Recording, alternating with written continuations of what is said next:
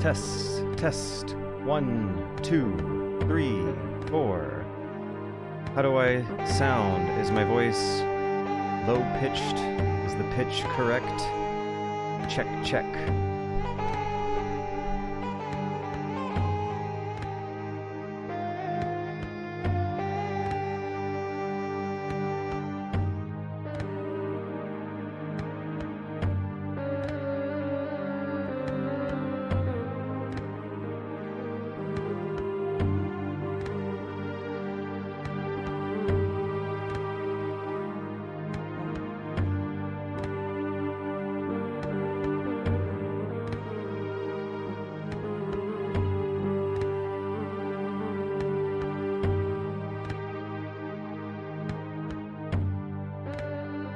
Quiet. Let's bring it closer to the mouth. Test, test. 1, 2. How are we sounding now? Sound levels are going to be a little more important for this one tonight.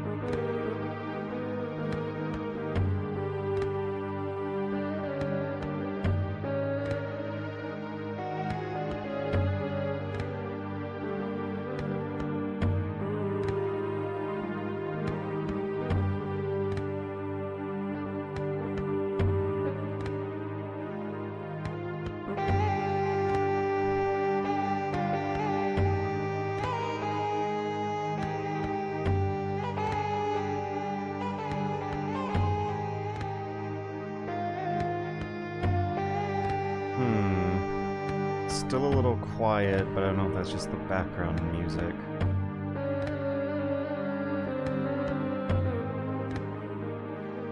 Yeah, actually, I might have had the music set a little louder than usual, considering what we're doing today. Before I begin, let me go ahead and change the music and start testing my voice up against the actual show. Test, test. Can you hear the music at the same time as me? Are we bouncing off each other well enough? There were Gilgamesh, the strengthful, the bow. How is that? How is that? How's the audio levels on that? I played around with it with recordings beforehand, but ultimately, you are always in for a surprise when you begin a stream, no matter how well you prepare ahead of time. Oh, both sound good. Awesome, awesome. Oh, you have a little smiley face. Yeah, let's get excited. Okay, where's the Zelda music? Let's go back to it. I still gotta calm down and collect my nerves here.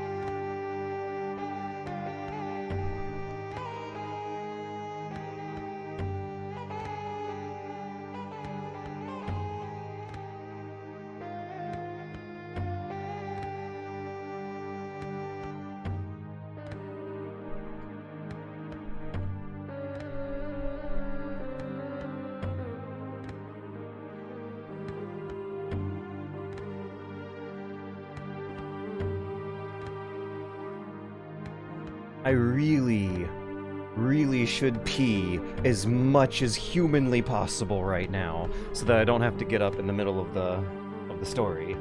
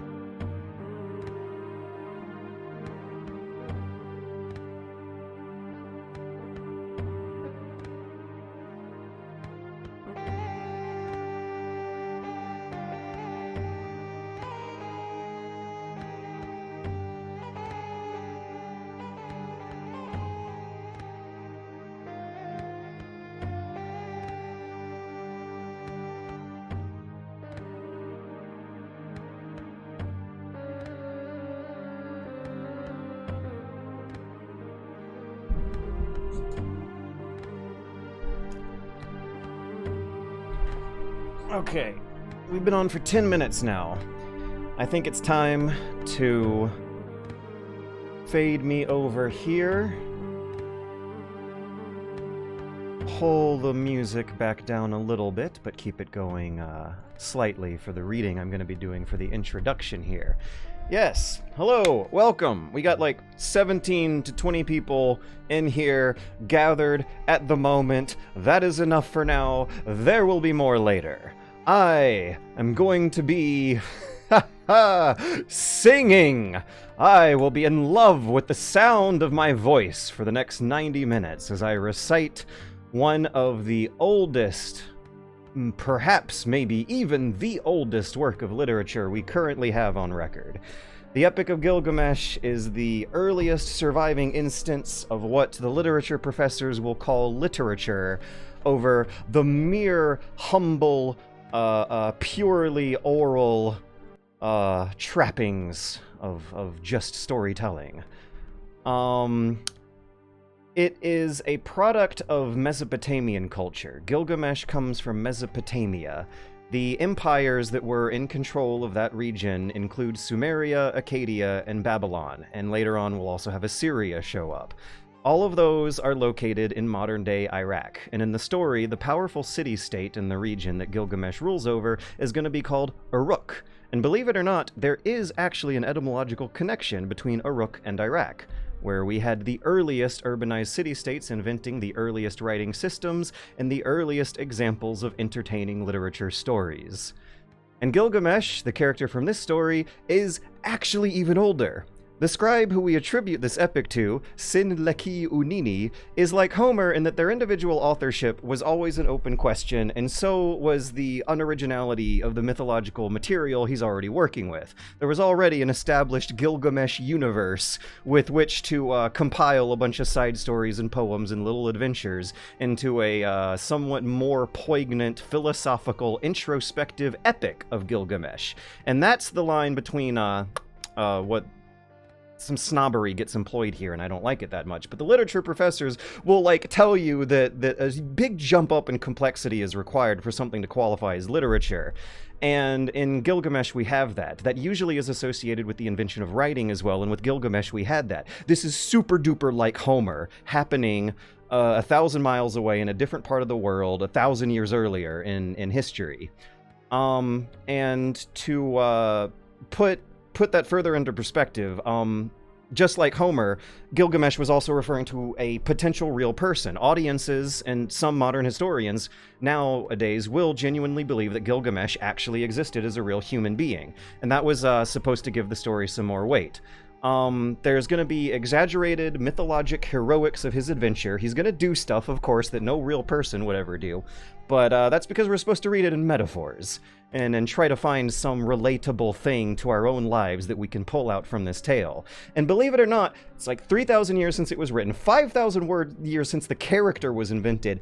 It still happens. It will probably still touch you in a way that all the good entertainment storytelling traditions of our modern times are still able to do. So Gilgamesh was a potential real person, a mythologized king who may have lived circa 2700 BC, and gradually had poems of his memories get more and more exaggerated until the Epic of Gilgamesh 2,000 years after his life.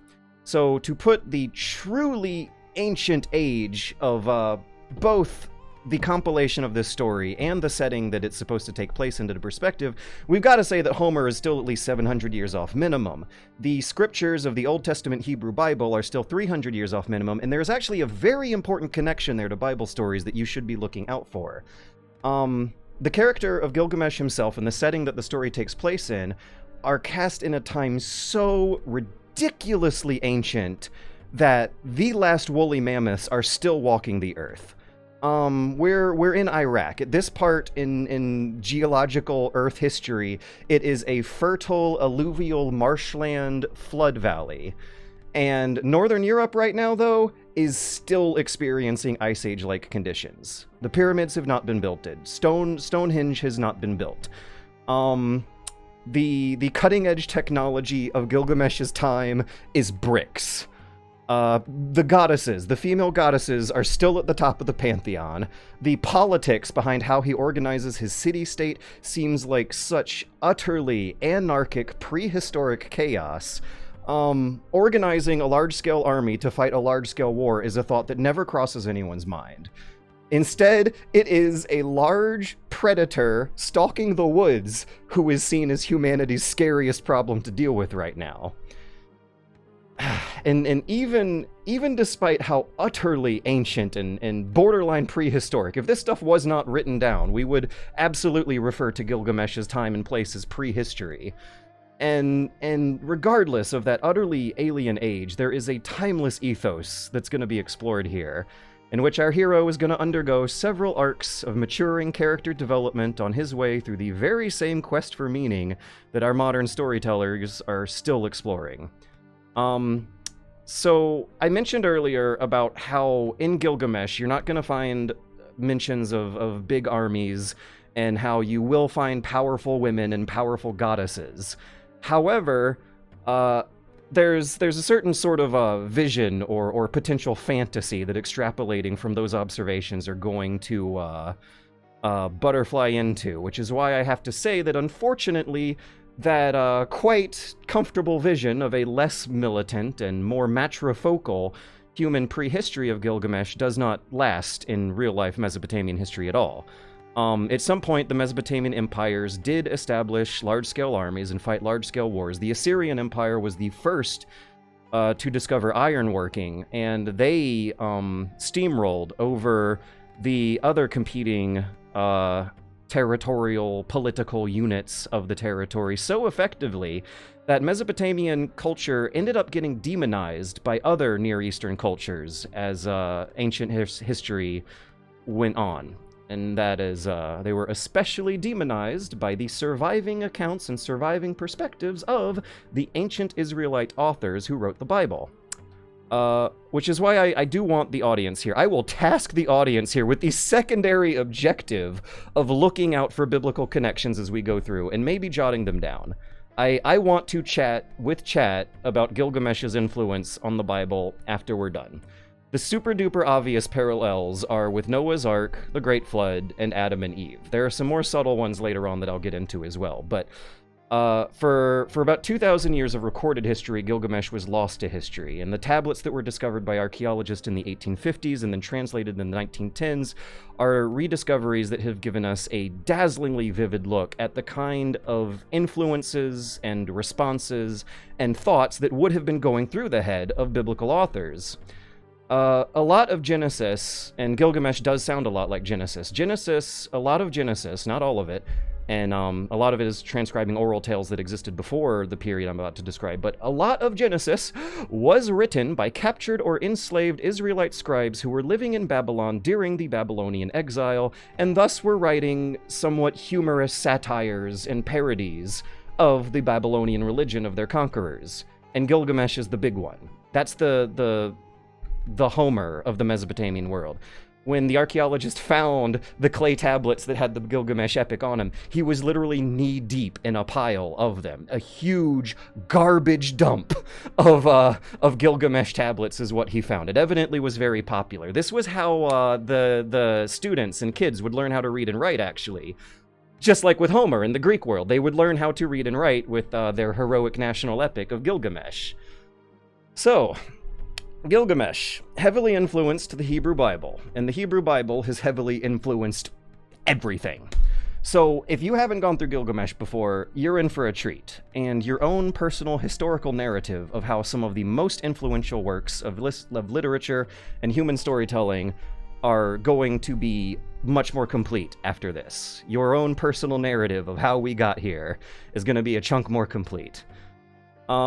For this experience, I'm going to try to sing along to a 90-minute concert version by the French-Syrian composer Abed Azri. And it's going to get pretty weird. It might not be fantastic. Unfortunately, the music for any of these modern presentations of Gilgamesh, like the Peter Pringle-style Gilgamesh or the Abed Azrael we're going to do here, do go off-script to some extent. The music is made up by the guesswork of these expert, professional, musical genius reconstructionists who are deducing their way backwards with the ultimate reality being that there's far too little surviving evidence from ancient times to confidently claim any of this stuff as reenactment or reconstruction. They are more adaptation. We definitely have the lyrics translated and figured out. The words are fine, but as far as the music part of the performance goes, we don't know. So, yeah, before I move on, I've been going on for, let's see, what is this, 10 minutes now.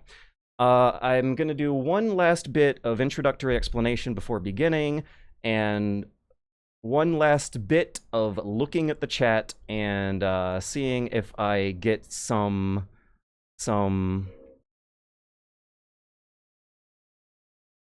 interesting questions. It sounds like the camera's lagging behind every few frames, but that's fine. You don't got to pay attention to it. It's about the audio, not the camera. Maybe I could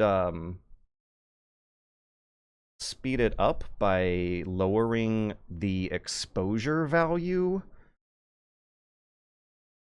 Let's turn auto mode off and go down one. Boop, boop. Okay. Is frame rate higher? I don't know why frame rate or missed frames in the webcam feed should impact the later arrangement of the screen for the performance. Let's see, what else we got? USA, July 4th, every day ever. Yeah, I'm trying not to think too hard about how we're one day off from July 4th here, and I seem to be very happy and in a somewhat celebratory attitude about reciting the ancient epic from a country that America bombed the shit out of 20 years ago.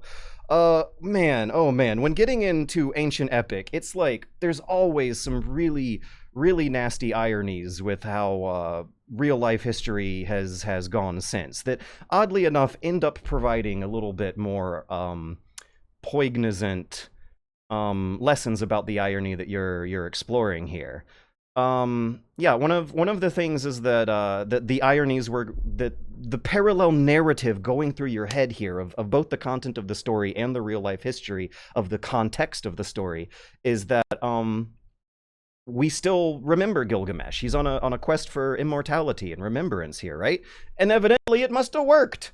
There's some kind of poetic, tragic irony behind how the glorious, mighty city of Uruk is now had such a hard time navigating the past few centuries of history, and under such throes of larger, more militarily advanced empires nowadays. Harsh contrast to what we're going to hear. But nevertheless, that harsh contrast, that contradiction carries a meaning that is going to make this feel more powerful or come off more powerful. The having the look and feel of something very, very important is an important factor of mythology. So I think like an add layer of tragic irony to the experience is part of the process of going through. Evoking the old gods is simply too powerful for this webcam. Let's fix those text issues first. Frame rate seems the same. Frame rate is the same. I don't think I'm going to be delaying myself too much to fix 2 or 3 frames of webcam lag. That should not be a high priority right now. Let's see. If there is a technical issue that should be a higher priority, it is the audio levels of this. Bam.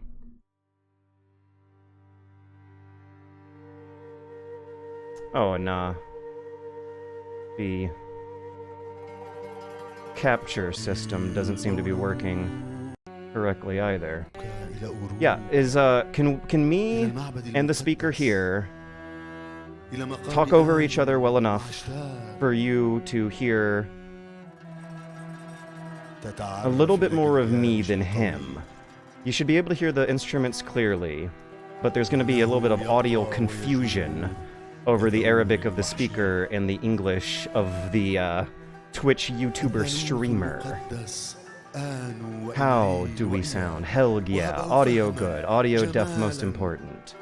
Your audio is perfect, to be honest. Alright. Shall we begin? Shall we finally start the storytelling now that the introductory material has been completed? Okay. All right. Last chance. Last chance for questions. Technical issues have been squared away. Audio levels have been set. I'm looking at a little preview window for what the next few seconds should look like, and we're looking good. Do we have any questions about material over technology? What's some weird historical factoids we're going to be navigating here? Disclaimer, there will be a sex scene. There's a positive attitude towards sex and prostitution in Gilgamesh that we'll be getting into later as well. Well, I think, will there be dudes who kiss? Yes. Oh boy, does it follow Twitch regulation? Maybe not. I don't know. Like, what are the rules regarding statue nudity? There will be statue nudity. There will be statues, and they will have they will be naked, and the details will be chiseled into those statues, but they're all dusty and old and in black and white. They don't look realistic. There will be dudes who kiss. There will be statues who will be naked. There will be descriptions of explicit sex acts. Please prepare yourself as I press the fade button and get the next part of our stream going. Before I begin, there is one last warning. Abid Azri, the composer here, has made an adaptation of his own to be sung in Arabic, and there is another interesting connection with that one. The character Gilgamesh was originally conceived by the Sumerian culture of the Sumerian Empire and the Sumerian language, and all of that is so ridiculously ancient that it was a language isolate that has been completely lost to time with no surviving relatives. But the Epic of Gilgamesh, on the other hand, was composed in Akkadian, an ancestor of all the modern Semitic languages, including Arabic. And Germanic languages like English are nothing like Semitic languages like Arabic, so I'm not going to be able to match him very close at all. I will try to keep up with his syllables. It might take me a few seconds. It might even take me a couple minutes to really get into the flow of the singer here and some sort of improvisational, bad, pro-amateur level improvisational harmonic spoken word that I'll be doing here. When I'm not feeling very confident, I'll be doing spoken word. I will be devolving into spoken word. When I'm feeling more confident, I'll try to hit some kind of a harmonic stride. And one last warning to get us started. There's a contradiction in the beginning that might trip you up.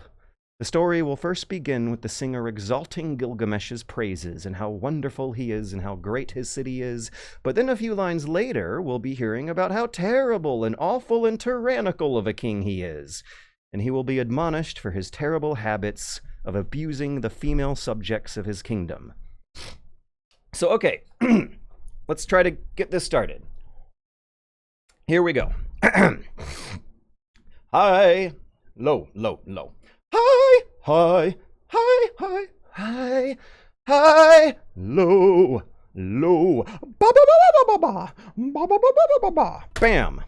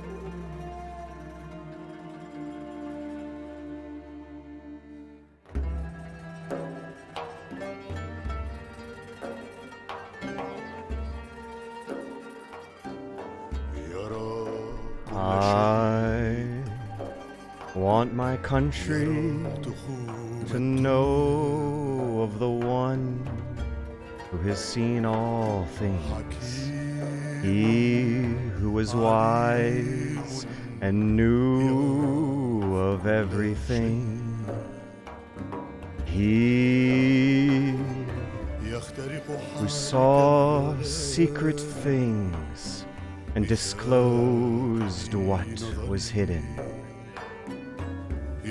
he who passed unto us a knowledge of days before the flood.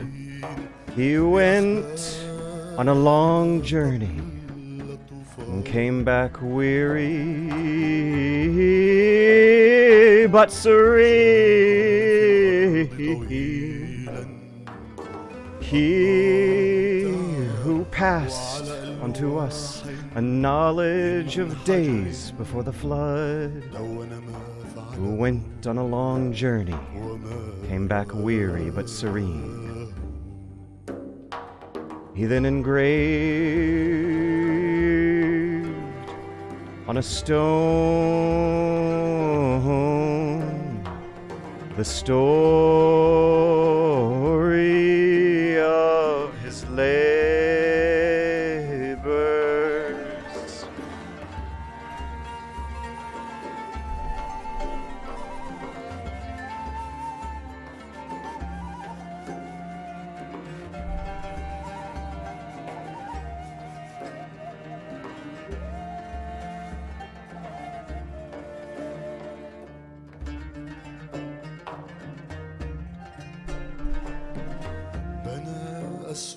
He then engraved on a stone the story of his labors. He built the wall of Uruk, the enclosure,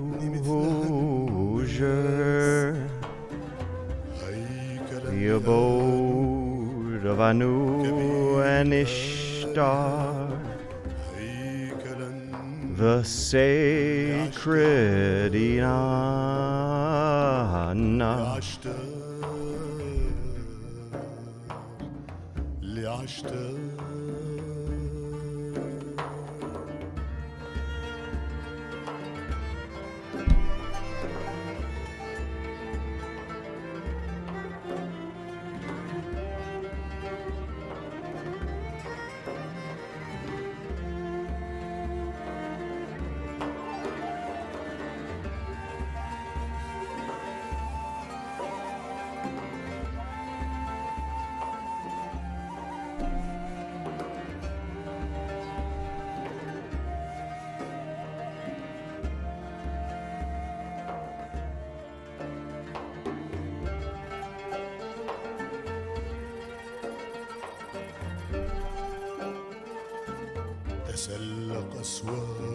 Climb on the wall of Uruk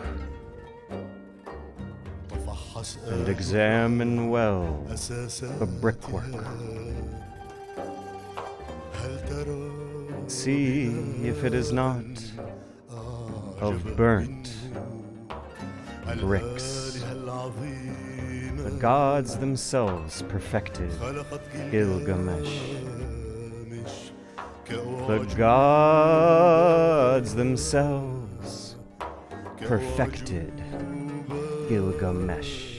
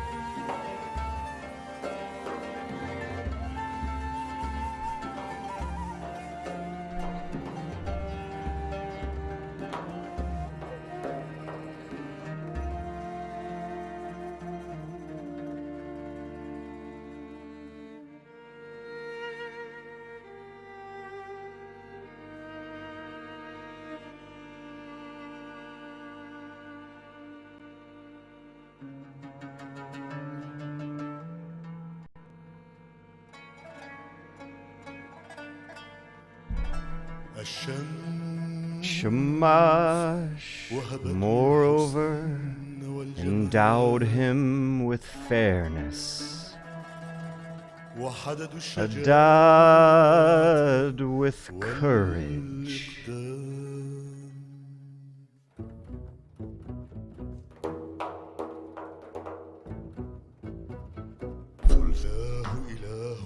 in him was 2/3 a god, 1/3 a man, for none can bear the brunt of his arms.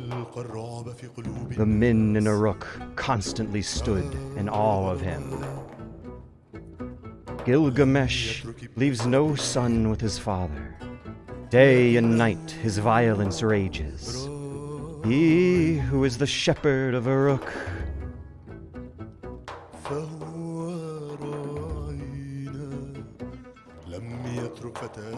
he who is our shepherd leaves no virgin to her lover, be it the daughter of a hero or the promised maid of a simple warrior. Day and night his violence raged. Their repeated lamentations reached to the ears of the gods of heaven.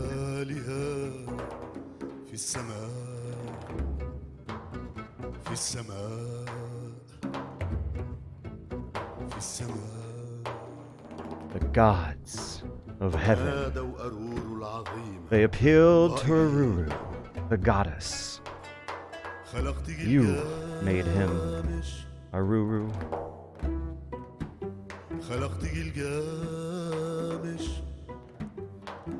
Now, create his equal. Let him be as stormy as he is. Let them contend together and leave Uruk in quiet. Aru conceived the image of Anu in her mind. She dipped her hands into the water, took some clay. She let it fall into the wilderness, and thus was created Enkidu. Enkidu, the hero creature of nightly silence, Ninurta's descent.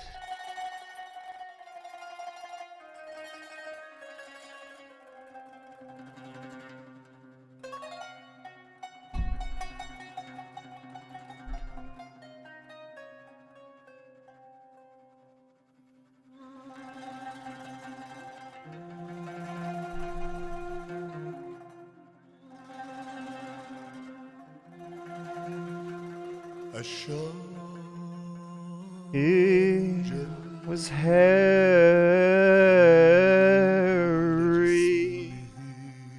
The whole of his body was covered with hair. His hair was like a woman's hair.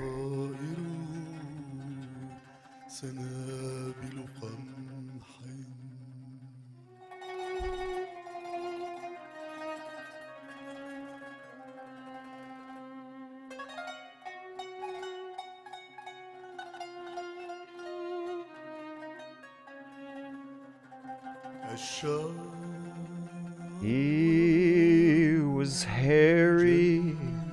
The whole of his body was covered in hair. Like a woman's hair was the hair on his head.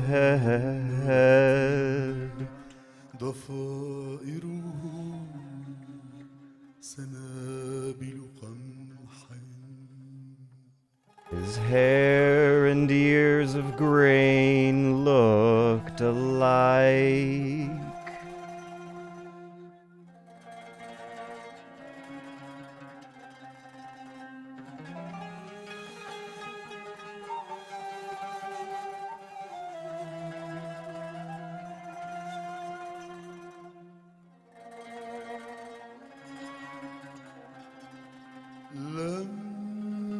He knew nothing.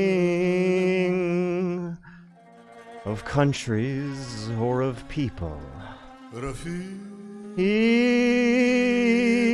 knew nothing, nothing of countries or people.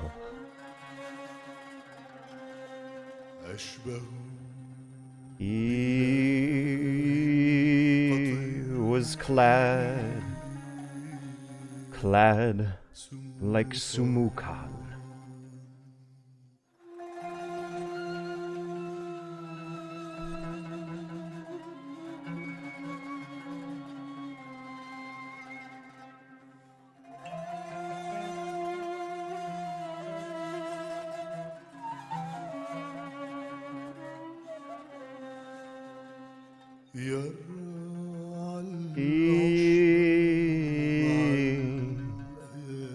He ate grass with the gazelles, with the wild beasts. He drank at their water hole.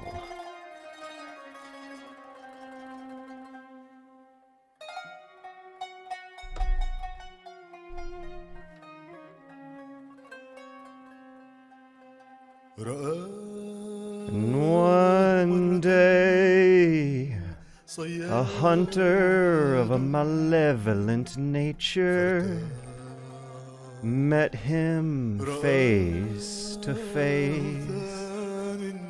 The same happened on 3 days. And then the news came out.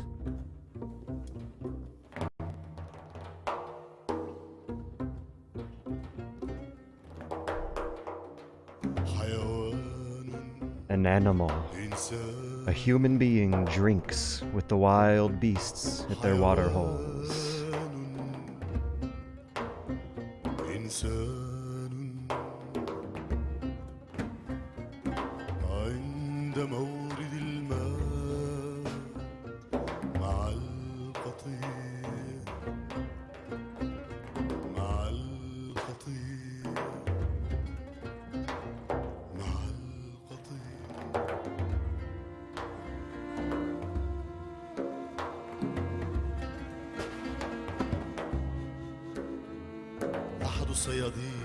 The hunter complains that Enkidu fills up the pits he was digging up. He's tearing up the traps he set for the game. He's helping the wild game escape.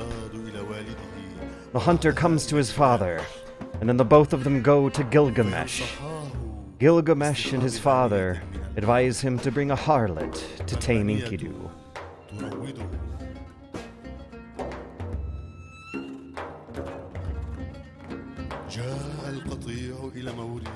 The herd came down to the waterhole and started drinking. And then the wild beast arrived with him, glad of the water. And Enkidu, who was born in the wilderness, is with themselves. And there he is, woman. Unveil your breast. Open your thighs. Let him have pleasure in you. Teach this savage man. Give him initiation to the woman.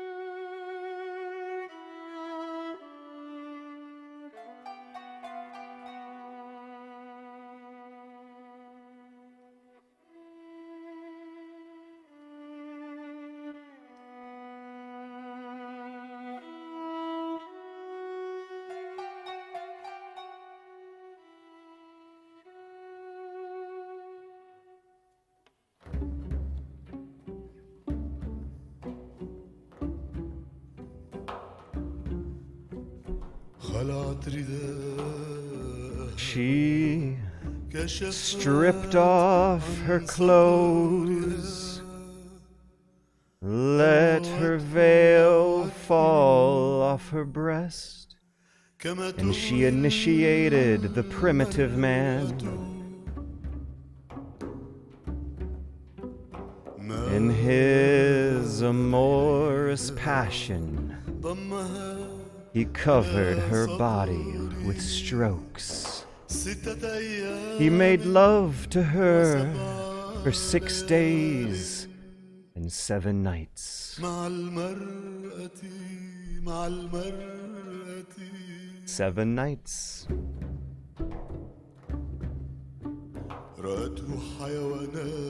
At the sight of Enkidu, the gazelles fled away. Enkidu leapt up. His body had become strengthless.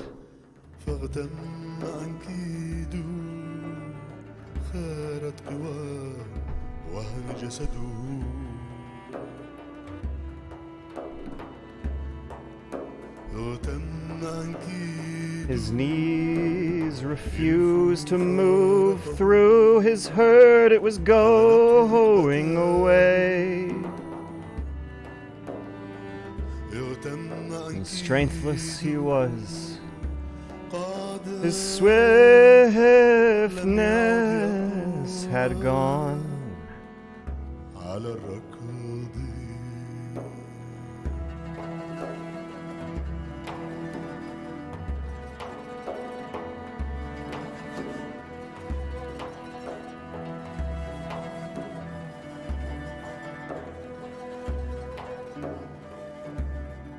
Did you all notice that the primitive wild man having intercourse with a woman has caused him to lose something? There was a price that had been paid here.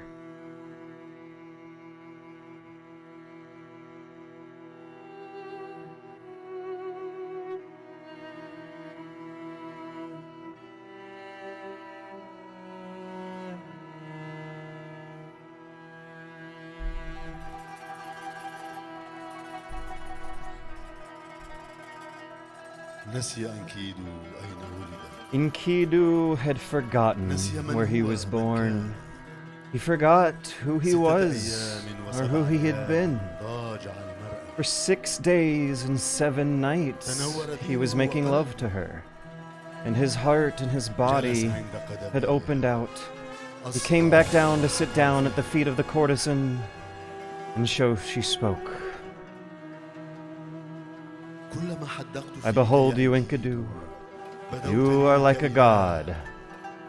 Why do you wander in the wilderness with the wild beasts? Come, I will take you to Uruk, the enclosure, to the holy temple abode of Anu and Ishtar.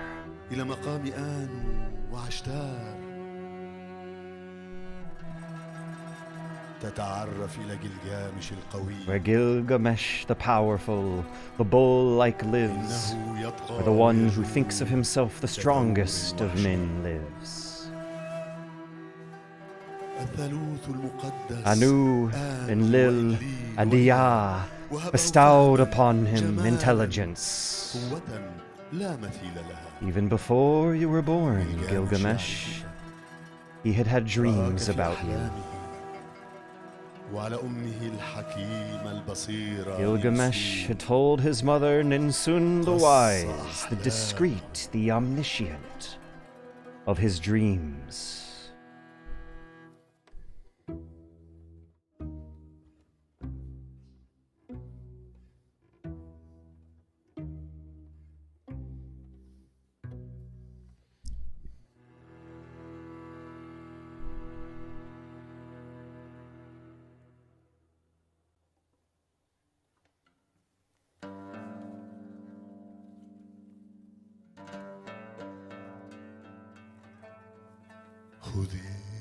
Lead me away, woman.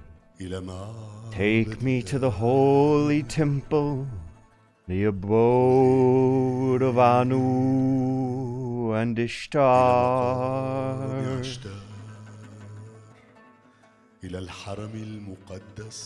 There where Gilgamesh, the strengthful, Gilgamesh, the strengthful, the bull-like, He who lives, who thinks himself the strongest. I want to cry out into the midst of a rook. I want to cry out that I am the strongest. I want to go there. And I want to change that old order.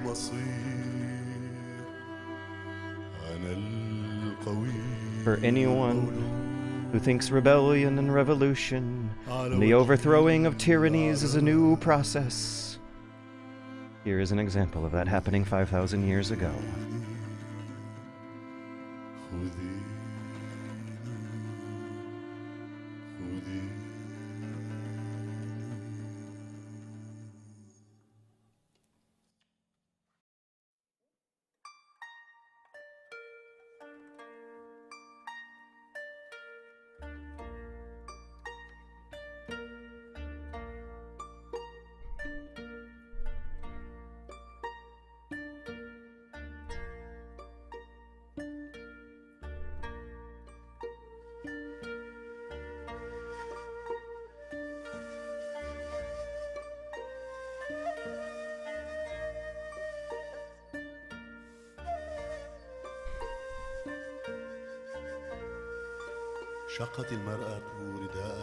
The courtesan tore her dress in two. With the one half she clothed him, and with the other half herself. Taking his hand into hers, as a child does to a parent, she led him to the shepherd's tents.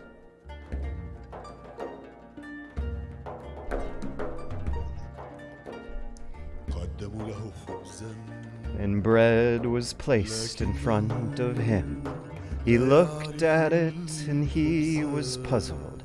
Enkidu did not know what bread was. He could only suckle on the wild beast's milk.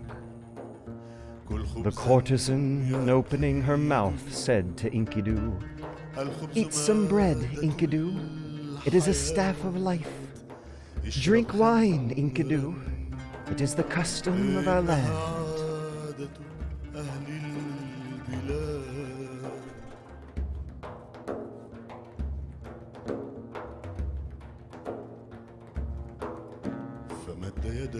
Enkidu ate bread to the full. Wine he drank 7 times out of the jars. He became merry, his heart exalted and his face shone. When rubbed with oil, he looked like a real human being. He was dressed and he appeared like a mature man.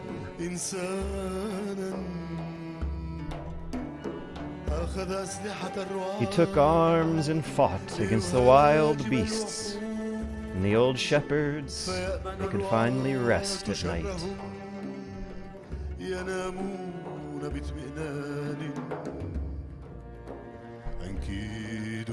Enkidu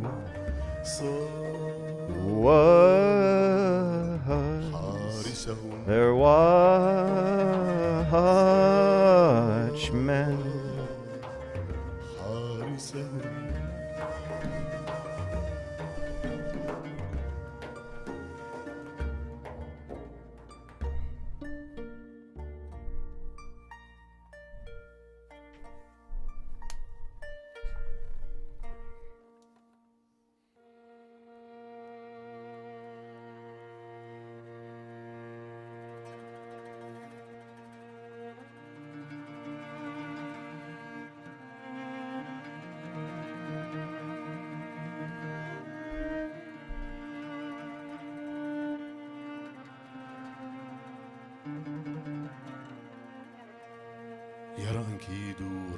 Enkidu was making love when, raising his eyes, he saw a man.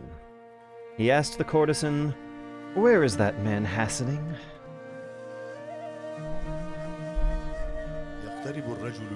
And the man answered, I am going to Uruk, where people are gathering to celebrate a marriage ceremony. King Gilgamesh is presiding over the ceremony on the town square, and he is the one who chooses the bride. And before he gives her to the bridegroom, he possesses her first.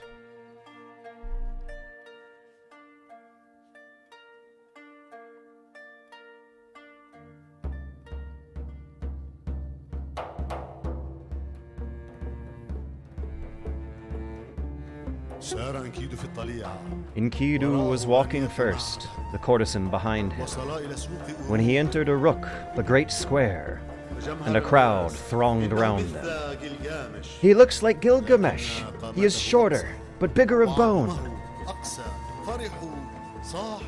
And when Gilgamesh walked forward in the street, they realized the godlike Gilgamesh has now a rival.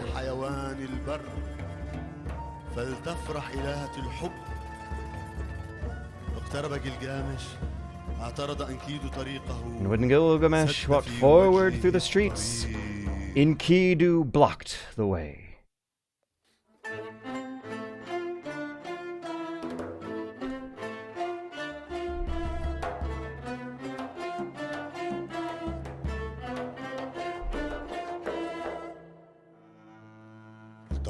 Enkidu thrust himself at Gilgamesh, and they fought in the square.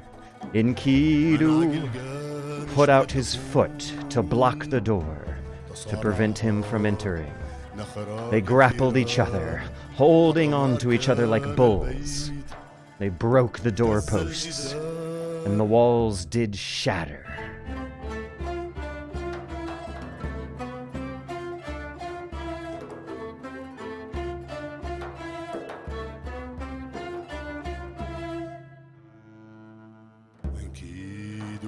Enkidu sported like bulls locked together. They shattered the doorposts, and the walls did shook.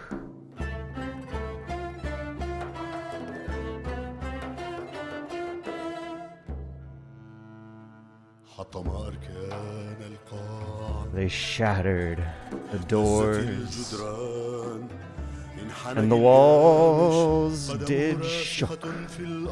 Gilgamesh bent his knee with his foot planted on the ground, and in a turn Enkidu was thrown, and then immediately his fury died.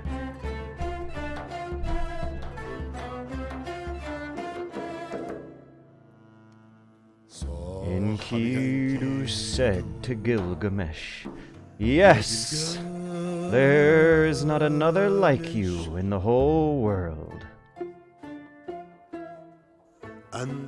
Nin's son, who is as strong as a wild ox in the byre, must have been the mother who bore you.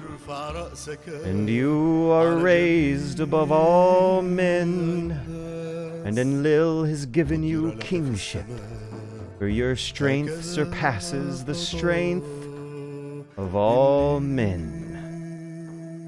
And fun fact, a tablet is missing here. We don't know what happened. The story is so old that you should imagine a hilarious jump cut from the bitter combat of their fight to suddenly their friendship. They embraced each other and their friendship was sealed. The eyes of Enkidu were full of tears, and he left sad of heart, weary, and he tortured himself. His sorrow paralyzed the muscles of his throat. His arms hung down, and his strength, it had turned into weakness.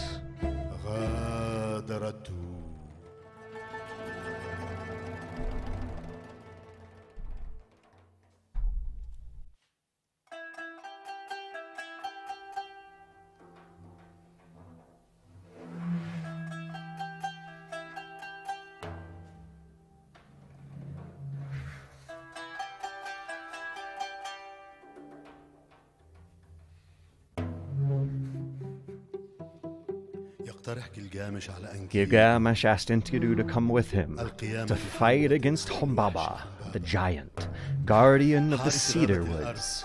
and to fell the cedar trees. من أجل قطع أخشابها.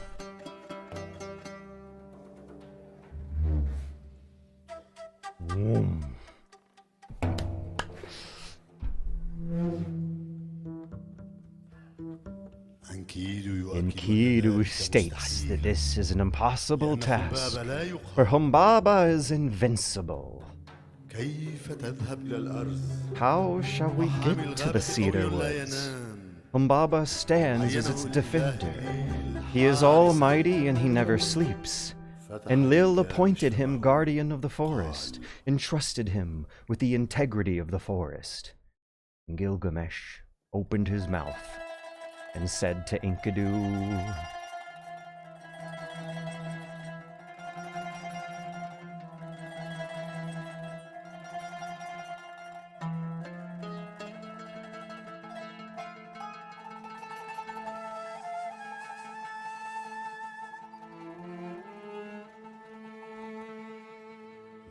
my friend, who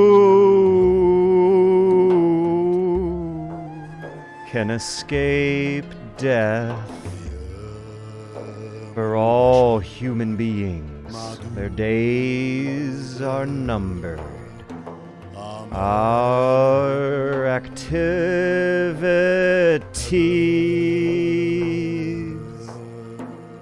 are just like a breath on the wind. How is this already? You are afraid of death? What is the use calling yourself a hero?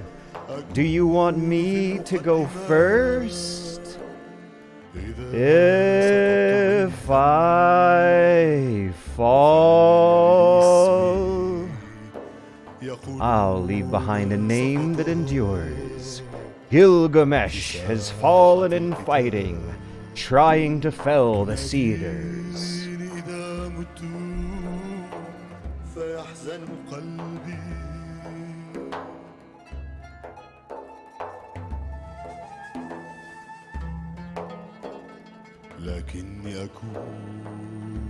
Gilgamesh has fallen in fighting, trying to fell the cedars. قطعت أشجار الأرز.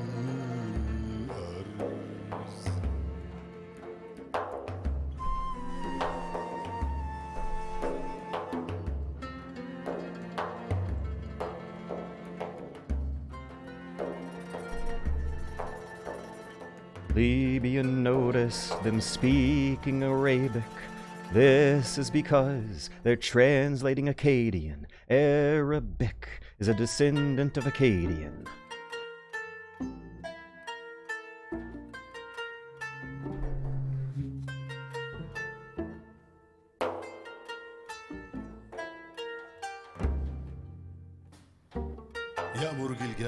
Gilgamesh gives orders to the armorers to cast the weapons necessary for this upcoming fight.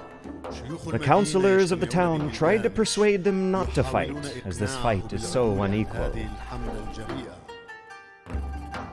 Gilgamesh and Enkidu decide to go see Ninsun to ask for the protection of Shamash. On the border of the cedar woods, Gilgamesh had a dream. Enkidu interpreted the dream as a sign of victory.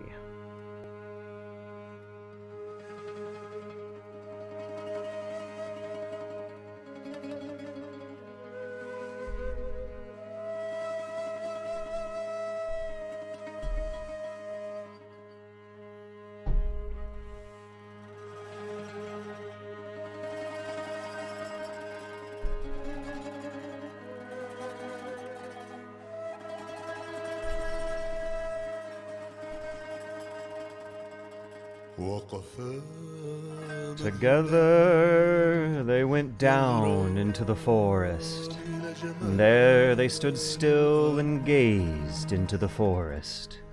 They saw the height of the cedars, the dwelling place of the gods, on the throne of Ishtar. الغابة They saw the way into the forest and the tracks where Humbaba usually walks. سار في الدرب الأرز أمام They gazed out at all those mountains of cedar trees.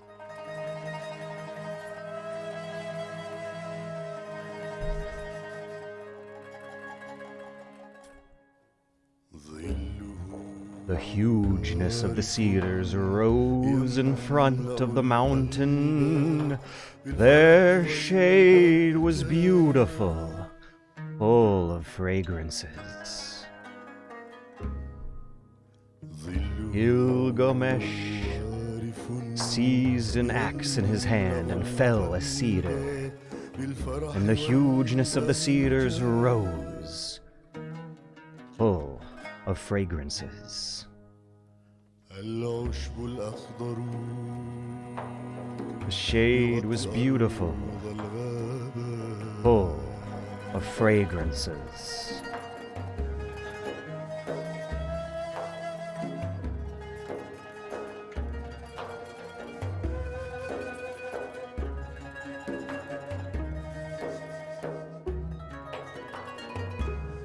أخذ جلجامش Gilgamesh seized an axe in his hand and felled a cedar. كان لوقوعها على الأرض لويا And when Humbaba غضب خنباب heard the noise far off, he was enraged, من قطع and he الأرز cried out,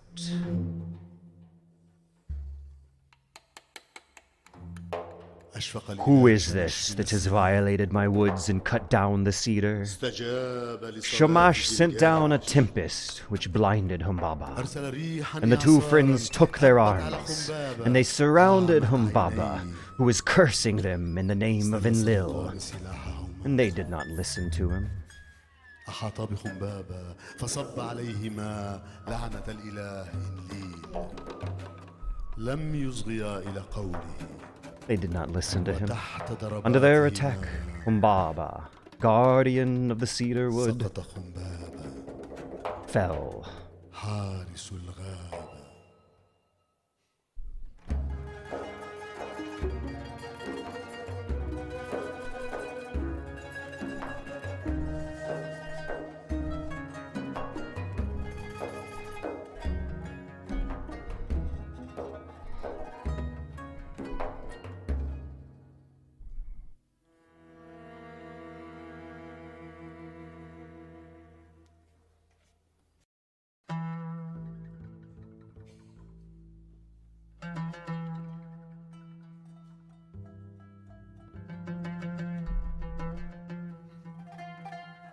غسل جلجامش شعره الطويل Gilgamesh washed out his long locks, أرسله على and he كتفه. cleaned his weapons.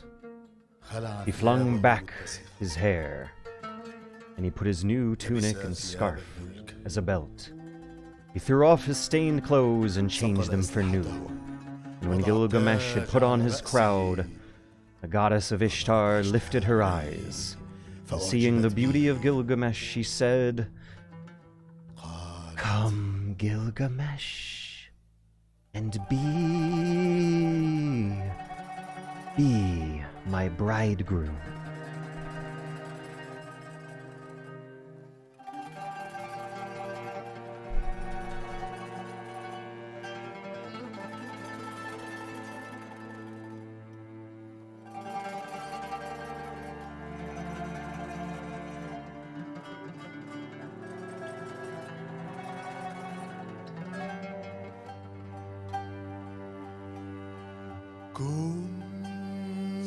Come, Gilgamesh, and be my bridegroom. Grant me the fruit of your body. I will harness for you a chariot of lapis lazuli and gold. وأعطيك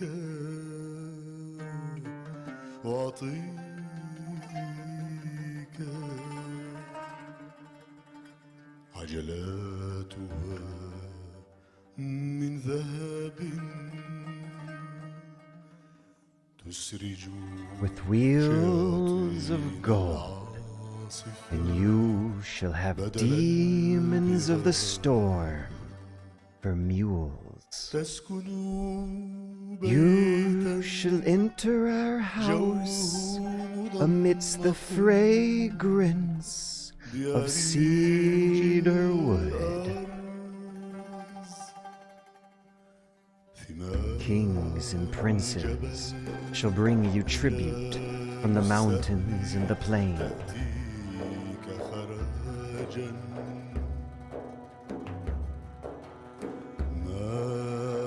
Your goats shall bear triplets, and your sheep twins.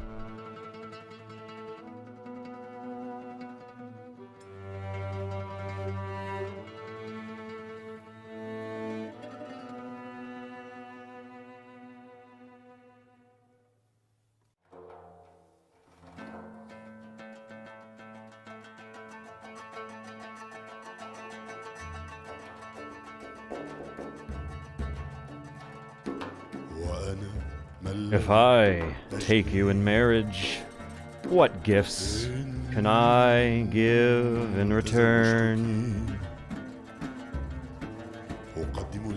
I would gladly give you bread and all sorts of god-like goods fit for a god like you.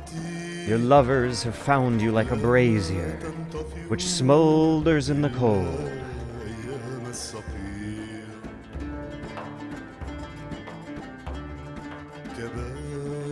A back door which keeps out neither squall of wind nor of storm.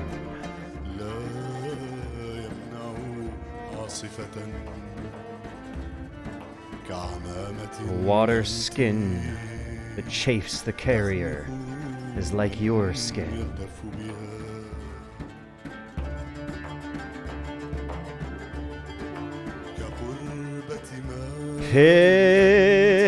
Pitch that blackens the bearer is what your eyes are like.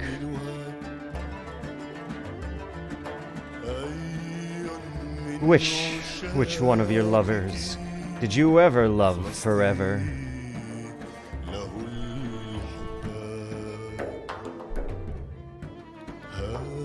There was Tammuz, the lover of your youth.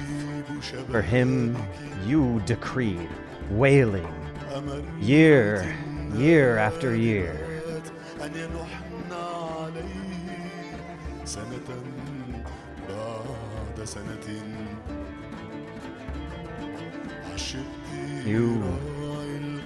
You have loved the shepherd of the flock.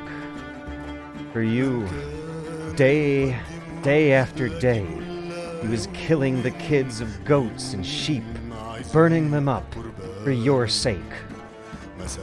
And you struck him down and turned him into a wolf. And now his own hounds worry his flank.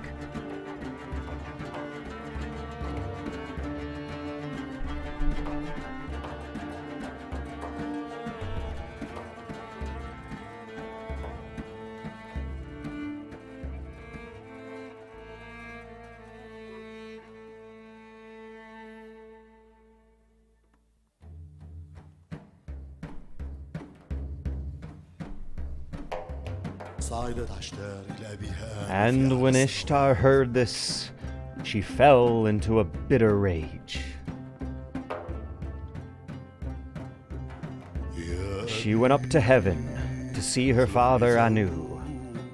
My father, give me the bull of heaven to destroy Gilgamesh and set his house on fire. If you refuse to give me the bull of heaven, I will break in the doors of hell and smash the bolts. I will bring up the dead to devour the living. The hosts of the dead will outnumber the living. History's first earliest exhorted surviving example of the zombie character. Take note, modern people. Anu opened his mouth and said to great Ishtar, "If I do what you desire, there will be 7 years of drought amongst Uruk." And Ishtar opened her mouth and said to Anu, "Father, I have already saved grain for the people and grass for the cattle." And Anu the god sent the bull of heaven down onto earth, and 100 young men fell to death. Enkidu doubled over, but instantly recovered. He dodged aside and leapt on the bull and seized it by horns. Gilgamesh followed the bull, seizing it by the thick of his tail. And he thrust his sword into the nape and the horns of a bull. And when they had killed the bull of heaven, they gave it to Shamash as an offering. And then Ishtar called together the Hierodohu, the prostitutes of the temple, the sacred courtesans.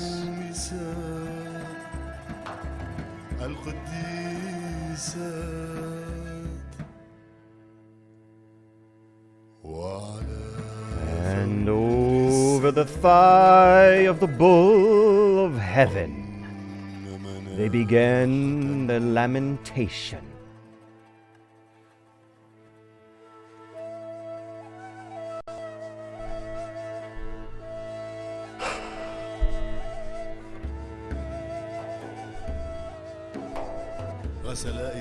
They washed their hands in the Euphrates. They embraced each other and went away. They drove through the streets of Uruk, where the inhabitants were gathered to see them. And Gilgamesh called out to the singing girls, "Who is the most handsome of men? Who is the most magnificent of all heroes?"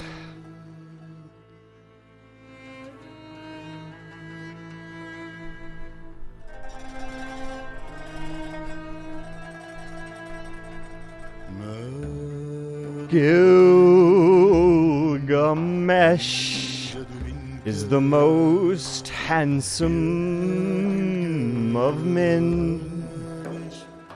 Gilgamesh is the most magnificent among heroes.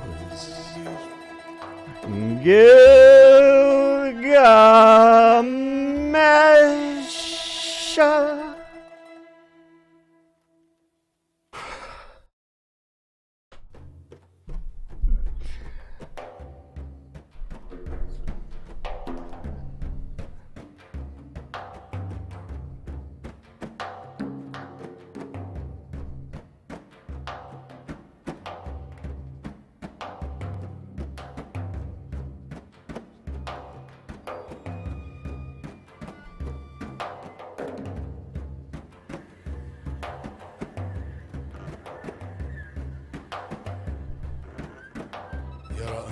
And in his dream, Enkidu saw the gods talking counsel together to decide which of the two they would want to die.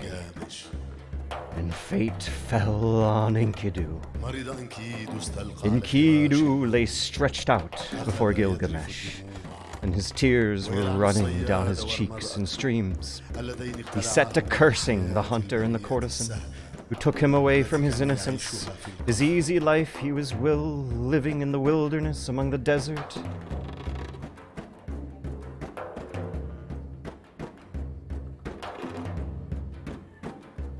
Gilgamesh opened his mouth, and he said to Enkidu, "My brother, my beloved brother, why did they choose you and not me?" Enkidu said to his friend, "Listen, my friend, to the dream I had last night. The heavens roared and earth rumbled back in answer. And between them I stood in front of an awful being. the somber-faced, man-faced bird.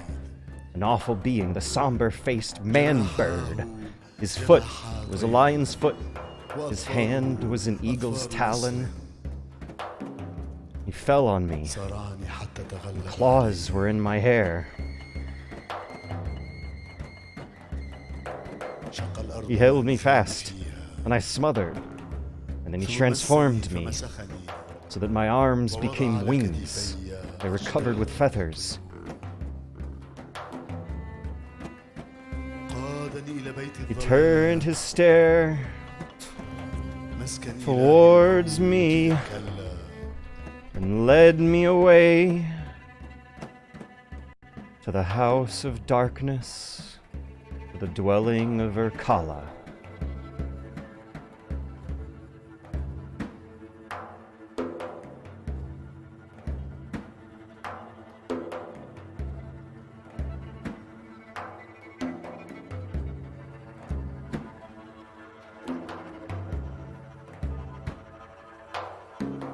أنزلوني الدار To the house رجعت from which none who enter ever return. سلكت الطريق التي Down the road منها from which there is no coming back. إلى دار الظلام Dust is the food, إلى حي and clay is the meat of the people of this house, القوت تراب of the people حيث of this house. They are clothed like birds, كأجنحة with wings for covering. هناك لا يرون They see no light. They sit in darkness. يعيشون في الظلمة يعيشون في الظلمة في بيت التراب I entered the house of dust, and I saw the kings of the earth, all those who once wore kingly crowns and ruled the world in days of old.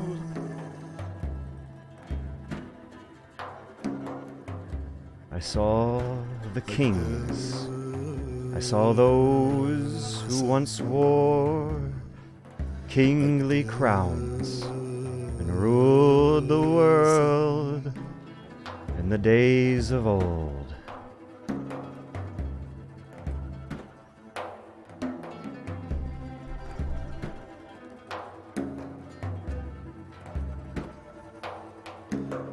أنزلوني الدار All those who once wore kingly crowns and ruled the world all through the days of old. الظلمة الأبدية الظلمة الأبدية لا رجعت منها لا رجعت منها الظلمة الأبدية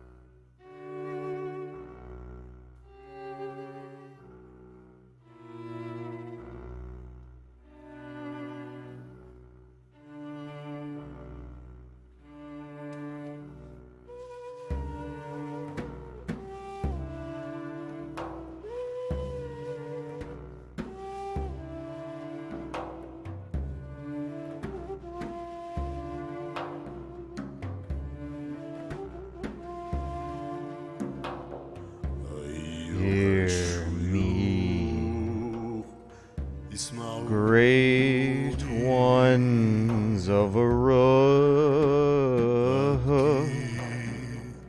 I weep for Enkidu,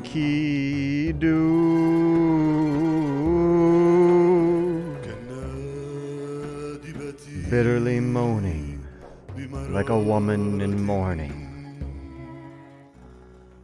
I weep for Enkidu, my friend.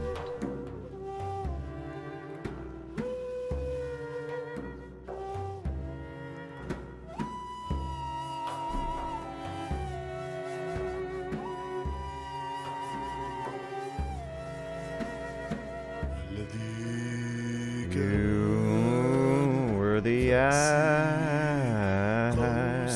at my side, my hand's strength, the sword in my belt, the shield before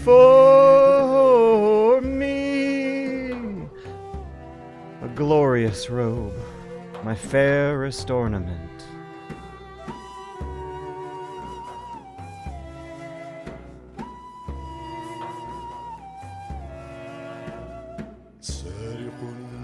An evil fate has robbed me. Oh, Enkidu.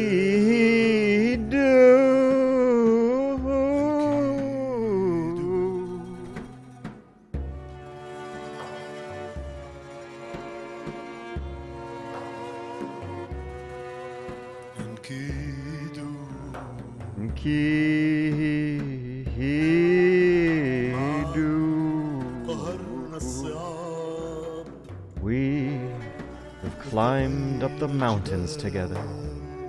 Together we have endured trials, السماء taken a hold of and slain وقتلنا the bull of heaven.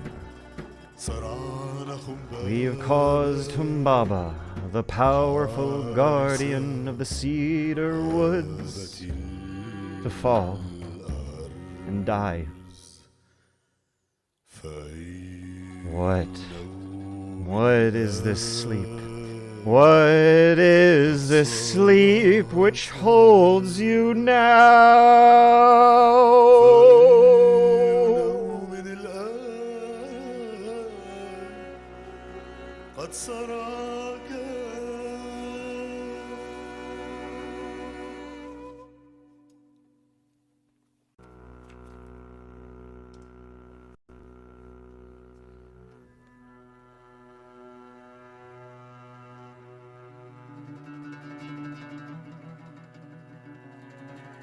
غطى جلجامش وجه أنكيد Gilgamesh laid a veil, as one veils the bride, over his friend.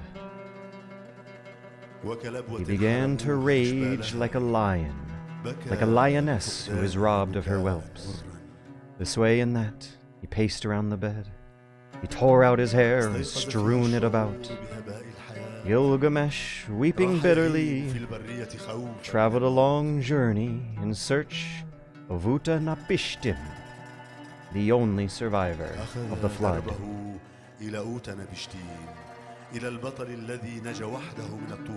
He went in search of him, hoping that Utanapishtim would give him the secret of everlasting life.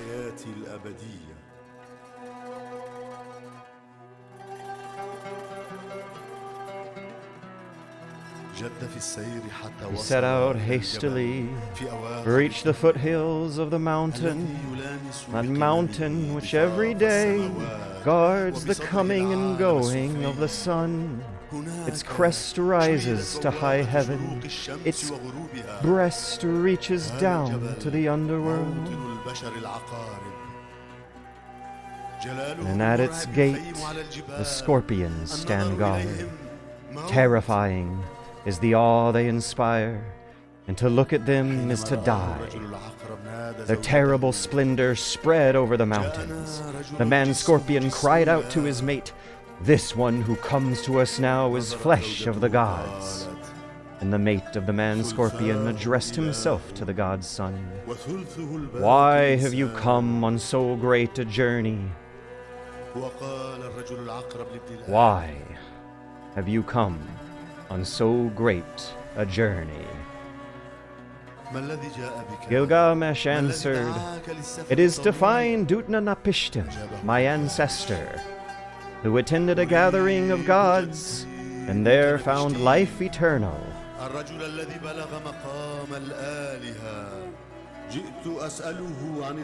And I want to question him on death and life.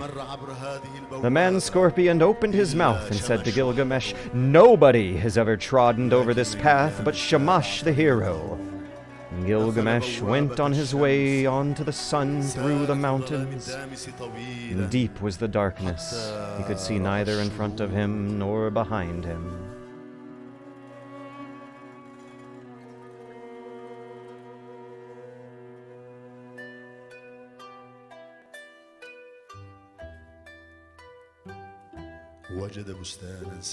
He made his way towards the marvelous garden, where from trees hung precious stones instead of fruit.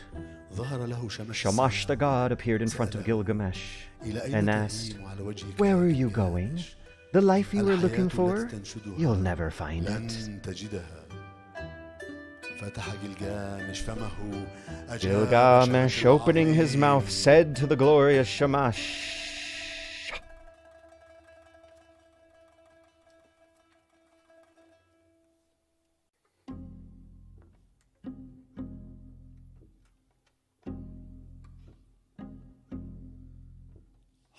When life goes out of my body, defeat, in fact, will have overcome me. Here I am, for fear of death, wandering in the wilderness. من الموت في البراري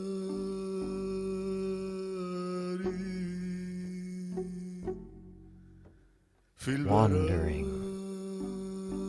in the wilderness. Am I not to lie down for naught? Getting back up ever again.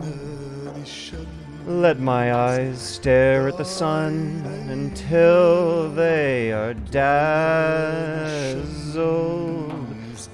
with light.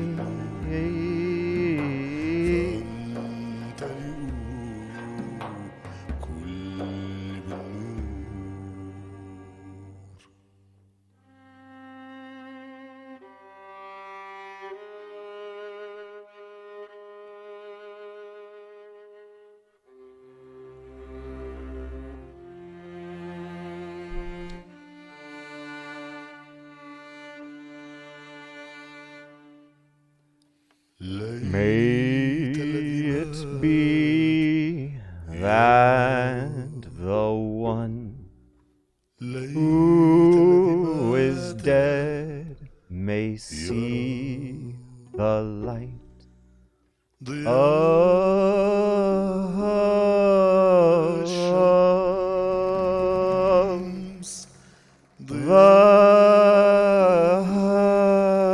the sun. That the one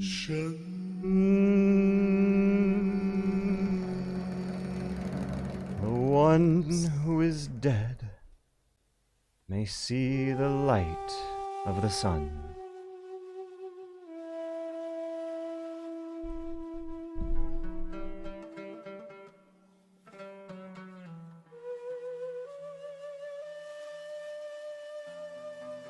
على ساحل المحيط Beside the حيث sea, تعيش سيدوني lonely she lives, ساقية the الخمر woman of the للآلهة. wine, in a house. جلجامش بعد أن Gilgamesh, هام after طويلاً wandering a وصل long time, arrived near her house, فترتعش لمظهري تسأله and astonished by his look, she asked him who he is, why he has come to this place, forbidden to the human race.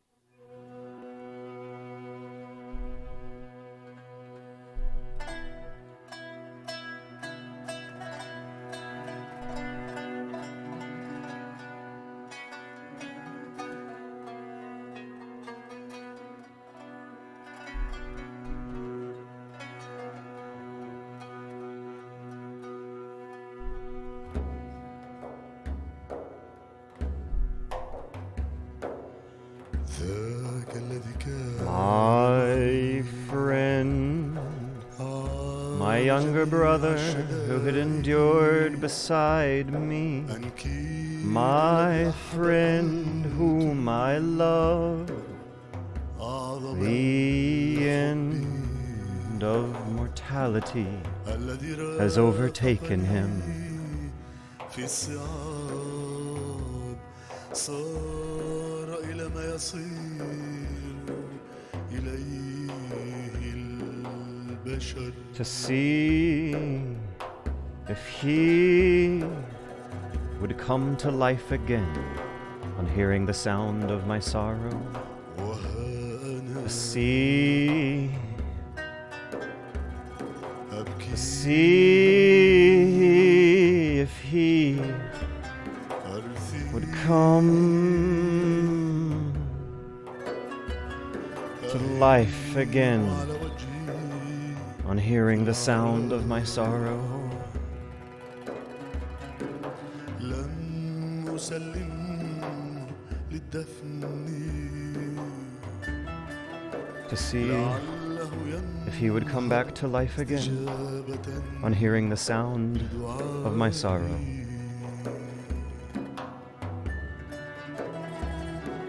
سبعة أيام I would not let him be buried for seven days and 7 nights till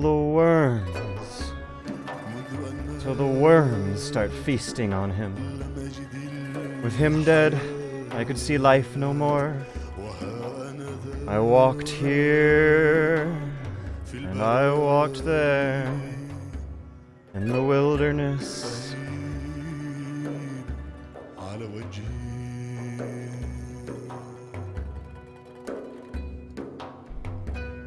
عيني لا أرى May I not see death, إلى الأبد which I cannot stop fearing.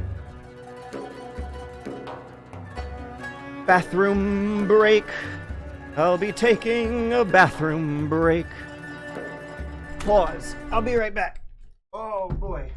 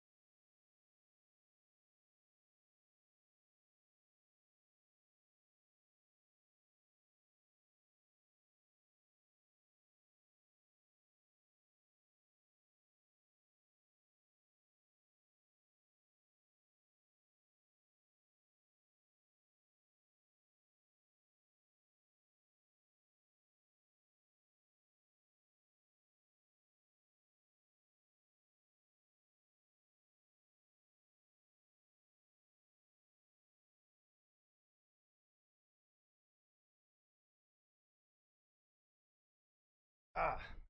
Ooh. Ah. Okay. Oh boy. Let us resume. I wonder how musicians do this, how they prevent bathroom breaks. Is there some kind of food or drink or something that'll like dry you up? Cause you're always sipping water while you're doing this. Singers and vocalists are always sipping water but never going on bathroom breaks. How do they do it? They just go hard.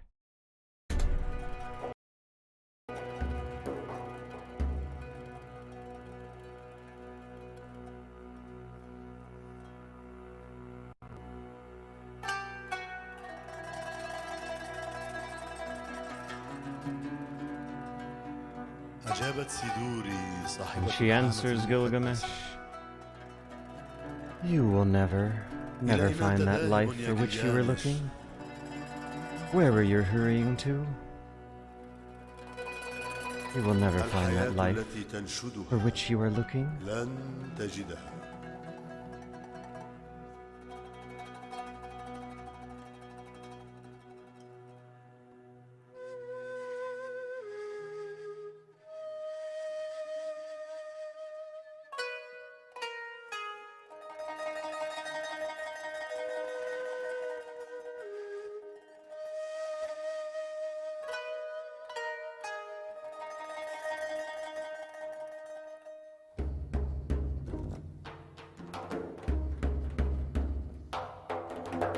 عندما خلقت الآلهة When the gods قدرت للناس created الموت man, they allotted him واستأثر death, بالحياة but الخالدة. life they retained in their own keeping. املأ بطنك بأطراف And as for you, Gilgamesh, fill your belly with good things. Day and night, dance and be merry. Feast and rejoice.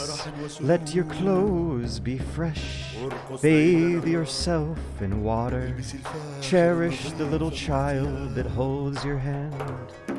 اغسل وجهك استحم في And last but not least, دلل الولد الذي يمسك make the بيدك. wife happy in your embrace. فرح قلب الزوجة التي في حضنك. And make your wife happy in your embrace. هذا هو نصيب For this too is the lot of man. من الحياة. هذا هو نصيب For this too is the lot of man. الحياة.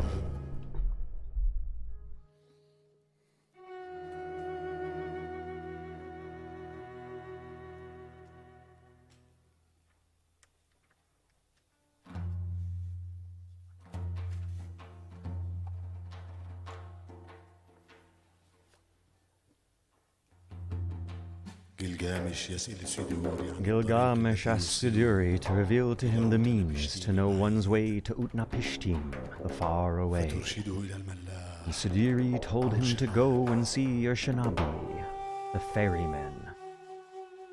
Now, I hope any Morrowind players watching this have noticed the naming scheme going on with some of these names.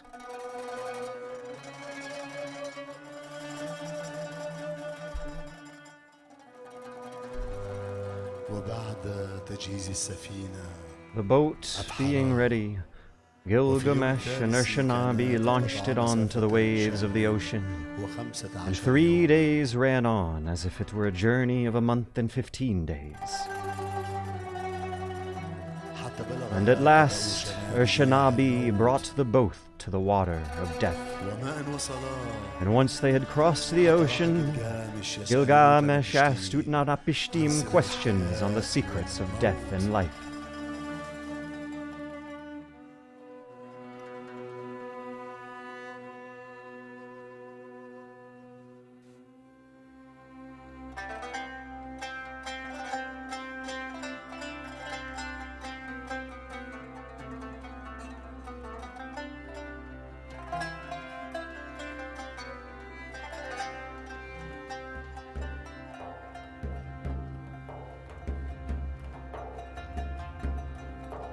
طفت جميع البراري For this I have wandered all over the world. I've crossed many difficult ranges. I've crossed the seas. I've wearied myself with traveling. My joints are aching, and I have lost acquaintance with sleep, which is sweet.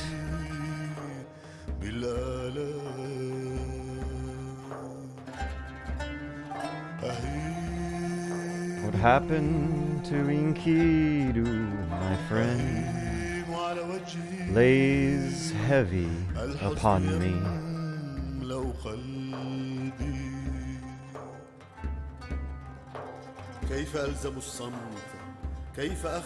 How can I keep silent?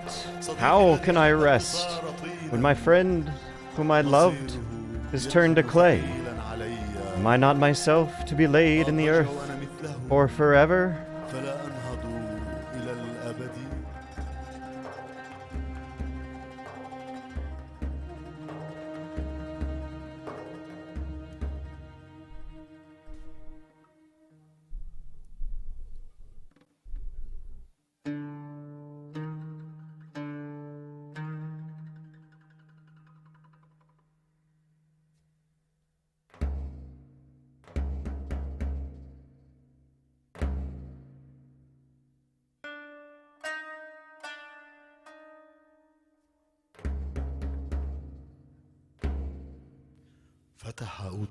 Utanapishtim told him, "Why is there so much anguish inside you, you who are made of the flesh of gods?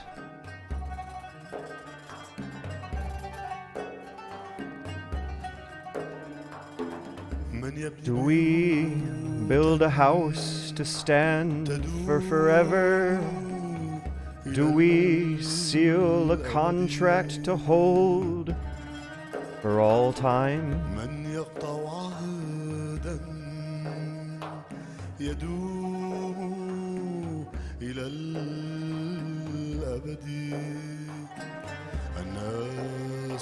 Do brothers divine inheritance to keep for ever?"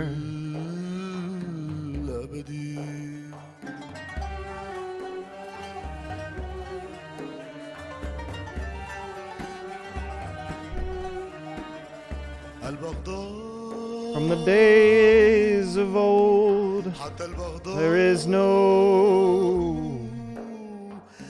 permanence.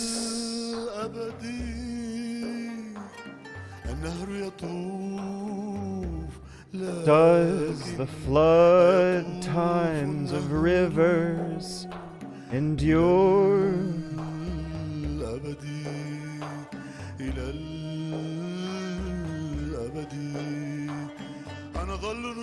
Is there anyone who can ceaselessly stare at the sun,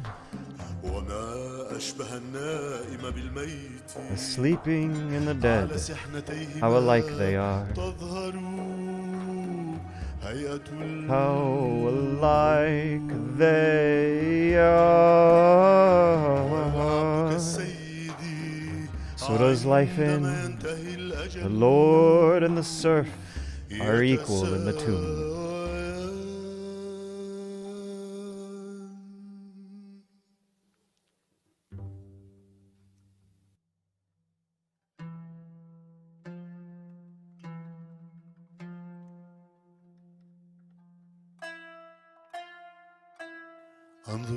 Gilgamesh said to Utnapishtim, "I look at you now, Utnapishtim, and your appearance is no different from mine.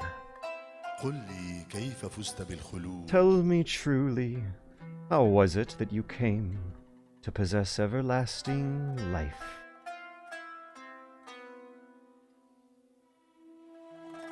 يا جلجامش Utanapishtim سأكشف said, لك عن سر من I will أسرار reveal a الآلهة. mystery to you.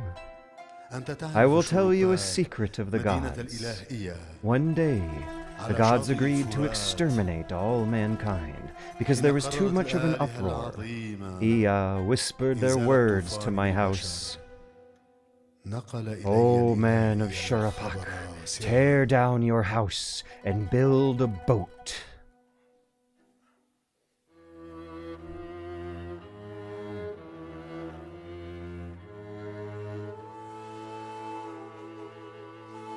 ناداني جاء O man of Shurapak, قم tear بالسفينة. down your اترك house مالك and امشي build a boat. أدخل السفينة. Abandon possessions and look for life. Despise worldly gods and save your soul.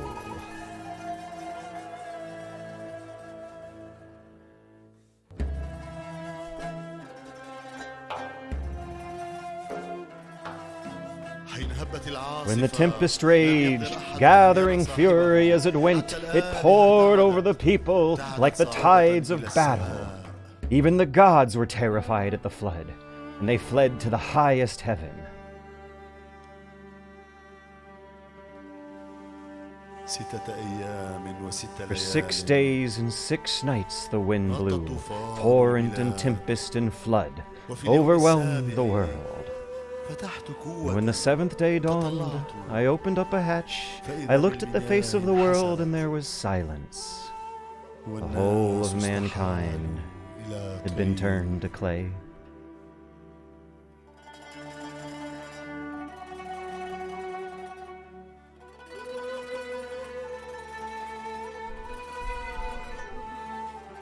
اجتمعت كافة الآلهة The gods ومنحتني gathered in a الحياة council, الأبدية. and they gave me everlasting life.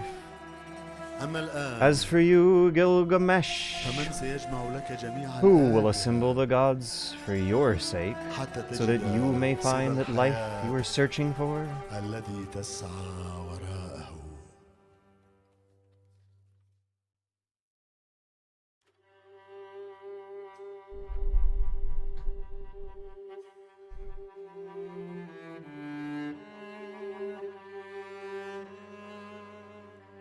صعد جلجامش وأورشليم Gilgamesh and Ashanabi launched the boat onto the water, قال and they boarded it together.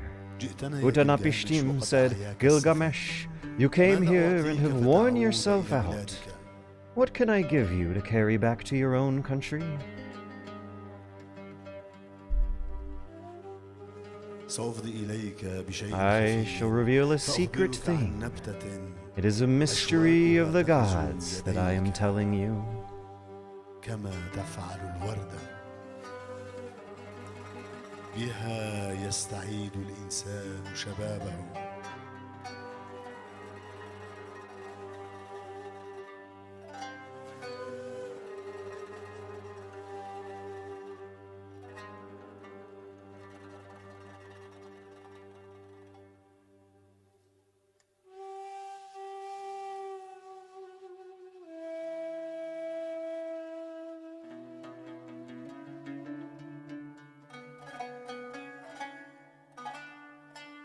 اندفع جلجامش اقتلع النبتة. When Gilgamesh heard this, he went to seize the plant and took it back to Uruk. وفي طريق عودته رأى On his way back, he saw a well of cool water, and he went down to bathe. شمت A snake حية sensed the عبيرة sweetness of the plant.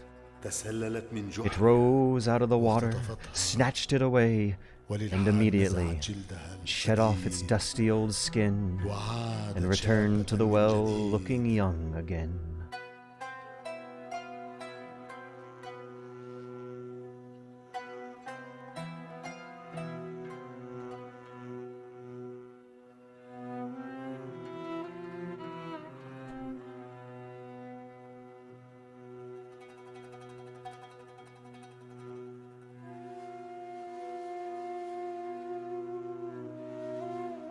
أكى جلجامش جهود Then Gilgamesh sat down and wept, and down his cheeks ran the tears.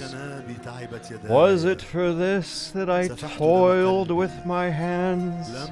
Is it for this that I have wrung out my heart's blood? For myself I have gained nothing, not I, but the beast of the earth has joy now.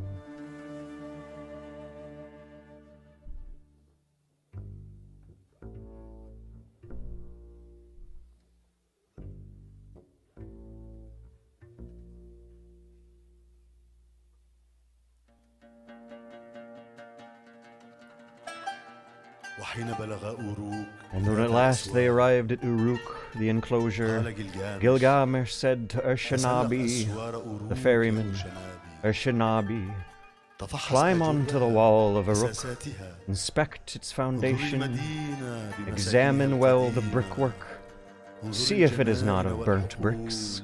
1/3 of the whole city, 1/3 is garden, and 1/3 is field, with the precinct of the goddess Ishtar. انظر هيكل عشتار.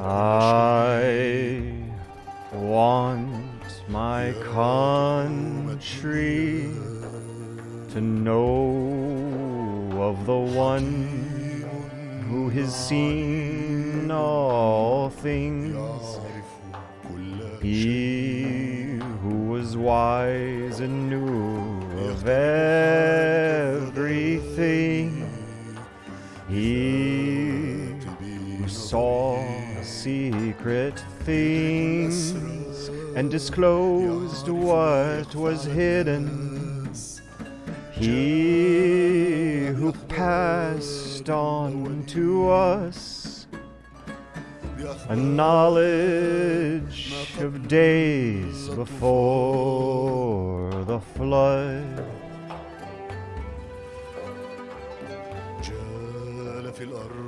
Went on a long journey, came back weary but serene. He then engraved on a stone the story of his labor.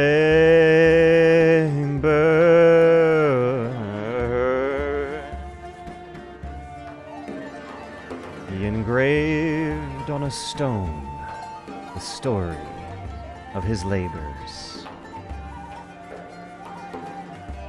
Gilgamesh, he who saw the deep.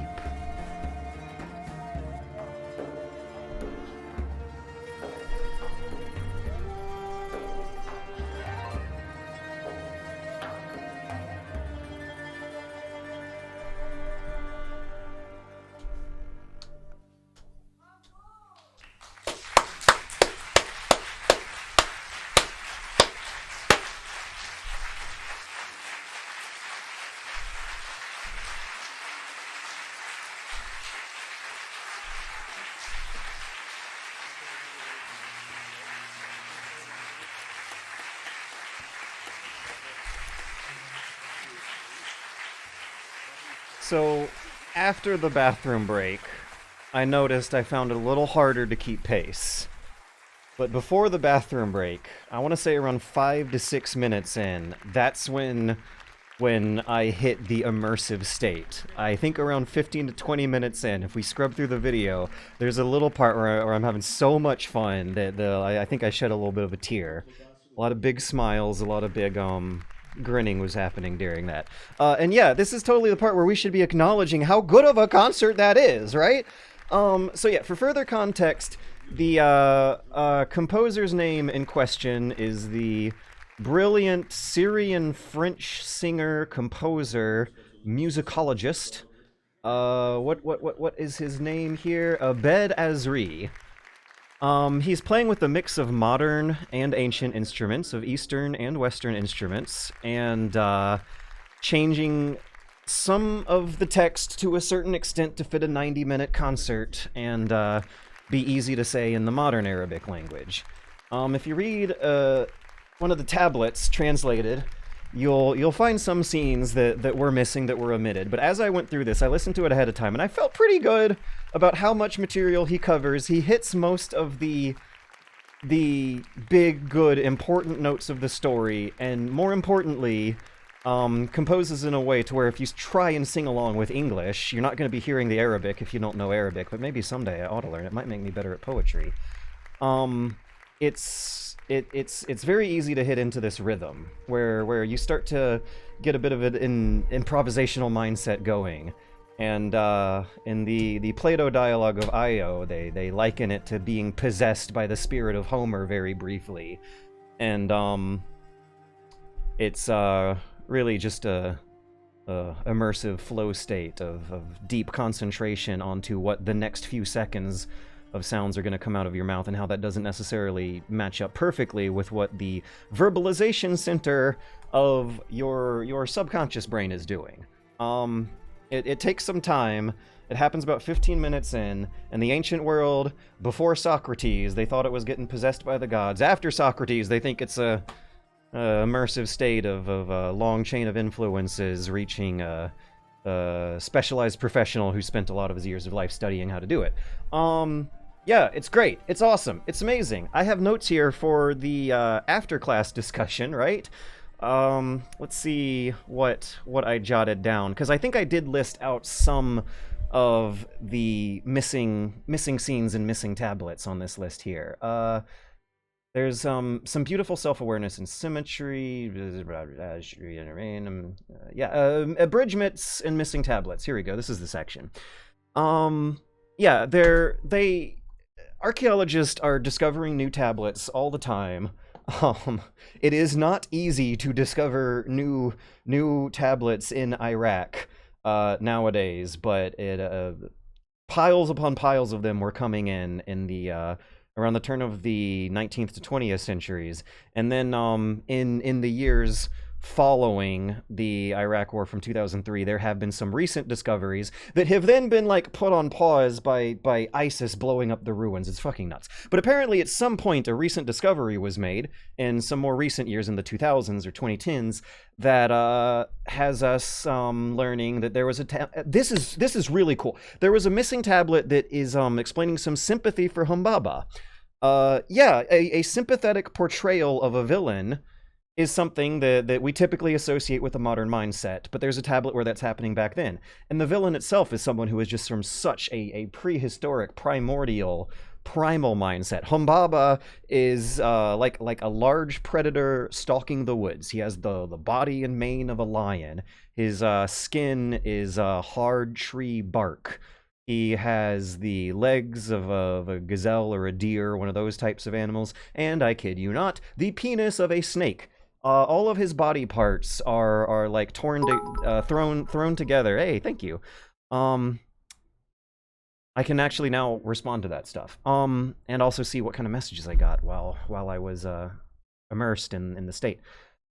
Yeah, Gilgamesh feels like a memory from when people were still worried about getting eaten by the lions.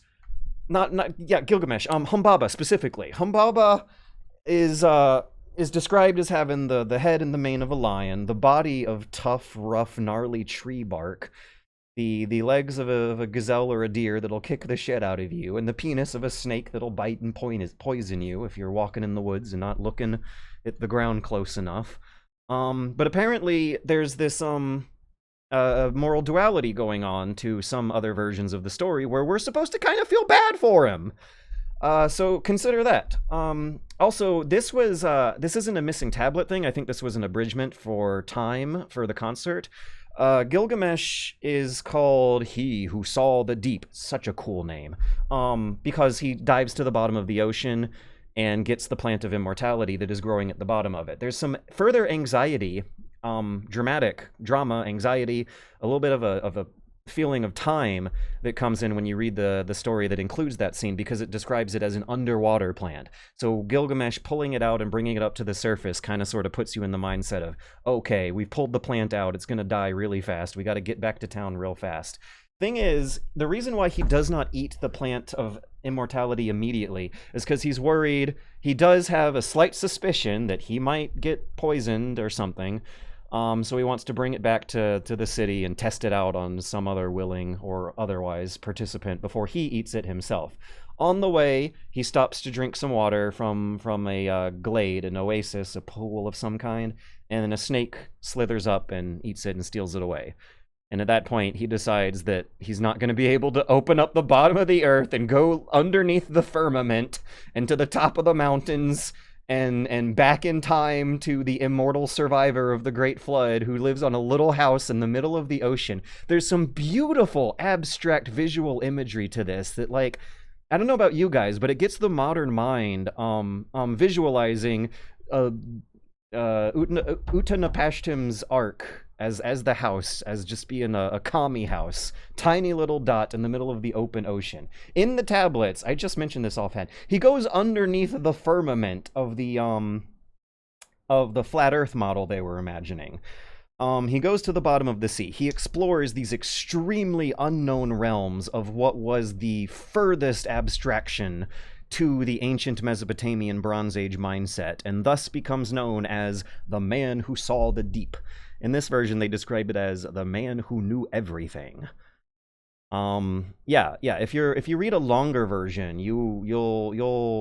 Gilgamesh's adventure will go to the bottom of the ocean, the top of the mountains, and underneath the firmament.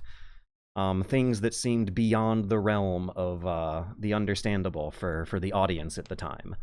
What else was omitted? The monkey tablet! The monkey tablet! We're on their way through Lebanon. They see monkeys.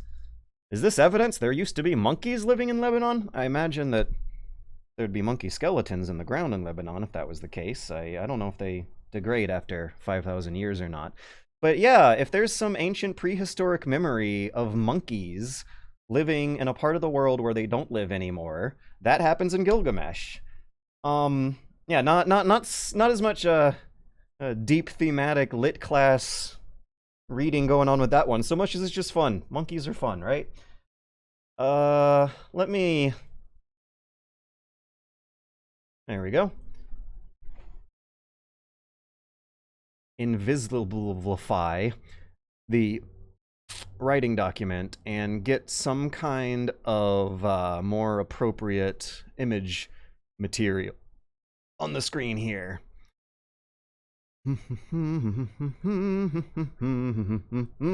There we go. I'll be down here for a while. Wait, no I won't. I actually want to bring Twitch chat onto this screen so that the VOD for people who are watching on YouTube, because this is a case where someone might actually want to go back and watch a crappy stream VOD on YouTube later. Yeah.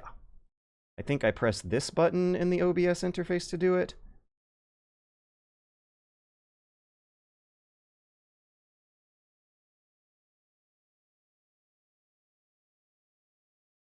Okay, let's have some Q&A discussion. We just went through an epic rollicking adventure with some fun fight scenes, some fun sex scenes, and then a, like, still surprisingly poignant and powerful philosophy lesson about the human condition at the end.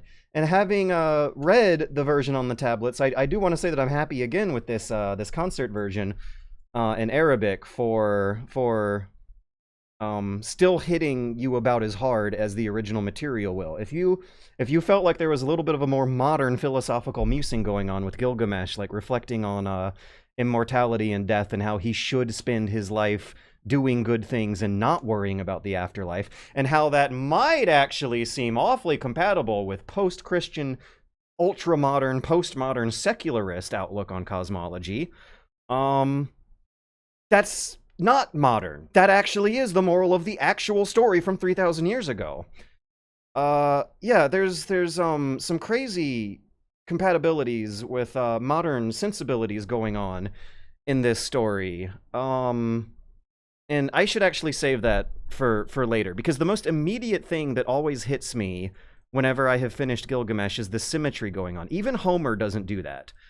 Homer, you have to dig a little deeper to say that the Iliad ends like how it begins, because Achilles, or because Priam getting down on his knees and begging Achilles to release the body of his slain son is like the priest of Apollo, Alcmene, getting down on his knees and beseeching the proud sons of Achaia to, oh my god, I'm not an ancient bard. I don't actually have it memorized. But yeah, in Gilgamesh, it's way more obvious. You don't have to dig as hard to pull up the metaphor. It ends with almost the same text as the beginning, and that is like, I remember my high school literature teacher class telling me that The Watchmen was cutting edge for doing that in a graphic novel in the 90s.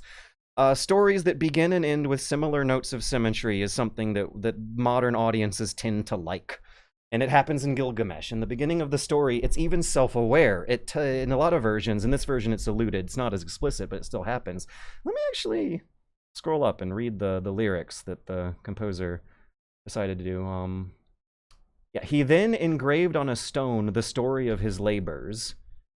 And then at the final line, we have the final line of the song. I improvised a bit with it, being, he then engraved on a stone the story of his labors. In some versions of Gilgamesh, it will tell you to like go climb to the top of the temple, find a little cedar box with some precious little tablets inside, and open them up and read the epic of Gilgamesh that he had written down into the tablet. We should keep that in mind. Remember, some other versions of Gilgamesh include a self-aware, self-referential mention of the box that the tablets comes in. And it's also easy to imagine the ironies, too, of this grand introduction about how you climb up to the top of the pyramid with some sort of official retinue to engage in some sort of ritualistic version of Gilgamesh, as imagined by a bored student, a teenager learning how to write. Yeah, this is one of those stories where it's just hard not to feel some kind of, powerful tingles at the end about how relatable incredibly ancient people from an incredibly alien time can see. The symmetry, I think, is one of the most powerful parts of waking up after the end of reading Gilgamesh. Our donation messages turned off. They're not turned off, they are merely muted. I should actually go back to Streamlabs and switch that back on. I wanted to put them on mute for the performance, but I heard one slip through. I'm not going to worry about it too much. But yeah, let's see. I got a donation message at some point in there, and I need to read it. What was the tip? Hey, $3 from my friend Ali, who is I am really looking forward to talking to Ali after this, actually, because he can tell me all about what sort of Arabic was going on. You did a wonderful job and would love to see a version of this with the music matching the English translation someday. Someday. Reverend Justice tip $50. Love your essay. Longtime fan. Thank you very much. Awesome. Yeah. Remember the scene in the Odyssey where Homer reminds you to tip your bard. Yeah, there's some hilarious self-referential self-awareness going on in the Odyssey where Homer includes scenes of a bard singing a performance to the characters, and at some point Homer mentions that the characters toss coins into the hat.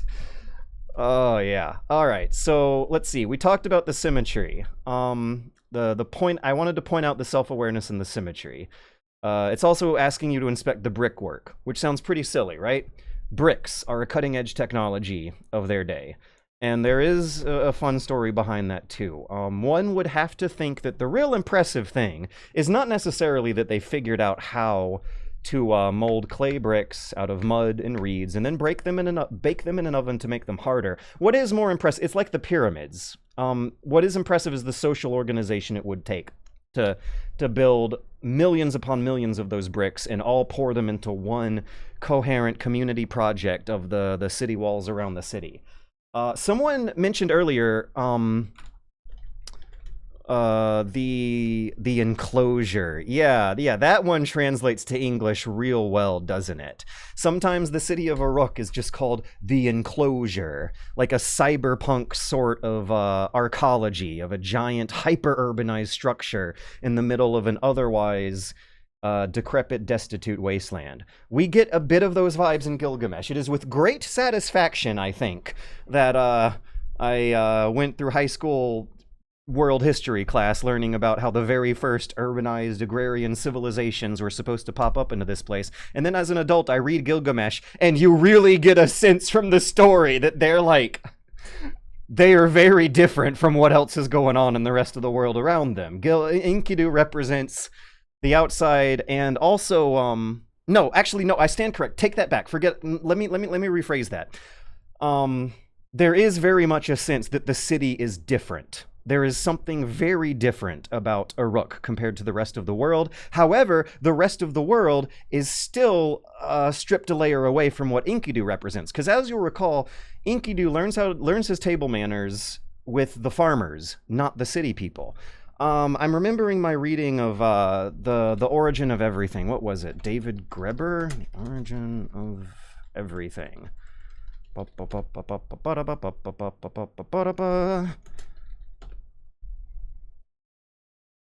it The Dawn of Everything? Yeah, David Graeber wrote a good book I read a year ago about how the agricultural revolution is now, the consensus among anthropologists is that it now happened slower than the previous models posited. Not so much a cataclysmic big change where one generation of one tribal confederation who united together to found the city all figured out civilization within 1 or 2 generations, specifically agriculture. The David Graeber book I wrote outlined some of the newer science that is visualizing agriculture as being a slower process, but maybe urbanization being the cataclysmic fast one. The idea being that pastoral village town life cropped up first and was the normal for several centuries before big city life underneath a perimeter of walls became the normal. So in Gilgamesh, Enkidu is not actually civilized by the city people. He is civilized by the farmers in the countryside, the hunters and the farmers who are living a pastoral life rather than the nomadic, uncivilized wild men of Enkidu, or the actually quite chaotic, anarchic, terrifying sounding city. This very much could sound like a rural or suburban person's apprehension of the city.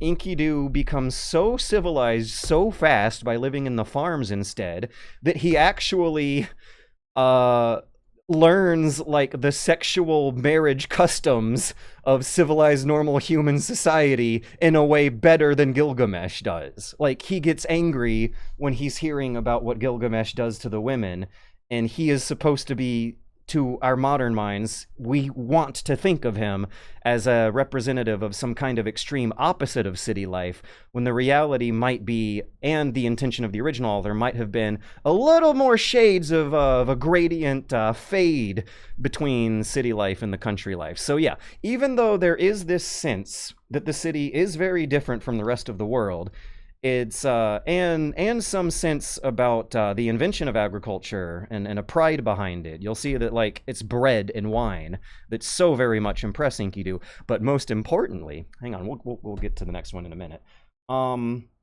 It's almost like the city is somehow more barbaric and less civilized than the countryside where Enkidu is learning his table manners.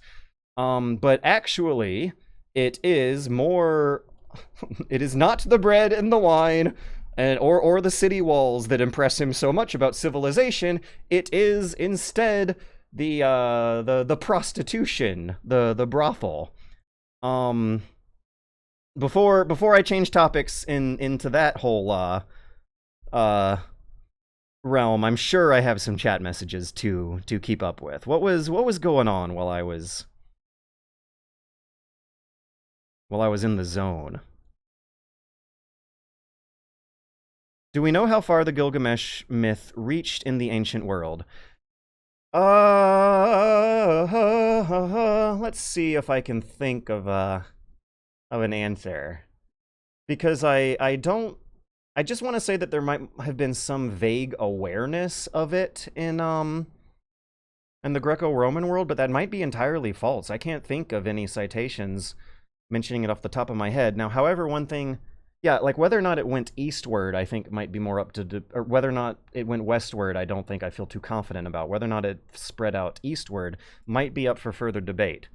But one thing that it absolutely did do is influence the Bible, which then would have spread out to stick its fingers into every little corner around the earth almost.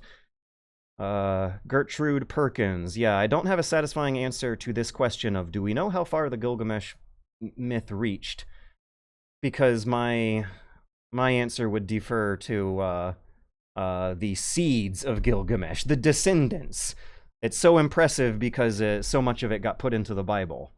And that is where Gilgamesh, the ghost of Gilgamesh, has been behind, even if they didn't know it, has been behind a lot of storytelling traditions for thousands of years going on now.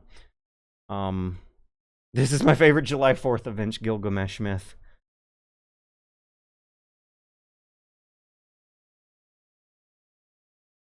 Oh, George was a born radio voice.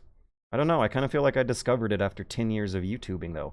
I still have a really bad problem of a monotone speaking voice. And I'm actually doing these formal vocal lessons now and trying to actually get into taking my voice seriously to fix that problem. Having a natural monotone voice is not good for your social skills, kids. Move the video a bit so it doesn't cover the subtitles. Oh, no! Oh my god, did I have the subtitles cut out that whole time? The vibes, they're good. Hero creature of nightly silence. They even had the Batman archetype back then. What the hell? I don't know. Maybe? I don't know if they go into enough detail about exactly how the theatrics and the drama or whatever superpowers this hero creature of nightly silence is supposed to have. But hey, good job spotting the parallel, the similarity. Wild to think of Enkidu as born of the wilderness, when at the time this stuff was being written, there, were hunter-gatherer societies just around the corner, and they only stopped being one themselves the other day. Yeah, okay, so modern science, to keep in mind, it's gonna flesh that stuff out, not 100% contradict it, maybe contradict 20% of it, is that there was towns and villages outside of the first cities. The first cities, towns and villages, did indeed transition into the first cities. The first cities did not pop up with no intermediary step. So there were hunter-gatherer societies just around the corner, yes, and they only stopped being one themselves the other day. Nah, probably not. I think the agricultural revolution, David Graeber wants us to think of it now being a 200-year-long process. Not gonna lie, I did not expect Gilgamesh to be so horny. We stand. Oh, my friend. I guess you have not encountered Gilgamesh before, because that first Adam and Eve type situation is one of the most popular episodes. No orange juice, nothing, no breaks. Oh, that got contradicted later. I took a bathroom break. Hey, ritual eating of bread and drinking of wine. The number of 7 has appeared twice. This is what I want to talk about for 10 minutes or so. The biblical connections. This is so fun. And also a very big deal for lit class. Sure, getting a lot of focus on cedars. The cedars of Lebanon absolutely show up in the Bible. In fact, it might actually... What the hell? Did Noah build his ark out of the cedars of Lebanon? If I'm remembering right, I think I remember there being some special signification about the wood that Noah uses being special. Lebanon has been famous for all time. The flag right now, modern times, is a tree. They're famous for growing very high quality timber. And going back into the earliest stories that have ever been written, that trope still appears. They're still famous for their cedar trees, even in Gilgamesh and in the Bible, that have so, as we have just realized, are might as well take place in the same cinematic universe of, ironically, Judeo mythology being the bedrock of a lot of the stories we grew up in our childhood. You're doing great so far. Yeah, really good so far. They just go hard.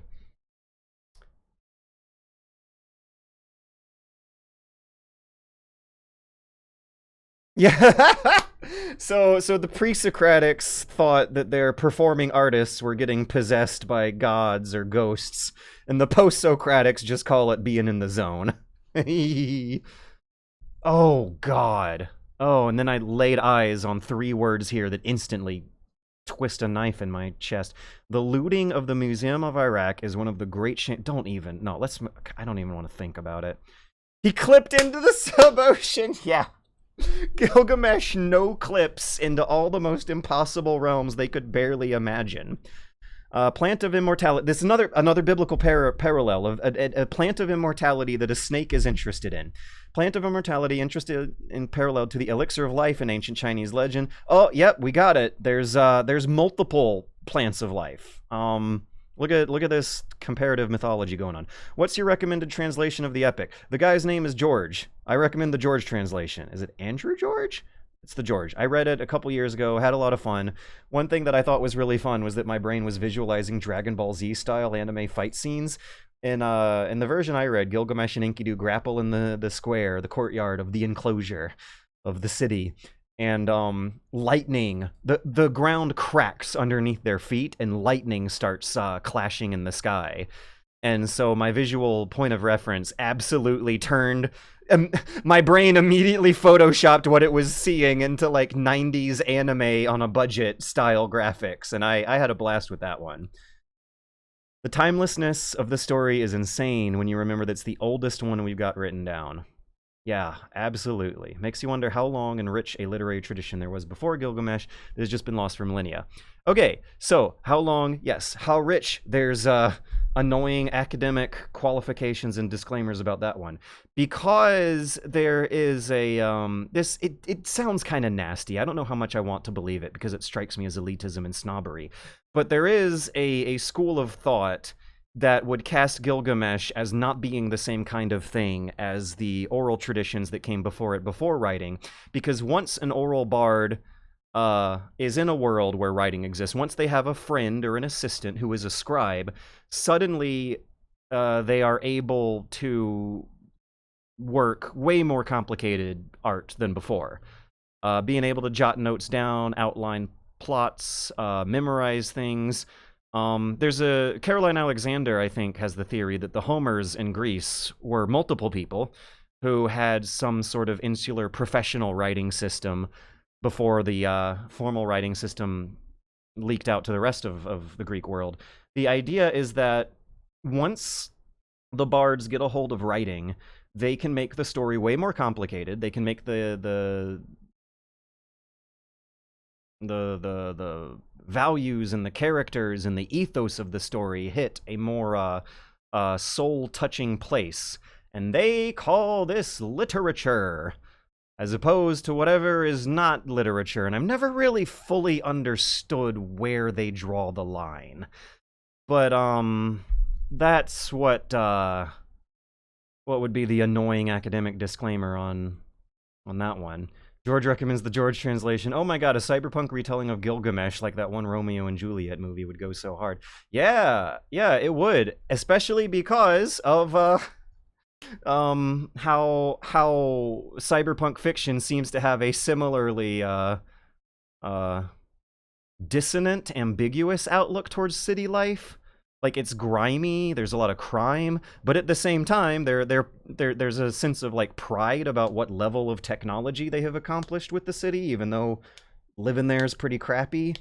Yeah, it could work. Gilgamesh could absolutely work as a cyberpunk story. Come to think of it, actually, isn't there an anime, a cyberpunk anime called Gilgamesh?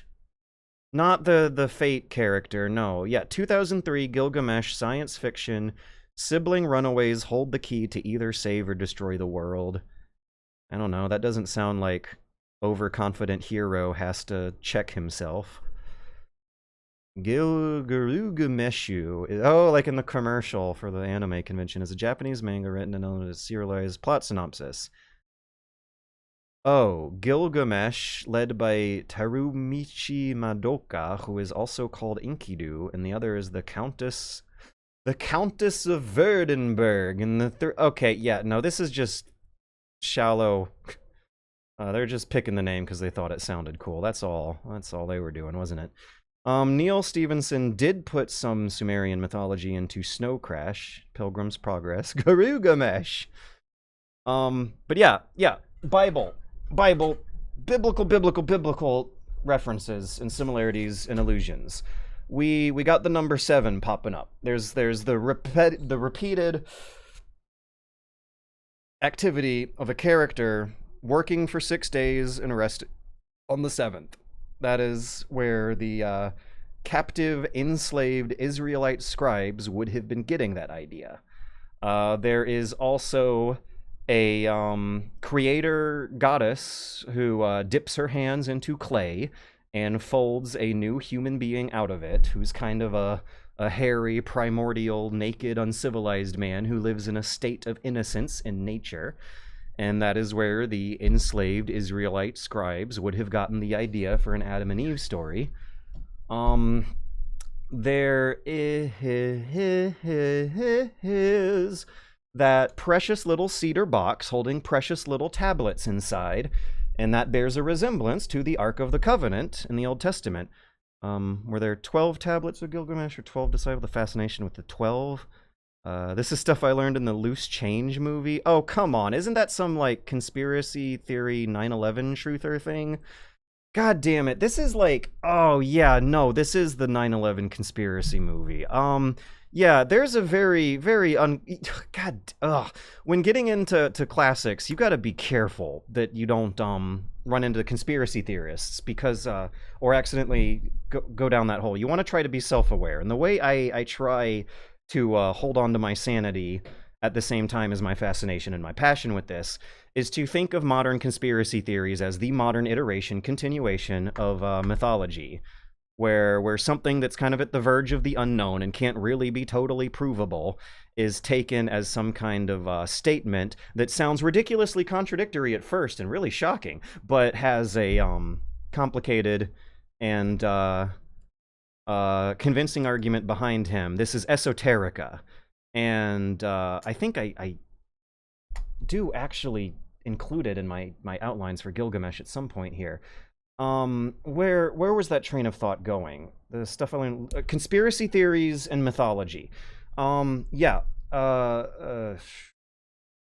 Contradictory thinking and having it make sense. Yes. Being presented with a statement that sounds like an extreme hyperbolic contradiction that ends up making more sense the more and more you explore the idea can feel very powerful. It can feel like winning a tough game.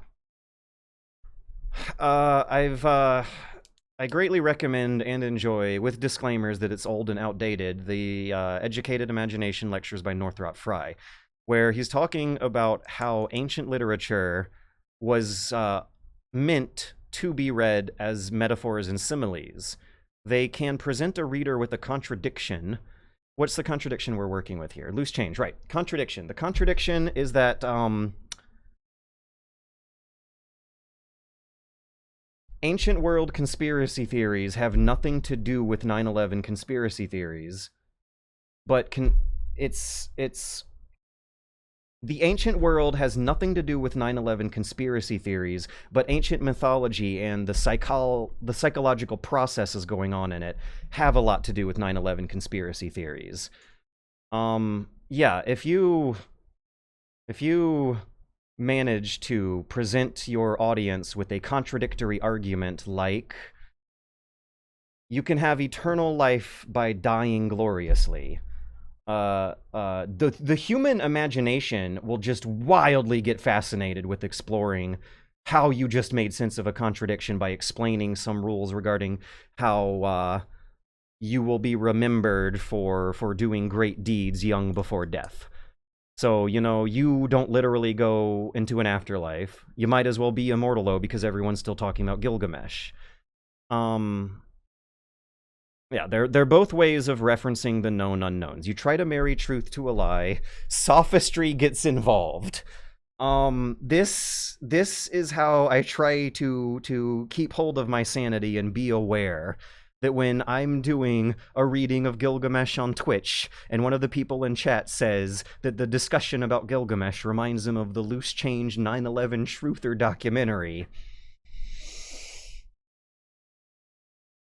I gotta flippantly disregard that and move on, because I mean, I was a 18-year-old who played with some fun lines of inductive conspiratorial thinking, but, or would it be deductive rather? But either way, when you read a book, it doesn't act. There's way more boring, prosaic explanations behind the conspiracy theories that end up becoming more fascinating, because then the story behind the conspiracy theory ends up being a just as entertaining a story of whatever conspiracy theory they were trying to push, and thus mythologies develop. Yes, there we go. The Atlantis conspiracy theories are funny on the rare occasion when they aren't just racism. The Atlantis conspiracy theories are funny because they have their origin in a very deliberate act of conscious mythologizing done by Plato in full view of recorded history. He wrote it down. Plato, in one of his dialogues, I think it's Timaeus, is the earliest historical evidence of Atlantis. He invented that. The Atlantis conspiracy theory, all of it is a misreading of Plato, and it will end up for future generations telling them a funny story about people believing silly things, and develop into its own mythology from there. In the Timaeus, Plato consciously writes a fable. He consciously uses symbolism and metaphor to tell the story of Atlantis and try to teach people a moral lesson about how they shouldn't feel too confident when the gods, the natural forces, can just sweep them away in an instant, seemingly at random. And so, for thousands of years in the future, several people who did not read Plato, but read of Plato, or heard of Plato, or heard of Atlantis, or read of Atlantis, gradually started to genuinely believe that Atlantis actually existed, and at some point it got incorporated into the Nazi mythology. Yeah, good point. Modern bard tales, gotta be careful with your coins. Yes. Whatever sort of butterfly effects spiraled Atlantis into becoming Thule, into becoming a justification for Nazism, is exactly why it is so scary, and you have to hold on to your sanity and make sure you're not gonna be going down any bad holes with this stuff. I have depressive tendencies and have dwelled too long about a depressive topic. We should move on to another one. I'm at least grateful that I did not go down a similar negativity spiral about ISIS blowing up the room. Let's not, gotta think about something. I was listening to Donovan Atlantis recently, working through it. Gulliver Tales. Plato also wanted us thousands of years in the future to know that his conception of ancient Athens was really cool. So, biblical similarities. There's a cognizant explanation behind it that'll make the story of human literature history a lot more complete than before. And it has to do with these biblical parallels. The characters in both supernatural and normal, ordinary, mortal characters do their job 6 days at a time and then rest on their 7th day. The act of creation is thought of metaphorically as hands molding things out of clay. That happens in the Bible, that happens in Mesopotamian mythology. Precious little cedar boxes holding your religiously significant religious scripture. And edible plants that give their eaters immortality that a snake has a particular amount of interest in. And then there's the Adam and Eve stuff going on at the beginning where the prostitute, that's not Shamash, what was her name? The prostitute and Enkidu, the queen of the prostitutes, the best prostitute in the whole city, is hired by the hunters to tame the wild man. And it ultimately turns out to be prostitutes and brothels that are what he thinks is the most impressive thing about civilization. Right? So In the Bible story of Adam and Eve, you have a similar situation where there is a primordial, innocent wild man who lives in a blissful state of nature, unaware of the outside world. And in Gilgamesh, he doesn't. In the Bible story, you have Eve also enter some state of innocence similarly, but then she gets seduced by the snake, and then she seduces Adam into eating the food. And in the Gilgamesh version, it's like the woman civilizes the wild man. Like, she's not thought.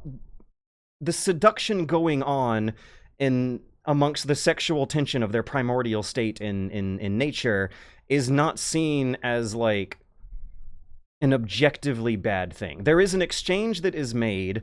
There is a curse that hits him. He can no longer play with his animal friends as soon as he's done making love for 7 days. And there's a very humorous little line in there about how he was erect for 7 days straight and did not call his doctor about it.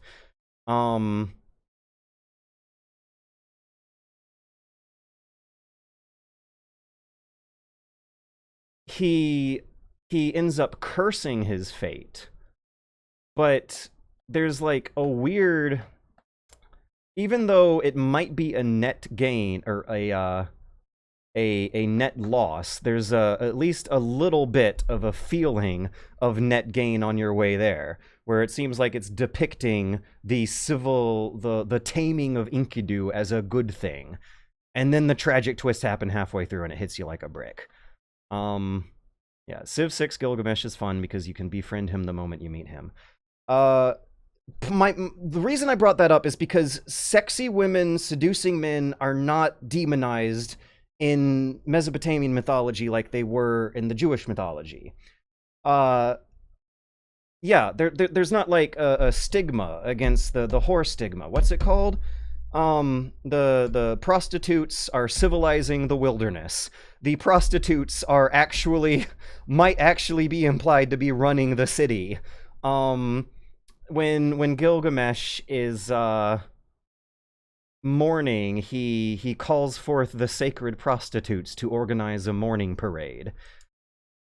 The goddess is in a position of power over the god. She successfully argues against him. It's implied that he's at the top of the pantheon, but that she is still able to worm her will out of him.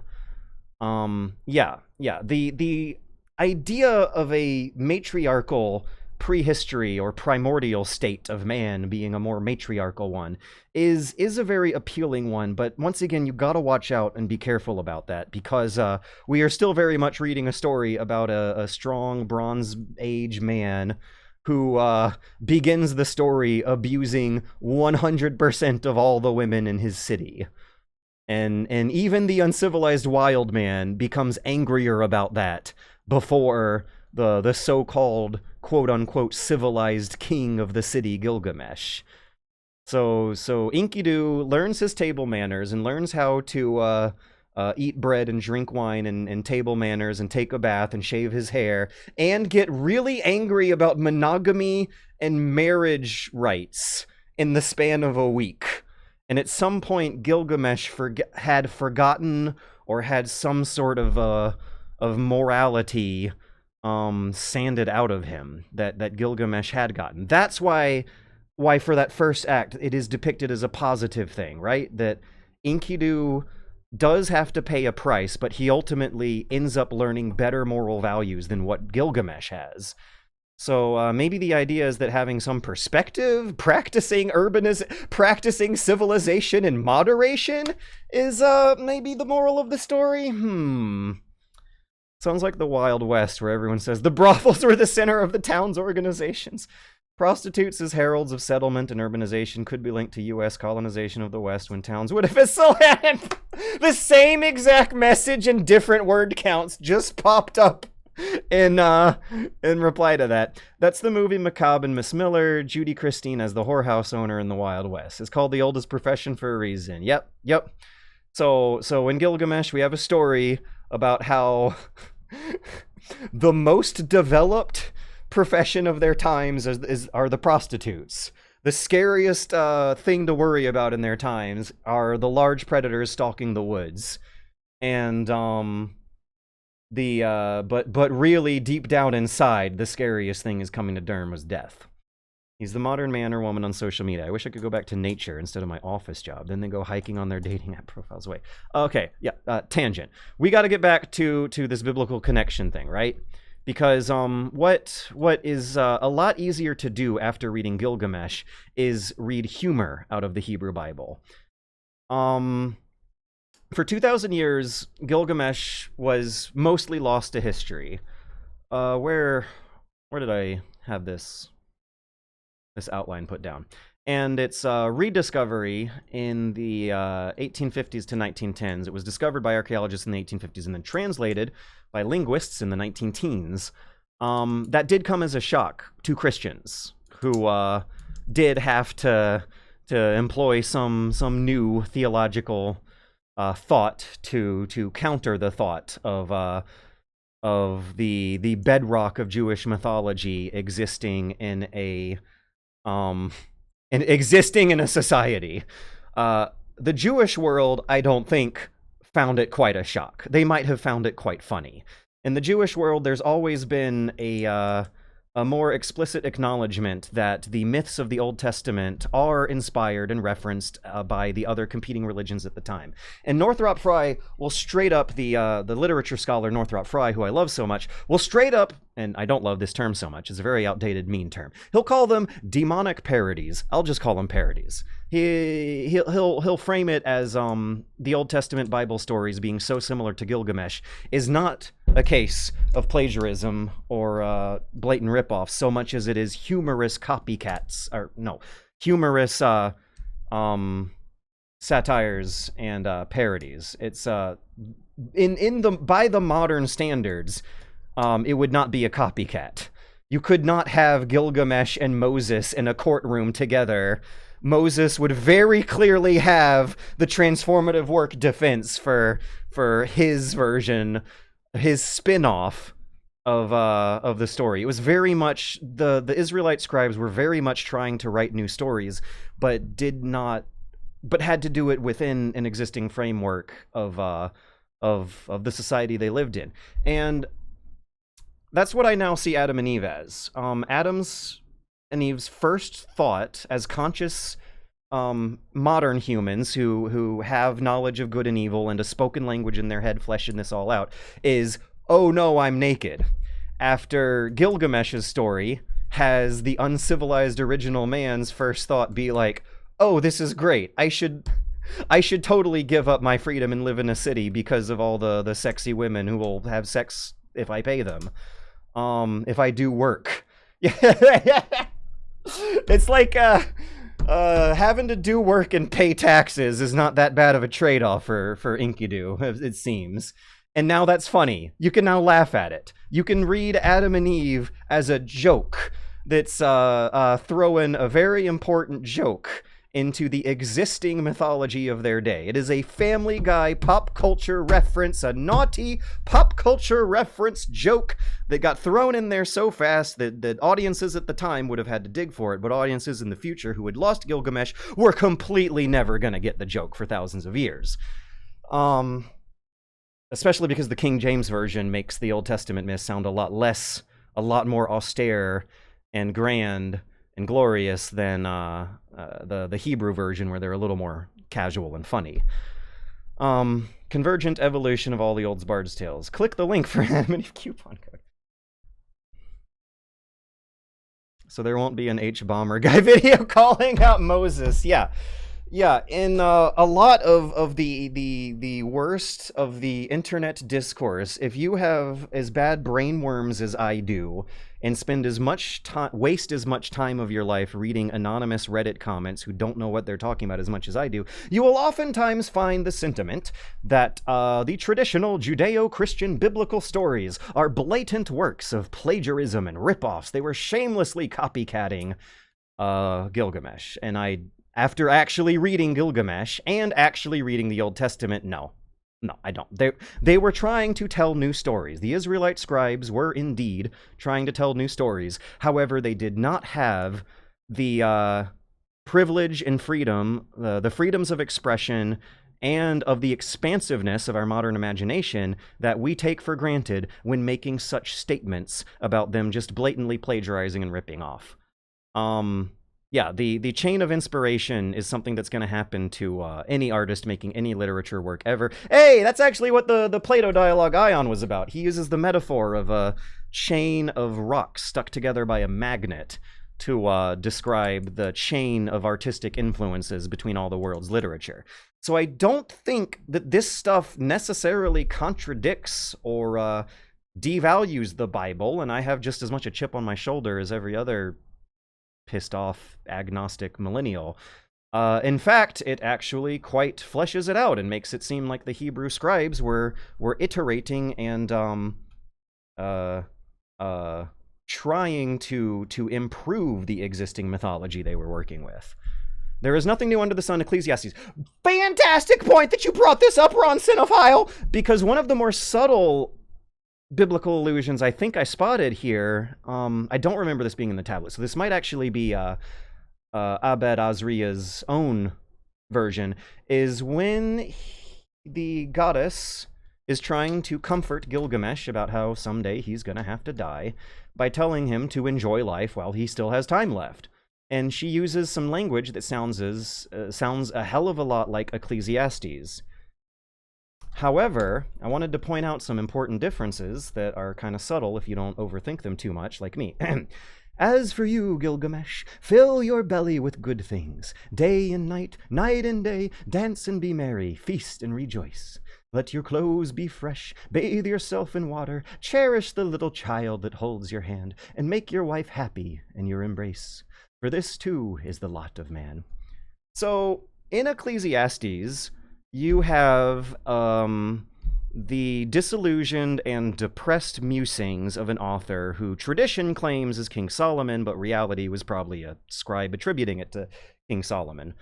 And so the king is talking about how he's a powerful, famous king who's done everywhere and gone everything. He's gone everywhere and done everything, and is not, the law of diminishing returns is kicked in so much that now he's kind of sort of reset to a point where discovering the magic of living life is in the smaller pleasures. And in Ecclesiastes, it'll say that the smaller pleasures in life are things like anointing your head with oil and wearing fancy clothes and taking a nice bath and enjoying the company of your friends and family. And a more sex-positive passion of the Bible is when Ecclesiastes man is telling you to enjoy the company of your wife you love. And that is a sexual implication, a biblical sexual innuendo. Enjoy the company of your wife means enjoy having sex with your wife. In Gilgamesh, the advice is to let your clothes be fresh, bathe yourself in water, cherish the little child that holds your hand, and make your wife happy with your embrace. Same thing.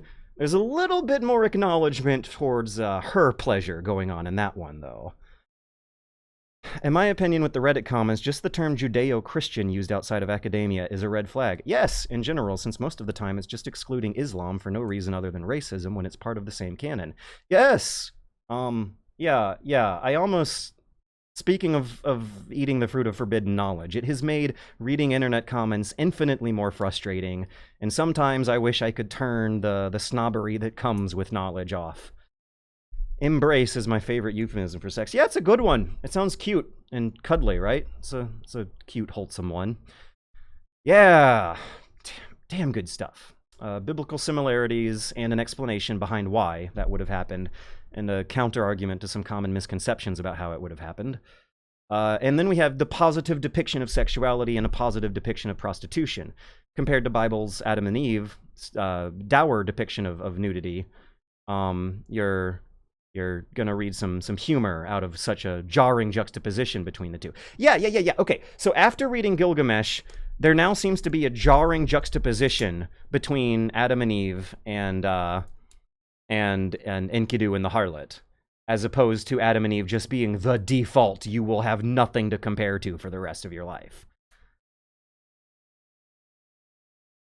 So now, that fundamentally Abrahamic doctrine of being ashamed of one's nudity all of a sudden seems like a joke, a parody referencing the short-term pop culture of its day, that the Adam and Eve's shame as being a fundamental, essential rule for all human existence ever is no longer the case. So yeah, I want to posit the idea that Gilgamesh is an amazing fundamental story of world literature that should be preserved forever, that will provide future generations some useful new insights on how to be a human in the universe. However, I also want to posit the idea that the Bible, as it serves a similar role, did not actually shamelessly rip off and copycat Gilgamesh to the extent that those modern words imply.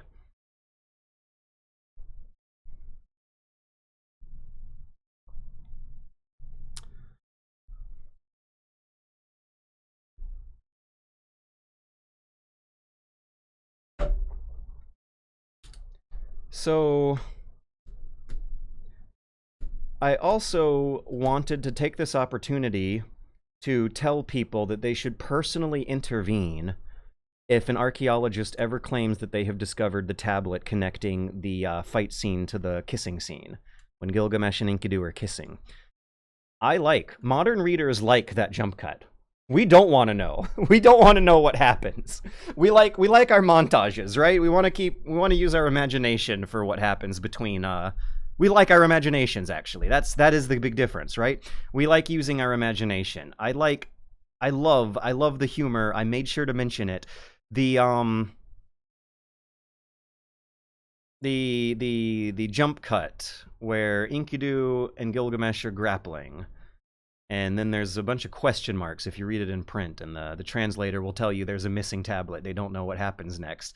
It just goes to the next chapter and says, and then they kissed and formed a friendship. We like our imaginations as the distinction and the difference. The jump cut from fighting to making out is an all-time classic, and you see similar takes all over modern. Yeah. Classic. Good word, right? It sells the age of how funny that can work as a joke. Gilgamesh, ironically, achieved immortality while spending 2,000 years being completely unknown, or 99.9% relatively unknown, and only existing as a shadow in the background of the New Testament. Okay, no, actually that's not true. I just remembered something that might answer an earlier question, that is how far Gilgamesh spread. I don't have an exciting answer about it spreading far, but I do have an answer about it spreading through the Jewish world more explicitly, and that is with the Dead Sea Scrolls. 1990 rediscovery of the Dead Sea Scrolls. One of those does explicitly mention Gilgamesh and does shit all over him. It's a very critical, humorous myth where whoever was writing that scroll in particular just absolutely wrote Gilgamesh getting all the just desserts that the Hebrew author with more Hebrew values would have been thinking through the first half of the story.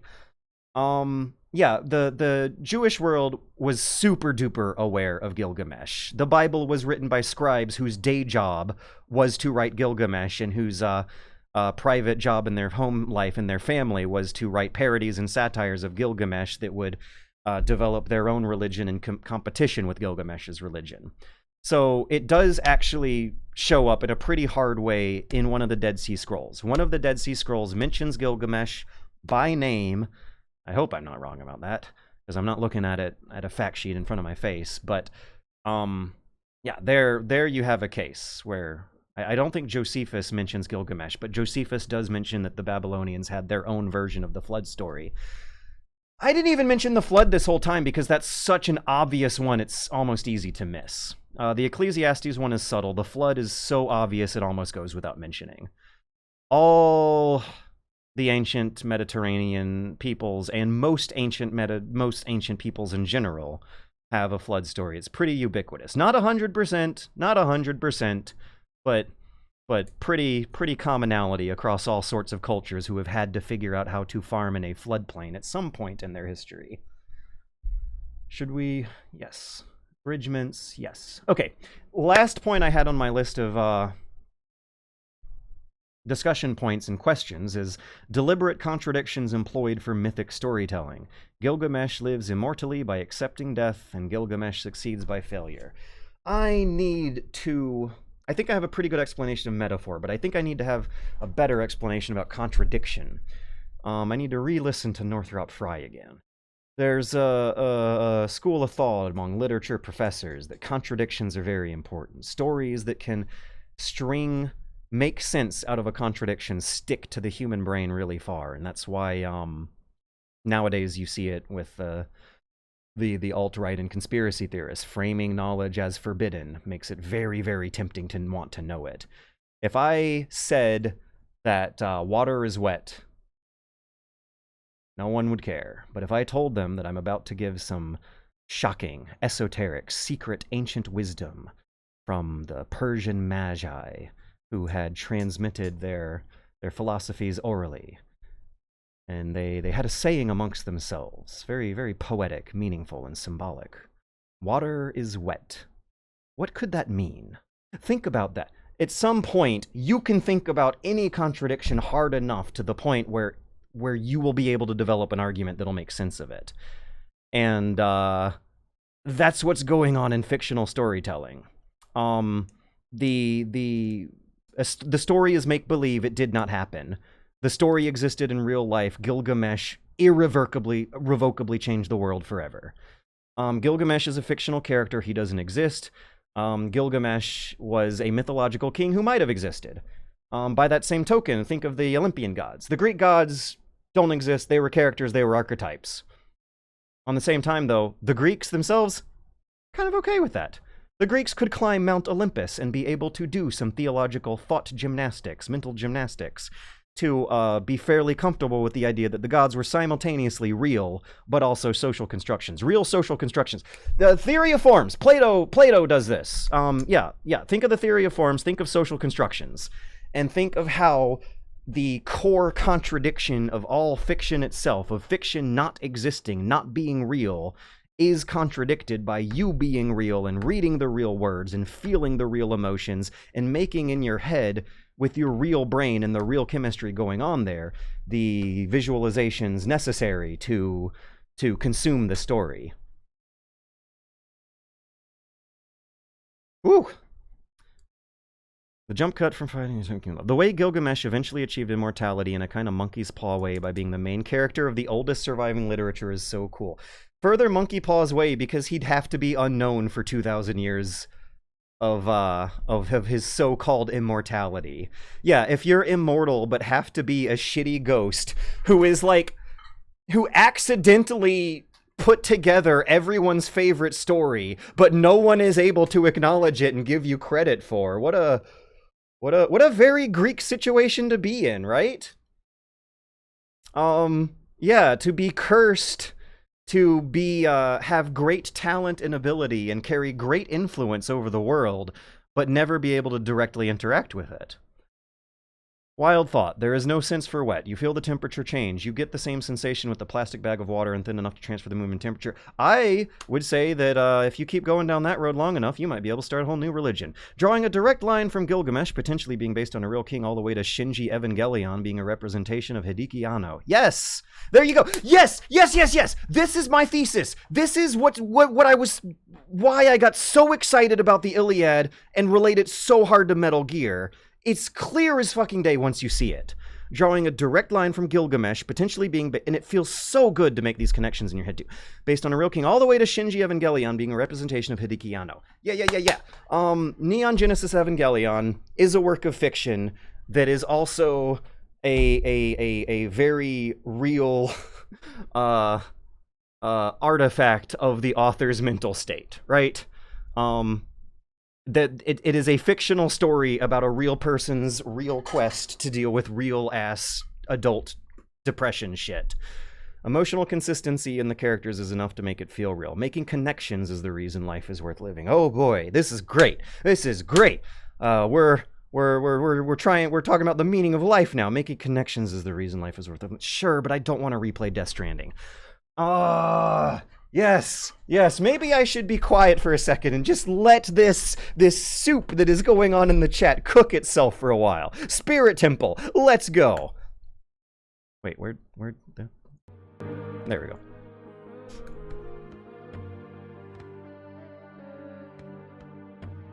Kojima does it again, bravo. Great clip. The primordial soup of the Daedalic Sea. Yeah, the being Captain V here just had this spark where they were able, oh wait, was it not Captain V?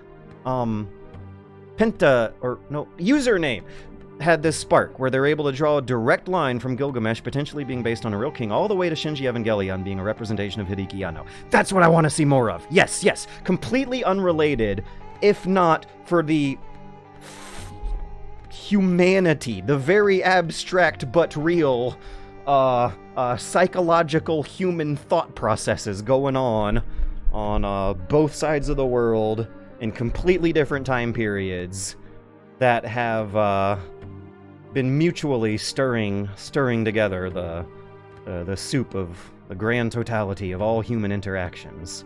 Yeah, it was not me. Sorry, Captain V. I got it wrong for a while. But anyways, Captain V did say, how much of the Gilgamesh Bible crossover is direct inspiration versus drawing on a similar background culture? Some things, like the work for 6 days, feel more like drawing on similar values than direct borrowing. Sure, a little bit of both. Why not? I'll see how it has to be one or the other.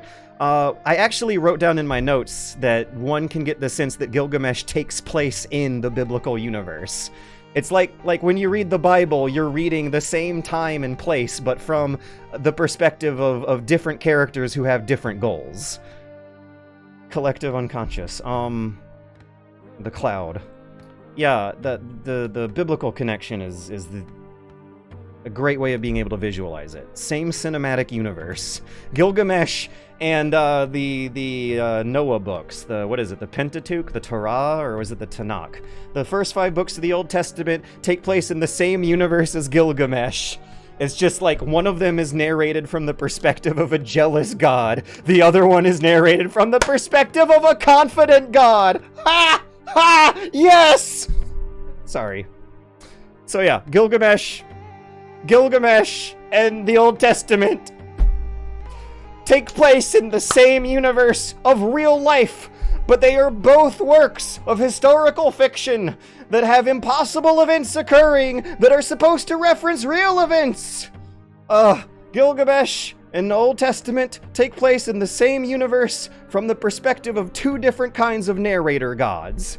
The monotheistic god of the Noah books. I gotta get the word right. Pentateuch or Torah? I'll say Pentateuch if I want to sound more Greek. I say Torah if I want to sound more Jewish. Okay. So, yeah, Sorry, guys, I'm picking Pentateuch. The Pentateuch and Gilgamesh take place in the same universe, and the narrator who is telling those stories is either doing it with a monotheistic head. The human writing the story was actually, when you get down to the nitty-gritty of it, they were monolateralist or henotheist. They take place in the same universe. The narrator of one story wants their god of gods, who is the one and only, not the one and only actually at that point in the Bible, the most important, the biggest gods. The other gods don't even matter to this god, versus the narrator of Gilgamesh is being told from the omniscience of multiple gods. Woo! It's like the ancient version of drawing your gods as the soy face and my gods as the epic Chad. And then there's the Gnostic image of a Jesus with a donkey head that comes from Egyptians, casting Yahweh as the lowest manifestation of Set, a donkey-headed man. Yeah, you're talking about the children's doodle in a Roman writing school, wasn't it? Like everyone's laughing at Steve and his god. This is one giant Rashomon novella, yeah. This is solid insight. The Jewish myth of Moses are all about how Egyptian gods were completely ineffective.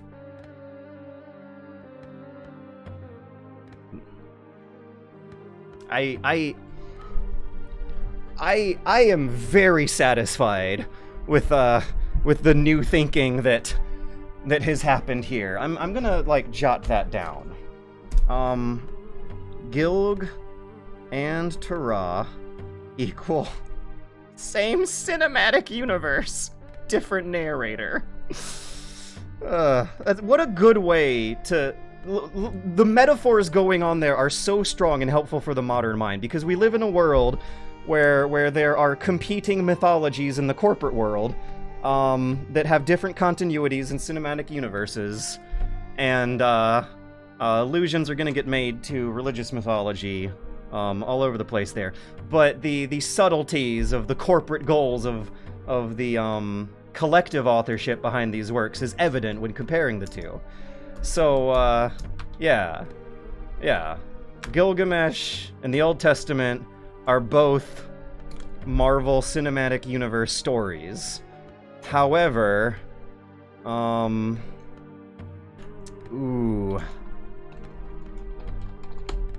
Joss Whedon is the Bible writer, and Taika Waititi is the Gilgamesh writer! Oh, yeah! Yeah, literature makes so much more sense now. Theatrical cut versus Snyder cut, and the world was no better for either.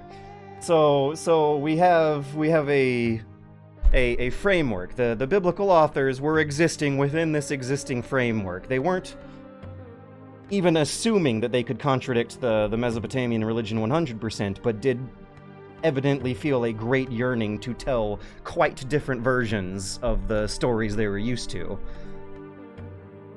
But Gilgamesh did anything cool in Beyblade Clanin like Moses did.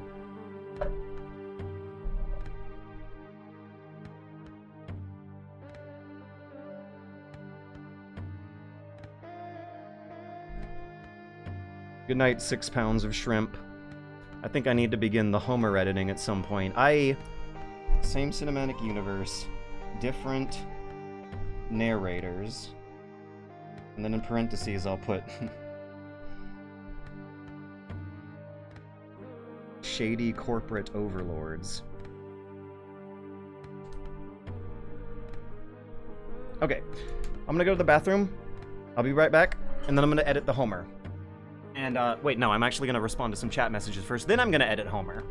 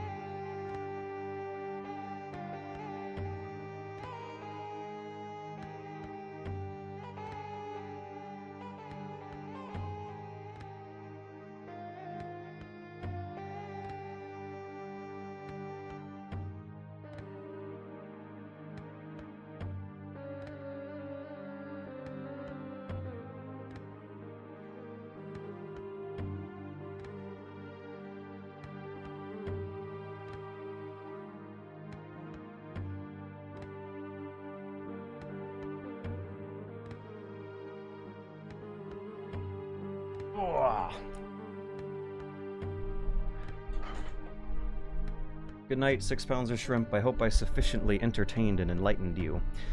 I was trying to bring to chat what Esoterica on YouTube does over several hour videos. I think you get a kick out of his Yahweh video and his justices. Hey, Kanzi, I actually did watch that after you sent it to me.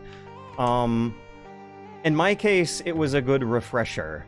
I got that mind-blowing history lesson from a Yale lecture that, I think the professor's name is Christine Hayes, but I don't keep getting her confused with the Gamergator.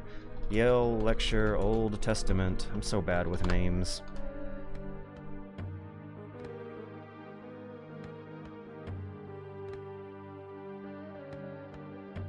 Yeah, she's Christine Hayes. I swear there was a Gamergator figure named Christine Hayes, and it's made it hard for me to memorize this lecturer's name, but she's a brilliant, wonderful, life-changing lecturer who got me that history lesson about how the Yahweh God has a lineage extending back into Canaanite storm gods and warrior gods, and how monotheism was kind of sort of a begrudging bureaucratic decision under political pressure. For those who haven't gotten the history lesson, God was the begrudging compromise that 12 tribal leaders all had to agree on in order to be able to achieve some degree of political autonomy under the Persian Empire. The thought of monotheism simplifying and streamlining the complexity of polytheism might be able to trace back there, where the simplification and streamlining was connected to very real material prosaic concerns instead of abstract philosophical concerns.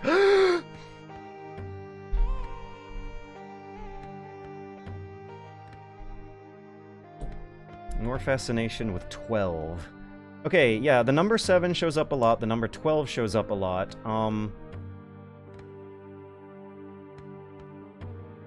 It's not a magic thing, it's just the days of the week, the cycles of the moon. Yeah, I appreciate that YouTube channel Esoterica for having their head on their shoulders, but sometimes, oh my god, if you guys get into numerology, it's absolutely insane. Yeah, I was thinking of numerology. I had a bad gut reaction seeing Penta Penguin say, more fascination with 12. Yeah, the Mesopotamians are why we have a 12-hour day, and a 12-hour half a day, and a 7-day work week. And it's not necessarily because of some great abstract philosophical statement on the human condition. It's because the way the moon and the earth rotate around each other, the astrologers had figured out a schedule and done the math. At the time, they totally would have thought that there was some sort of god magic going on there. But nowadays, we have stuck with it, not out of some conspiracy theory, but because it's useful. And for a while in ancient and medieval history, there was the belief that the god magic was determining what made a good schedule and what didn't was incorporated into numerology, where the modern day conspiracy theorists going crazy over numbers, what do the numbers mean, Mason, was a pretty common school of thought for a few centuries. Numerology became outdated quack job conspiracy nonsense around the 1600s or 1700s, I want to say. But it still happens with the conspiracy theorists. Numerology is nerdy pareidolia. Pareidolia? Numbers closer to 1 have a statistically higher chance of being relevant. Oh, what a profound paradox and metaphor we have encountered here. I learned while playing SMTV last night that Mesopotamia had a god named Sin. What a JRPG-ass name for a god. I bet the Abrahamics named their word for an offense against God after that. Sin was also the name of the bad guys in Final Fantasy X. I don't think I have done any reading. I don't think I have an explanation. I can't give you a narrative about how the word sin came to mean what it means. I'm now thinking about how in Gilgamesh there's the character Ninun Sin, but it doesn't seem like the sin part of her name was ever something I had to think about. Yeah, there might be some kind of fun etymological explanation out there at some point, but I don't got that for you. I do got one for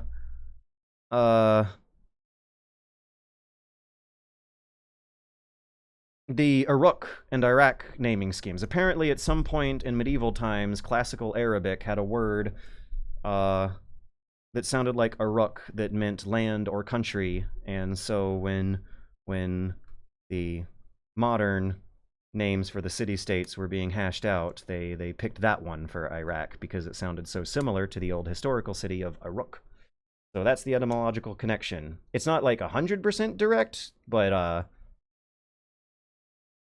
still there. Yeah, I want to say that like maybe Uruk got forgotten about for a while, but Baghdad is nearby, and Baghdad was the capital of the world for many centuries.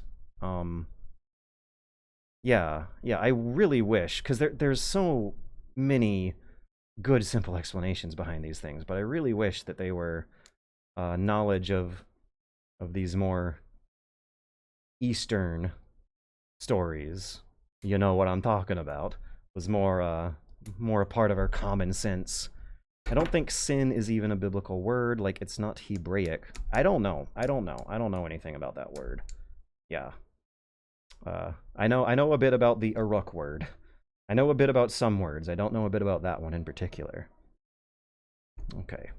Oh, the tendency to perceive a specific, often meaningful image in random is pareidoia. So numerology is nerdy pareidoia. Yep.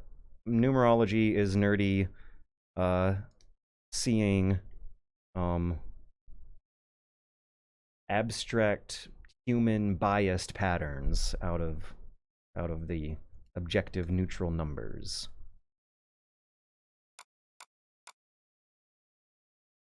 Awesome. I'm gonna edit book 5 now.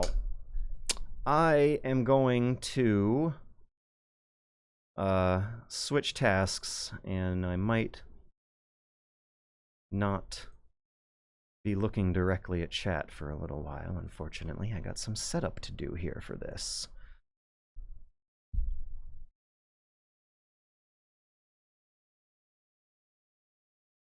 If I remember right, part of Baathism was about drawing on common ancient Mesopotamian heritage, such as Gilgamesh and Uruk. Yeah. No, is this related to, like Saddam Hussein commissioning reconstruction projects and then being pretty silly by most serious archaeological standards in general? Because, like, he was interested in that, wasn't he? Like, didn't he think... Was Saddam Hussein a person who went crazy from getting too into ancient history? When it's impossible not to know whether or not I was reading propaganda, but I've read a lot of crazy stories about Saddam Hussein having an interest in Gilgamesh and ancient Mesopotamia, and it coming out in eccentric and abusive ways. Sin is in the simple Latin/Roman without. Maybe they didn't want a word for it. Maybe they wanted you to have your life without it. I don't think sin is even a biblical word. It's not Hebrew. Yeah, sin might even be... Wait, no. Sin's definitely a Jewish concept, but the word might be Greek. When comparing Christianity to Judaism, you want to measure how much Platonic Greek stuff is in the soup compared to otherwise. But reading the Old Testament will absolutely have you never forgetting for the rest of your life that sin is definitely something they came up with that one. The amount of people who suffer for what minor rules they are breaking is hard to forget after actually reading through it. Who among us is not a person who has gone crazy from getting into ancient history? Hey, that is so true. I think it's Indo-European. The notion is probably ultimately it is true, i.e. the sin is real. Compare Gothic, Sanji's Old Norse. Oh my gosh. Okay, present participle. People are talking complicated linguistics. My editing program has actually finished loading up. I might be able to get us listening to some gory, higher production value Homer in a second.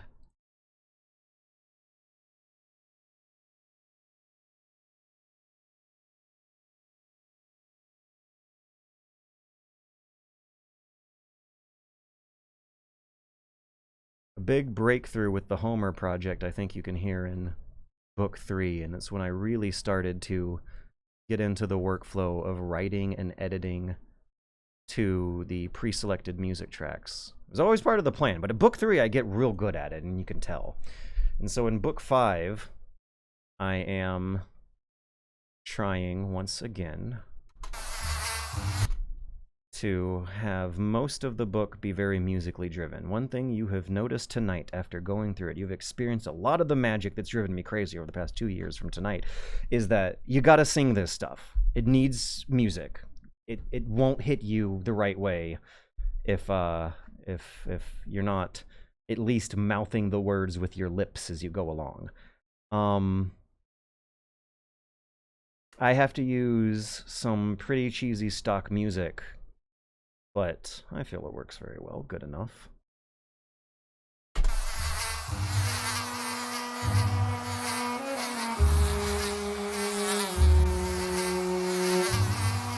Flies are too loud.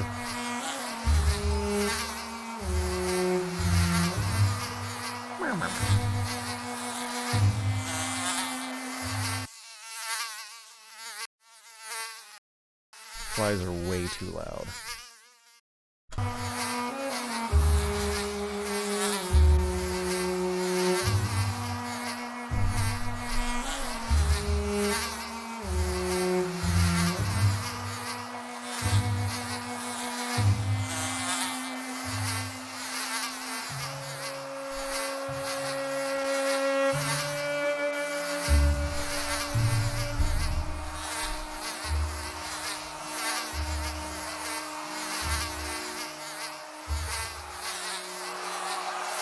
And above them all rose Diomedes, son of Tydeus, and above him rose Athena, the gray-eyed goddess of wisdom. And she put his hand on her shoulder and said, "Listen, I can't do it. I can't. Oh man, I can't do the memorization.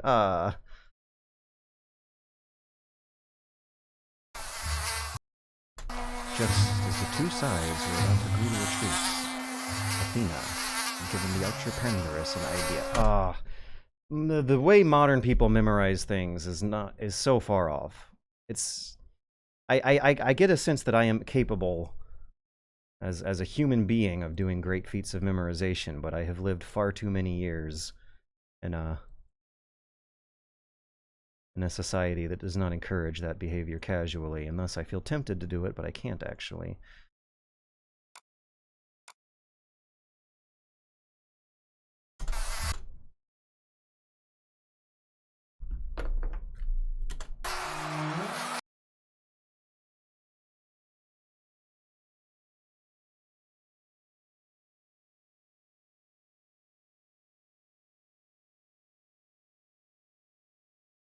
Man, I don't even have a second monitor. I'm doing this shit and I'm too poor to have a second monitor.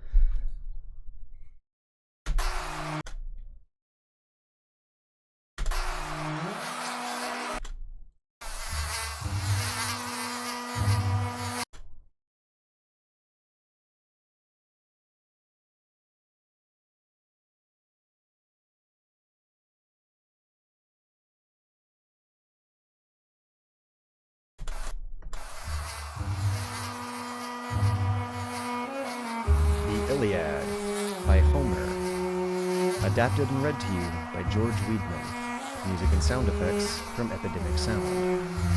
Book 5.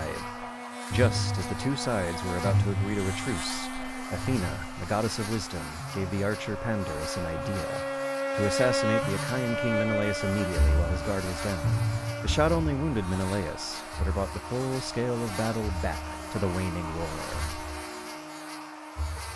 And on the bitter end of that day... Right, I'm not in sync. And on the bitter end of that day, so many Achaeans and Trojans lay, dying on the surface of the earth. And above them all rose... Okay, is this where that should go? And above them all stood Diomedes, son of Tydeus, and above him stood Pallas Athena, who bestowed him with power and courage. Voice too loud.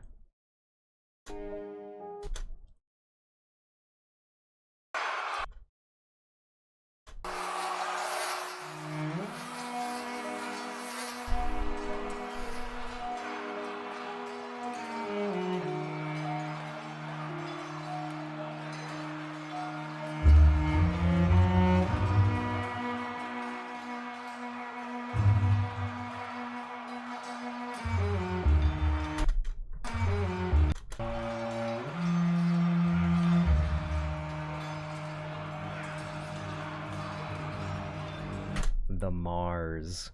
I hope I get into the Mars tonight. How are we doing Levelator? Only 53%.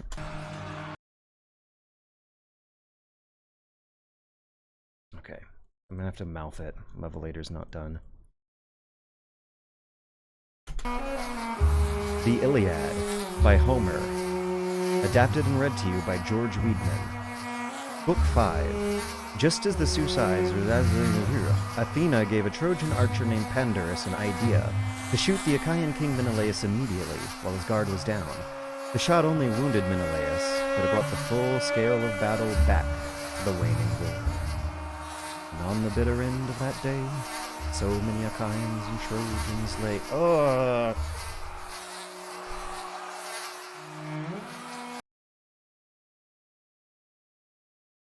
I'm gonna have to extend this and it's gonna mess up the music. Or maybe not. What happens here? Yeah, it looks like I have a few frames of silence. Wait. Oh, no I don't. Damn it. There's still that violin. That string. Maybe I could stretch it out?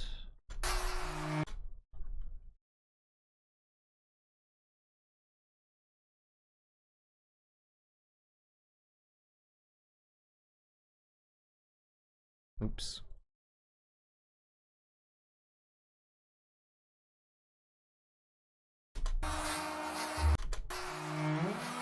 Yeah, that doesn't sound that bad. It's still recognizably her theme, it's just a little slower. And it's all fucked up. Now let's go back.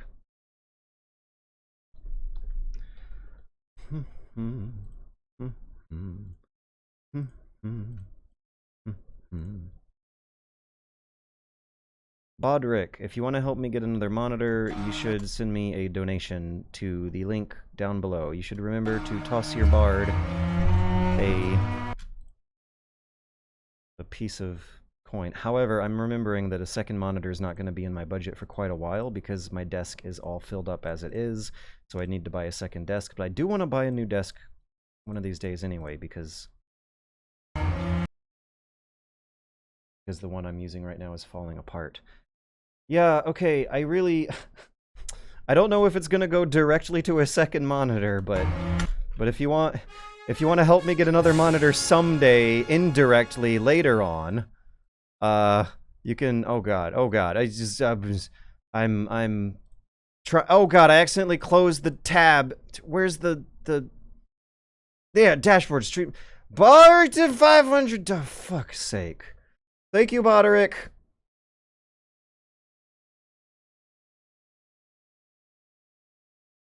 How do I break the news to him, though? I don't know if I was $500 off for a new monitor, but I definitely was $500 off for being able to make a scary tax payment to the IRS. Oh boy. How can I help you get another monitor? May it be so. I hope that leave it be and continue on. Okay, yes. Because like, a second monitor is on the agenda as a long-term goal. It is a longer-term goal than being able to have the money to go to MGSCon next year. I need to go to MGSCon more than I need a second monitor, but I will be needing a second monitor at some point if I want to be an actual human being who can live like a normal, make enough money to live like a normal person. If I want to be a normal, productive person who makes a normal amount of money, at some point I'm going to have to buy a second monitor, aren't I? That's the productivity gains that you get from that, right? I wouldn't have to be alt-tabbing back and forth from Twitch and Vegas all the time. How's Levelator doing? Yeah, we're done. Okay, good. Also, if anyone has any advice for how shitty my workflow is now that I'm exposing it in front of the world, please let me know, because I am willing to take whatever help I can get to get out of this funk. Once again, thank you very much for the large tip, Broderick. A very, very fat, generous tip is gonna go a good long way to keeping me out of IRS jail and also visiting my mother. Those are the two big short-term concerns for now, is rental cars and tax payments, because I was not able to make my tax payments in April because I was spending all my money on rental cars, and I gotta slowly pay the debt off over the next couple years, and at least I have a good passion to work with here. Why am I saying this? I need to stop saying this. It's negativity. Or Solocus the Younger. Testing, testing. Let's begin the silence for the noise removal right now. Oh no. Did I remove the noise? I think I did. That sounds pretty silent. The Iliad by Homer. The meter register. Hey, yeah. Okay, good. I didn't miss that step. Alright, let's see how much worse I sounded a week ago compared to right now. What's clipping going on, it looks like. Oh, it's not clipping, it's just the peak volume level that file's ever gonna get. So how do I do this again? Yeah. Testing.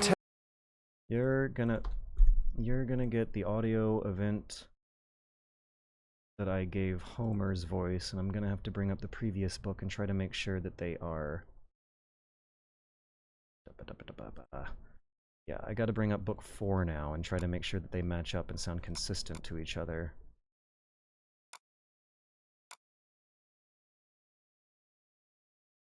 Let's do the one without the ad read. Because it looks like I didn't actually save Homer's voice as a preset. A lot of other fighters are showing up for Smash, but not Homer.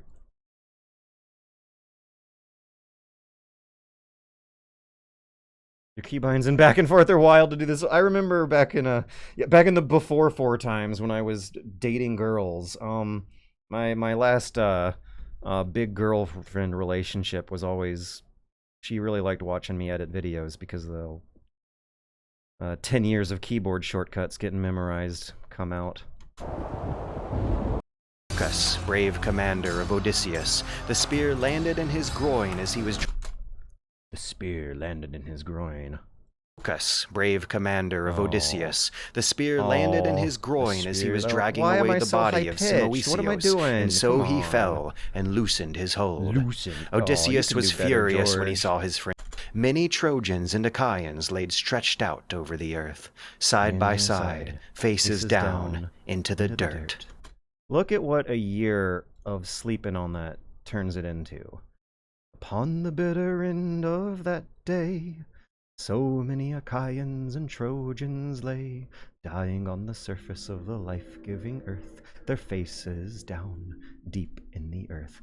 I'm somewhat proud of that one because I was following the rules for dactylic hexameter in English for that one, and it's very, very hard, and it only is going to happen a couple times per book through this project. But that line is actual Homeric dactylic hexameter. Testing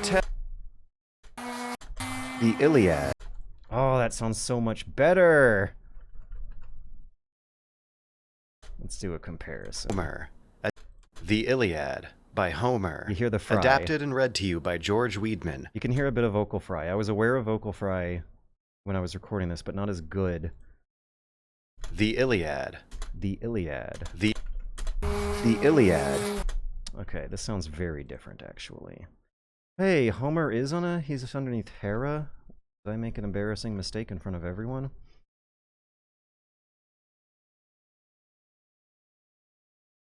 Where'd Homer go? Maybe it's not a pitch shift thing. Express FX graphic EQ. It's an EQ thing, not a pitch shift thing. Got it.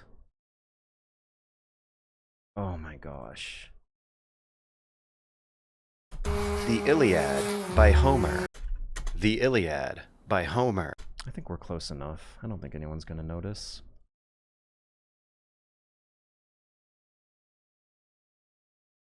Oh, I didn't even think of that. A cheap Craigslist monitor. Yeah. Oh my god. I remember when I was in high school, I was in the habit of buying used secondhand everything, and I didn't know why anyone else didn't do it. And then when I started making money as an adult, I forgot about doing that. I could just buy a new desk secondhand. I could buy a new monitor secondhand. Oh my god. We live in such a fucked up society. I can't believe that it took me that much thinking to remember that used sales exist. And read to you by George Weidman. The Iliad by Homer.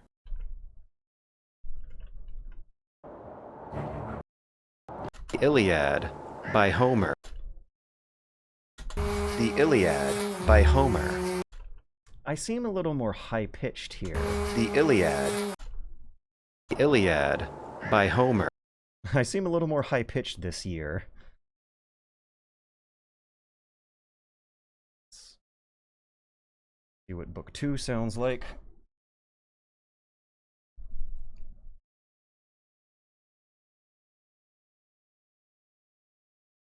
The Iliad by Homer. The Iliad by Homer. The Iliad by Homer. The Iliad by Homer. Definitely high-pitched.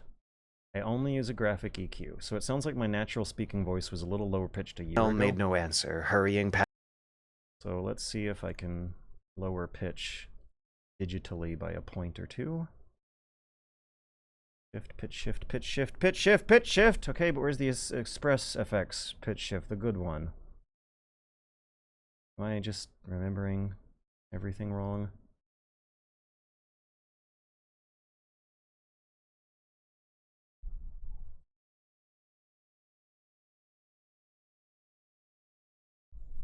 The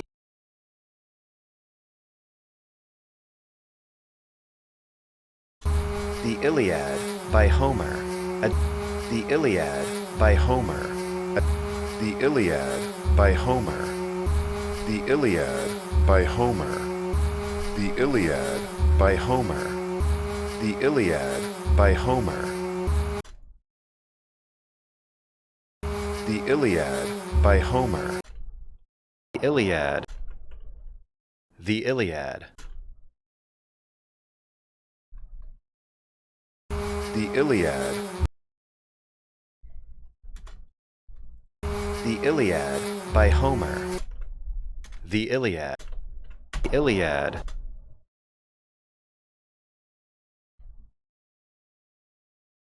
The Iliad by Homer. The Iliad. The Iliad. The Iliad by Homer. The Iliad. The Iliad by Homer. The Iliad by Homer. The Iliad by Homer. The Iliad by Homer. The Iliad by Homer. Close enough. We're good. We got it. Adapted and read to you by George Weidman with music and sound effects from Epidemic Sound. Book 5. Book 5. Just when the two sides were about to agree. Book 5. Just when the two sides. I think I feel like I need a little more bass. Book 5. Just when the two sides were about to agree. Something's not right. Iliad by Homer.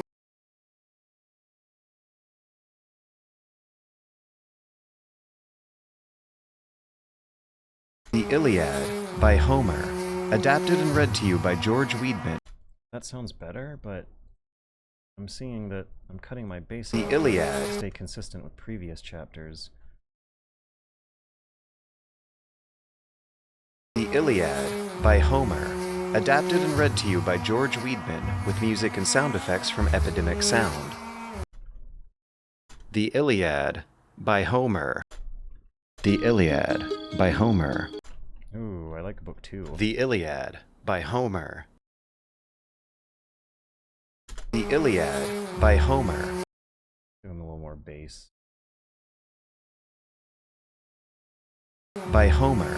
Adapted and read to you by The Iliad by Homer. Adapted and read to you by George Weidman with music and sound effects from Epidemic Sound. The Iliad by Homer. Adapted and read to you by George. The Iliad by Homer. Adapted and read to you by George Weidman with music and sound effects from Epidemic Sound. 5. Book 5. Just when the two sides were about to agree to a truce, Athena gave a Trojan archer named Pandarus an idea to shoot the Achaean king Menelaus immediately while his guard was down. Hate how tempted I'm feeling to just re-record the whole thing.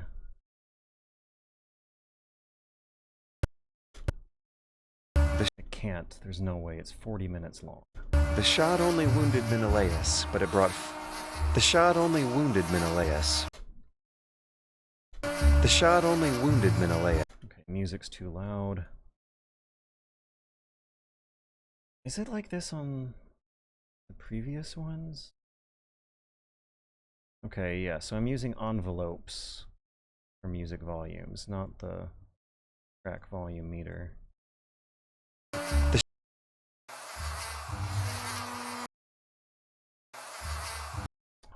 Music was too loud because I never did have a vocal track to compare it to.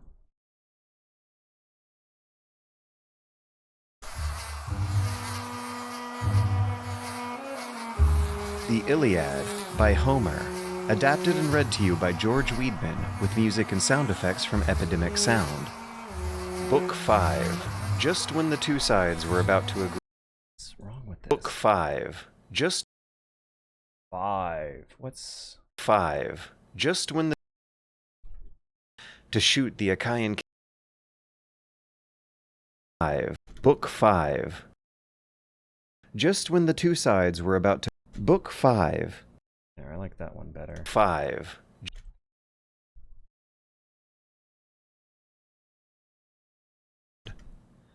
Book 5. Just when the two sides were about to agree to... By Homer. Adapted and read to you by George Weidman, with music and sound effects from Epidemic Sound.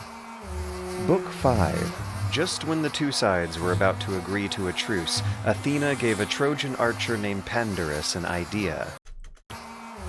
Book 5. Just when the two sides were about to agree to a truce, Athena gave a Trojan archer named Pandarus an idea to shoot the Achaean king Menelaus immediately while his guard was down. It's like there's no bass. What? Oh, I don't think I applied the same settings to the other clips.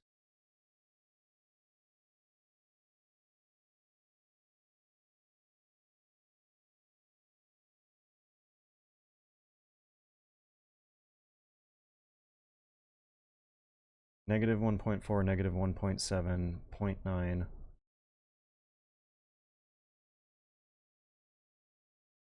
Negative 1.7.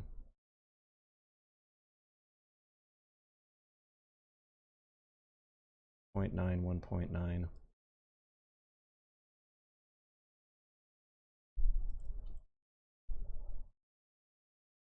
Alright, are we matched?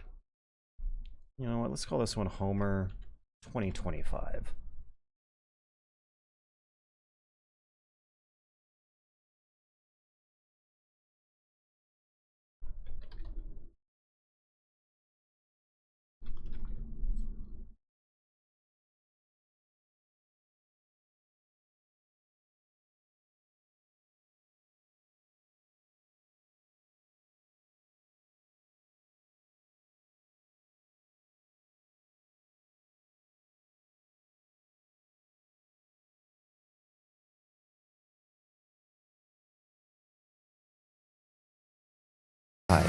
Just when the two sides were about to agree to a truce, Athena gave a Trojan archer named Pandarus an idea to shoot the Achaean king Menelaus immediately while his guard was down. The shot only wounded Menelaus, but it brought the full scale of battle back to the waning war. Guard was down. The shot only wounded Menelaus, but it brought the full scale of battle back to the waning war. And upon the bitter end of that day... We need to dramatize. And upon the bitter end of that day, so many...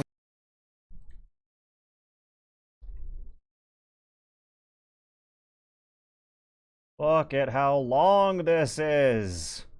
My God! It's an hour and 20 minutes long!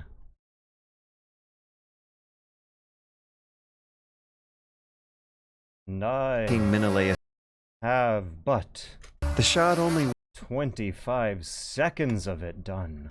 Was down. The shot only wounded Menelaus, but it brought the full scale of battle back to the waning war. And upon the bitter end of that day, so many Achaeans and Trojans lay, dying on the surface of the life-giving earth, their faces down deep in the dirt. And upon the bitter end of that day, so many Achaeans and scale of battle back to the waning war.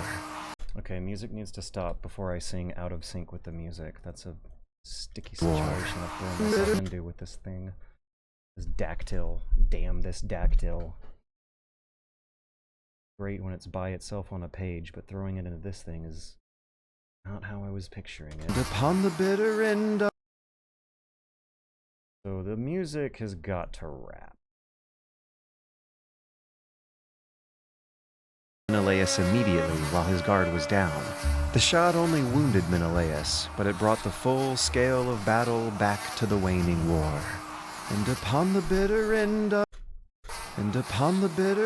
of that day, so many Achaeans and Trojans lay, dying on the surface of the life-giving earth, their faces down, faces down, deep in the dirt. And above them all stood Diomedes, and above them all,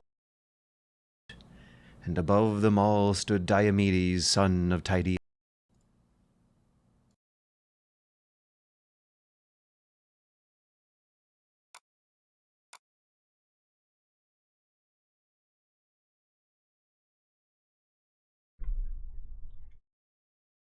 The shot only wounded Menelaus, but it brought the full scale of.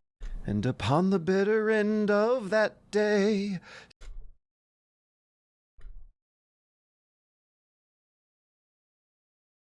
scale of battle back to the waning war. On the bitter end of that day.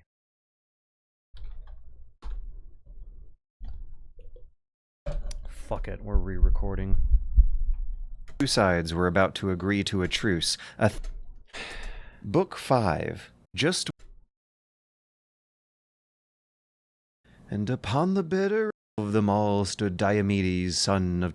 And above them all stood Diomedes, and above them all stood Diomedes. From his helmet and shield, so many Achaeans' faces to shoot the Achaean king Menelaus immediately while his guard was down. The shot only wounded Menelaus, but it brought the full scale of battle back to the waning war. Book 5. Testing, testing. Let's begin the silence for the noise removal starting now. Okay, let's get cracking. Sound effects from Epidemic Sound. Book 5. Just when the two sides were about to agree to a truce, Athena gave a Trojan archer named Pandarus an idea to shoot the Achaean king Menelaus immediately while his guard was down. The shot only wounded Menelaus, but it brought the full scale of battle back to the waning war.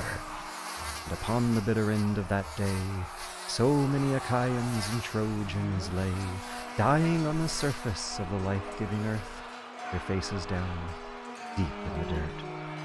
And above them all rose Diomedes, son of Tydeus, and above him stood Pallas Athena, Above them all who stood bestowed him with Diomedes, power son and of courage, Tydeus, making and him above excel him stood higher Pallas than all Athena, other who Achaeans, bestowed him with soon power to and win courage, outstanding making him glory. excel higher than all other Achaeans, soon to win outstanding.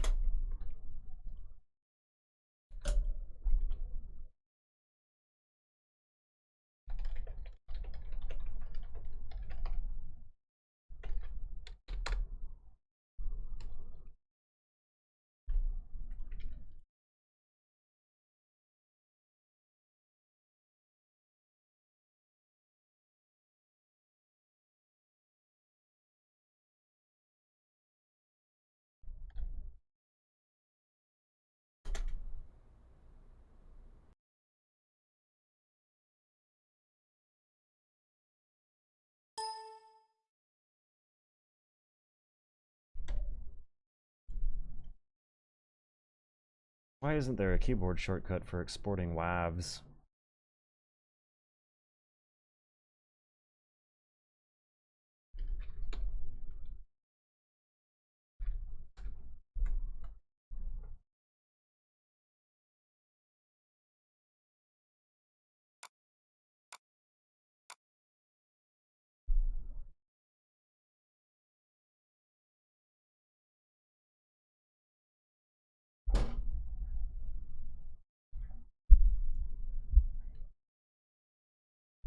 Athena gave a Trojan archer named Pandarus an idea. Just when the two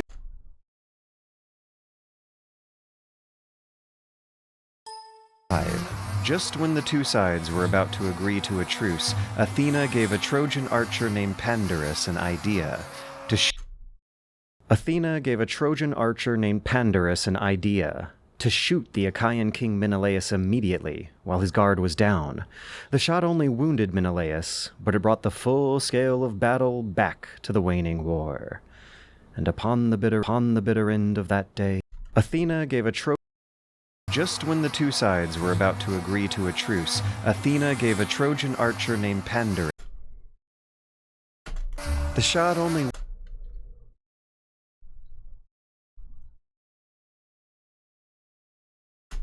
Athena gave a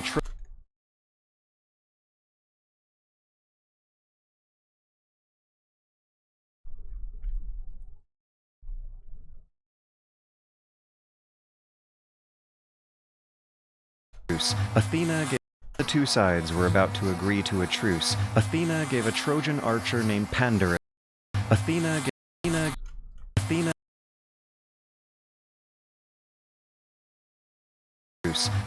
gave a Trojan archer named Pandarus an idea to shoot the Achaean king Menelaus immediately while his guard was down. Did I run that through the left later? Yes, I did. What's is it sounding harsher on my Sound effects from Epidemic Sound. I think it's just too Book loud. 5. Just when the two sides were about to agree to a truce, Athena gave a Trojan archer named Pandarus an idea to shoot the Achaean king Menelaus immediately while his guard was down. The shot only wounded Menelaus, but it brought the full scale of battle back to the waning war. And upon the bitter end of that day, so many Achaeans and Trojans lay, dying on the surface of the life-giving earth, their faces down, deep in the dirt. And above them all rose Diomedes, son of Tydeus, and above him stood Pallas Athena, who bestowed him with power and courage, making him excel higher than all other Achaeans, soon to win outstanding glory.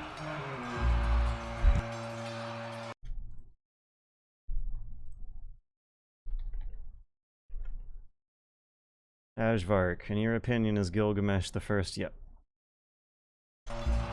Endowed him with power and courage, making him excel higher than all other Achaeans, soon to win outstanding glory.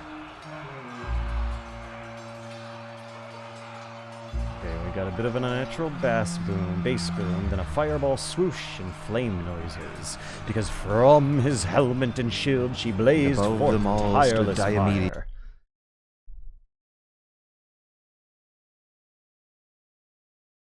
Outstanding glory.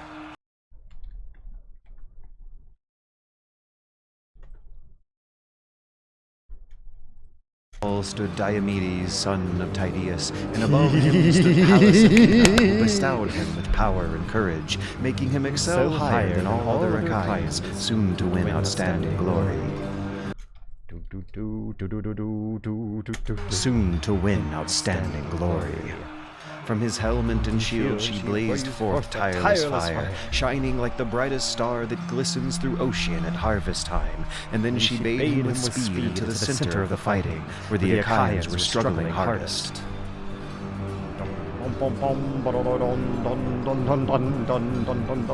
Now there was one Trojan named Dares, a wealthy and virtuous priest of Hephaestus, who had two sons, Phygeus and Idaeus, both of them skilled in the arts of war. They were riding in a chariot, approaching Diomedes, who was on Oh God, it's so good! They were riding in a chariot, approaching Diomedes, who was on foot. Oh my God. I'm so happy it works.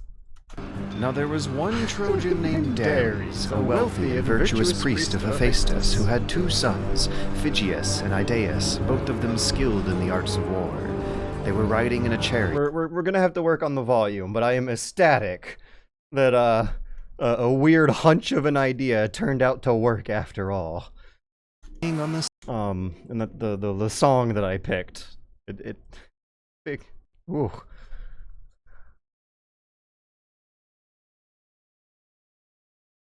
Athena gave a Trojan archer named Pandarus an idea. Many Achaeans and Trojans lay, dying on the surface of the life-giving earth, their faces down, deep in the dirt. And above them all rose... Gotta cut the breathing out. Can't have that.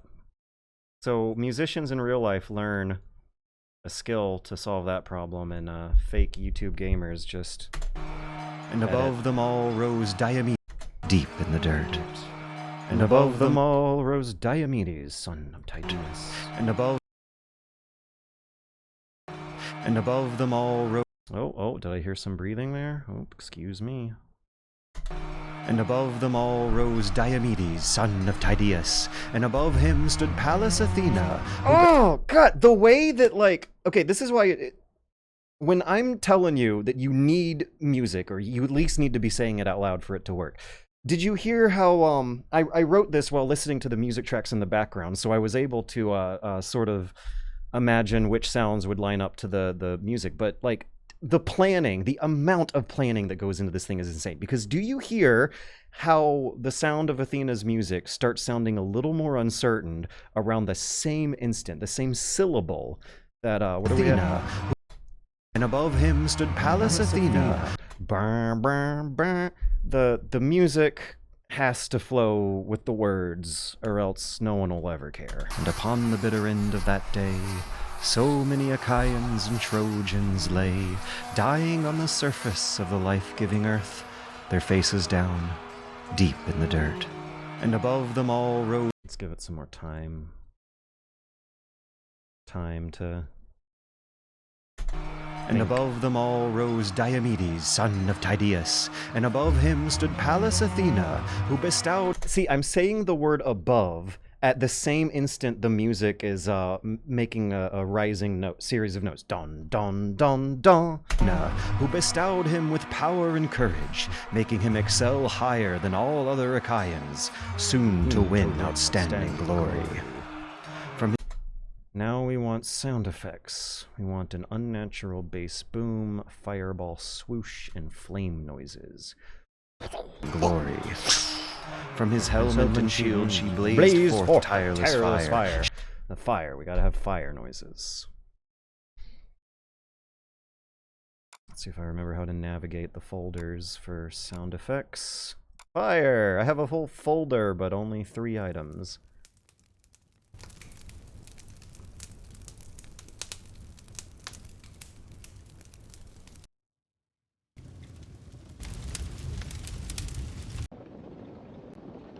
Yeah, this is what... I'll use something like this. A blowtorch sound, the modern imagination, when they're imagining fire, jets of fire coming out of Diomedes' armor, are probably going to be associating it with the noise of a blowtorch. Tireless fire.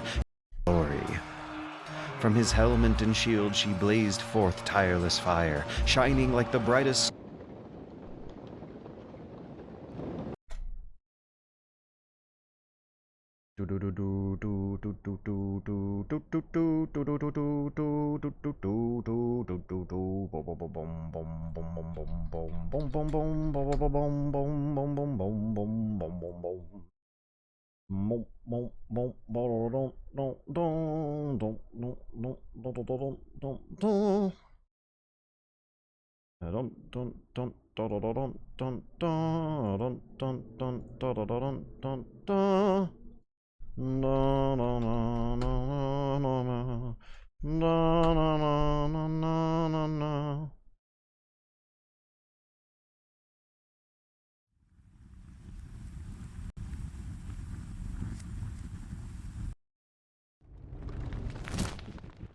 Oh, that's a good one.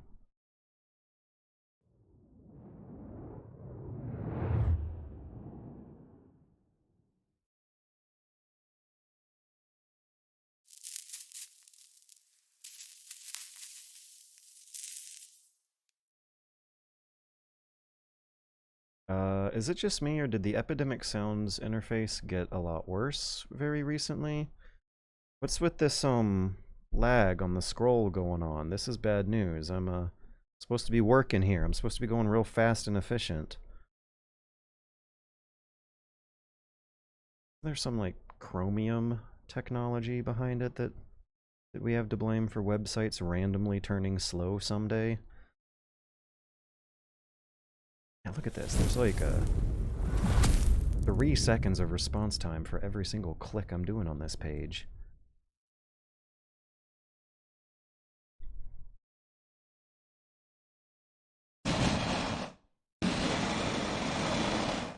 Okay, that one might work. Mildly.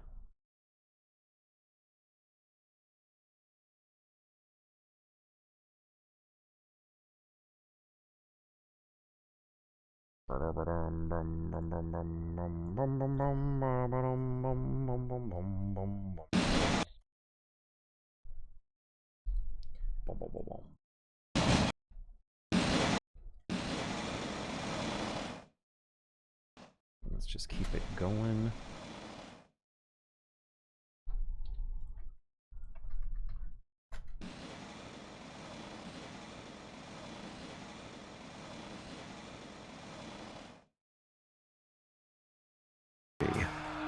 From his helmet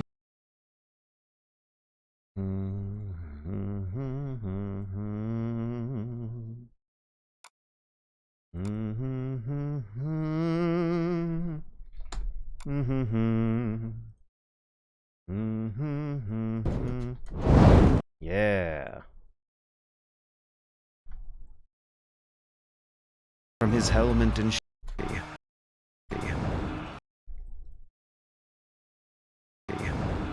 from his helmet and shield she blazed forth.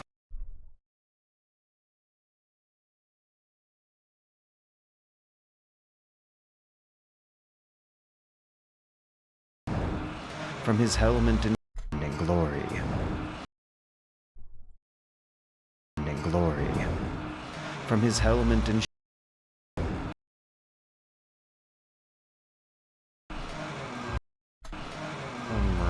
from his helmet and shield she blazed. Standing glory. Standing glory. Standing glory. Standing glory.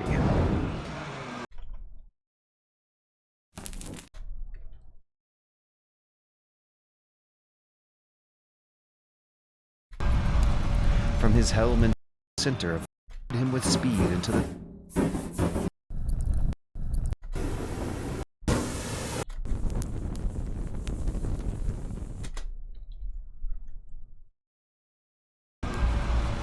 From his helmet and shield she blazed forth tireless fire, shining like the brightest star that glistens through ocean at harvest time, and then she bade him with speed into the center of the... Look at how much time it takes to hash out, what, 7 seconds of sound effects? From his helmet and shield she blazed forth tireless fire.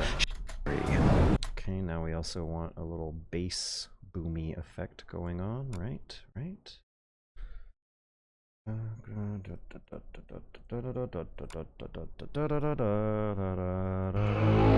Nope.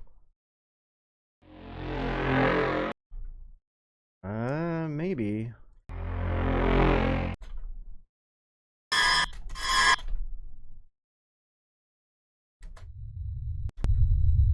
Maybe. Maybe. Wait, wood creaks? Why are wood creaks underneath the... Oh, I guess they count as rumbles.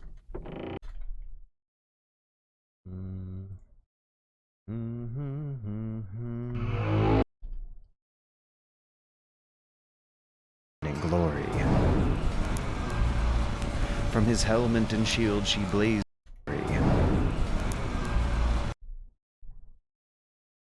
From his helmet and shield she blazed forth tireless fire, shining like the brightest star that glistens through ocean at harvest time, and then she bade him with speed into the center of the fighting, where the Achaeans were struggling hardest. Through ocean at harvest time, and then she bade him with speed into the center of the fighting, where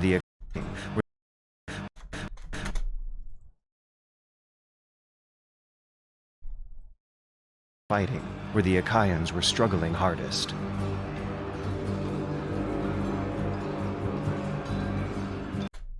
Now there was one Trojan named Dares.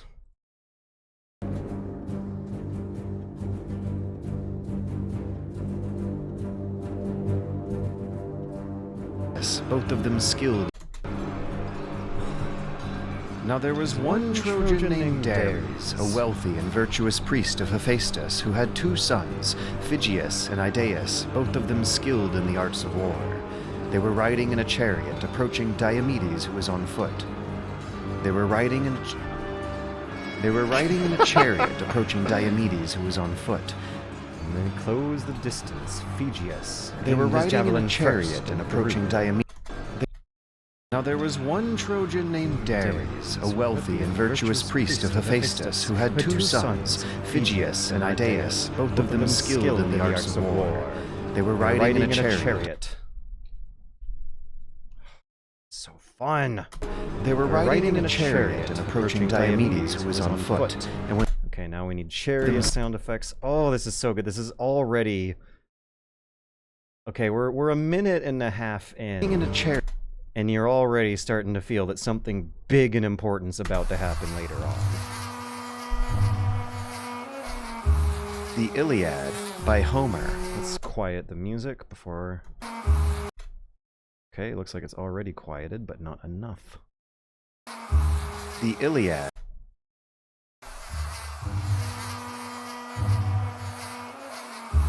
The Iliad by Homer, adapted and read to you by George Weidman, with music and sound effects from Epidemic Sound. Book 5. Just when the two sides were about to agree to a truce, Athena gave a Trojan archer named Athena gave a Trojan archer named Pandarus an idea to shoot the Achaean king Menelaus immediately while his guard was down. The shot only wounded Menelaus, but it brought the full scale of battle back to the waning war. And upon the bitter end of that day, so many Achaeans and Trojans lay, dying on the surface of the life-giving earth, their faces down, deep in the dirt. And above them all... And above in the dirt. And above them all... Dirt. And dirt. And above... Deep in the dirt. The life-giving earth, their faces down, deep in the dirt. And above them all rose Diomedes, son of Tydeus, and above him stood Pallas Athena, who bestowed him with power and courage, making him excel higher than all other Achaeans, soon to win outstanding glory. From his helmet and shield she...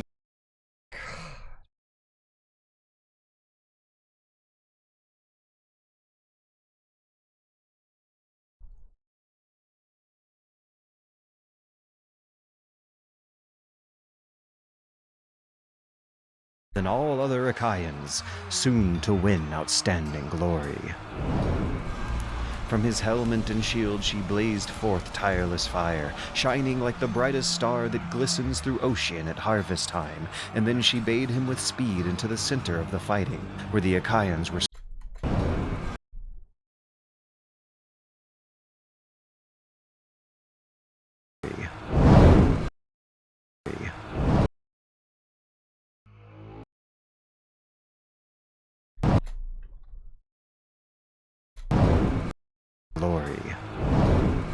glory. From his helmet and shield she blazed forth outstanding glory. From his helmet and shield she blazed forth tireless fire, shining like the brightest star that glistens through ocean at harvest. From his helmet and shield she blazed forth From his helmet and shield she blazed forth tireless fire, shining like the brightest star that glistens through ocean at harvest time, fell higher than all other Achaeans, soon to win outstanding glory. From his helmet and shield she blazed forth tireless fire, shining like the brightest star that glistens through ocean at harvest time, and then she bade him with speed into the center of the fighting, where the Achaeans were struggling hardest. Struggling hardest. Struggling hardest. Now there was one Trojan named Dares, a wealthy and virtuous priest of Hephaestus, who had two sons, Phygeus and Idaeus, both of them skilled in and virtuous priest of Hephaestus, who had two sons, Phygeus and Idaeus, both of them skilled in the arts of war. They were riding in a chariot and approaching Diomedes, who was on foot, and when they had closed the distance, Phygeus aimed his javelin first and threw, but it missed and flew clear over They were riding in a chariot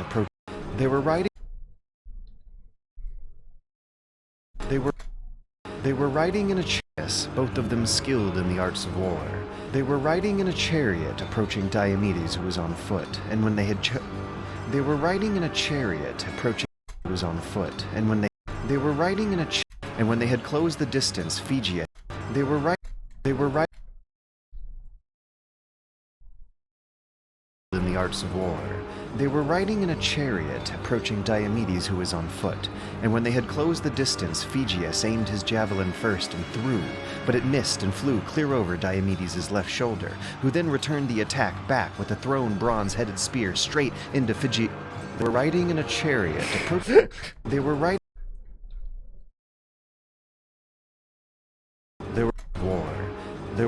in a chariot. They were riding in a chariot, approaching Diomedes, who was on foot, and when they had closed the distance, Phegeus aimed his javelin first and threw, but it missed and flew clear over Diomedes' left shoulder, who then returned the attack back with a thrown bronze-headed spear straight into Phegeus' chest, right between the breasts, knocking him down from their chariot. And Idaeus had not the courage to defend his brother's body, nor would he have escaped his dark death if he did. He chose instead to flee. They were riding... Sounds like I never really got the read right on these lines. Testing. Diomedes chariot, line 1, noise removal. They were riding in a chariot, approaching Diomedes, who was on foot, and when they had closed the distance, Phegeus aimed his javelin first and threw, but it missed and flew clear over Diomedes' left shoulder, who then returned the attack back with a thrown bronze-headed spear straight into Phegeus' chest, right between the breasts, knocking him down from their chariot. And Idaeus had not the courage to defend his brother's body, nor would he have escaped his dark death if he did. He chose instead to flee, jumping startled from the chariot, as Hephaestus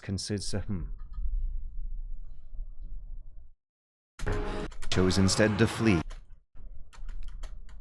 Testing. They were riding in a chariot. Riding.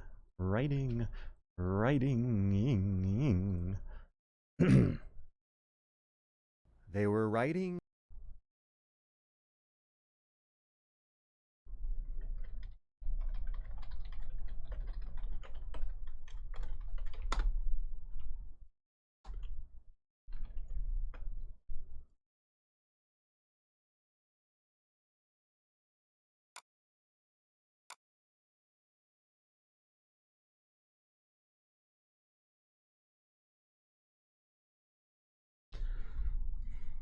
Diomedes, who was on foot.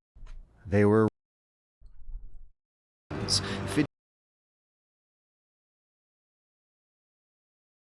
in the arts of war.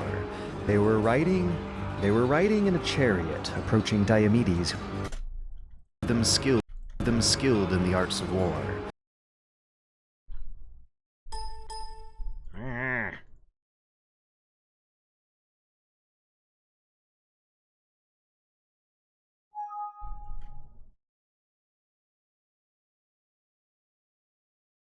Arts of war. They were riding in the arts of war. They were riding in a chariot, approaching the arts of war. They were riding in a chariot, approaching Diomedes, who was on foot. And when they had closed the distance, Phegeus aimed his javelin first and threw, but it missed and flew clear over Diomedes' left shoulder, who then returned the attack back with a thrown bronze-headed spear straight into Phegeus' chest, right between the breasts, knocking him down from their chariot. And Idaeus had not the courage to defend his brother's... It's like the voice gets better after a few hours of stressing it. It's like all your other muscles are in opposite land with this thing. The warm-ups take half a day.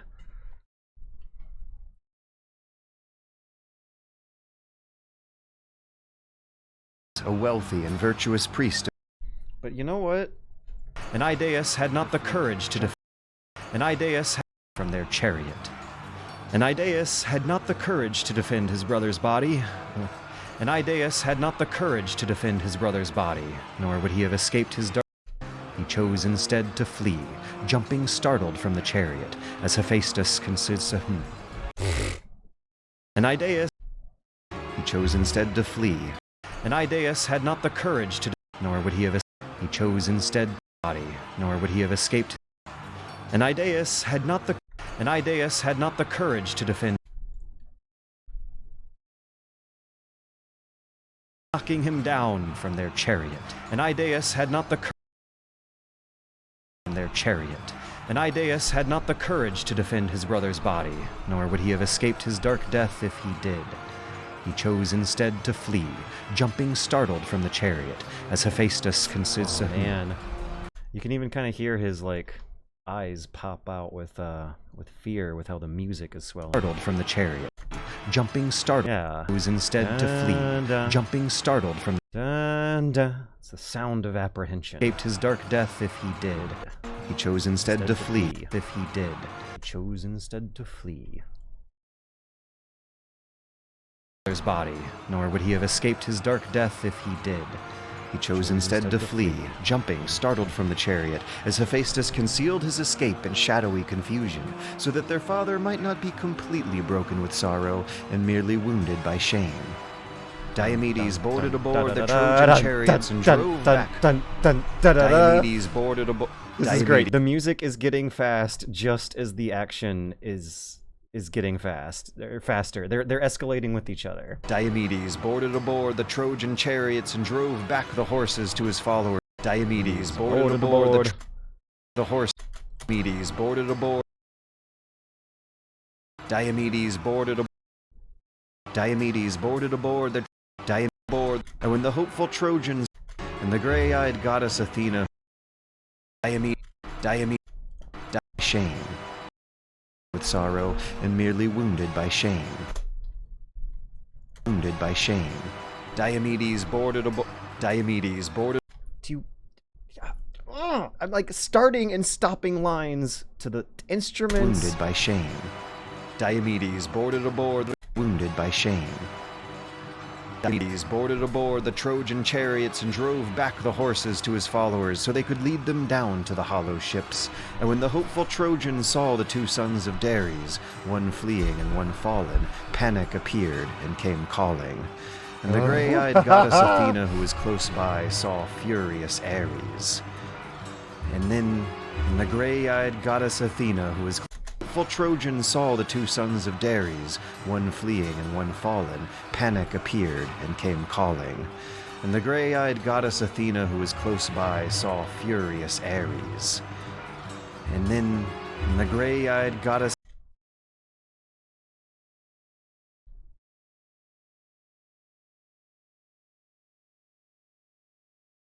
came calling. And the gray-eyed goddess Athena, who was close by, saw furious Ares.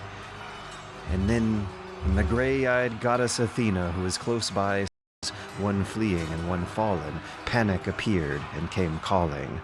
And the gray-eyed goddess Athena, who was close by, saw calling. And the gray-eyed goddess Athena, who was close by, saw furious Ares. And then the gray-eyed than all. Okay, I'm gonna find some chariot noises and then call it a day. Now there was one Trojan named Dares. And get rid of these notes.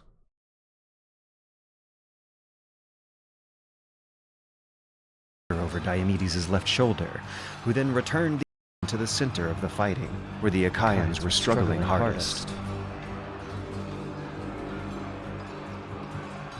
Now there was one Trojan named Dares, a wealthy and virtuous priest of Hephaestus, who had two sons. Okay. Chariot, chariot, chariot.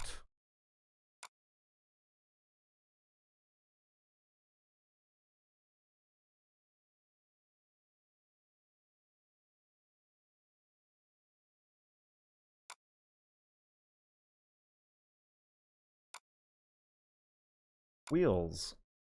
I made a... Oh, look at all these cart rolling sound effects. Those will be great. Donkey footsteps, cart rolling.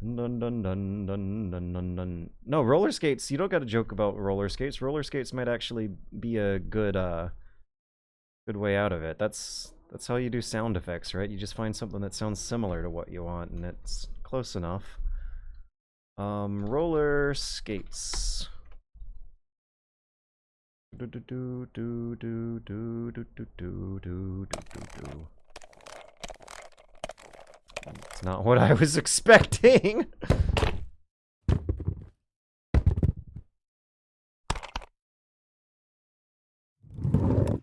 Hey, I kind of like the roll on that one. I feel like I could loop that into some heavy wheels rolling. Okay, okay. I don't know how that sounds like roller skates, but maybe...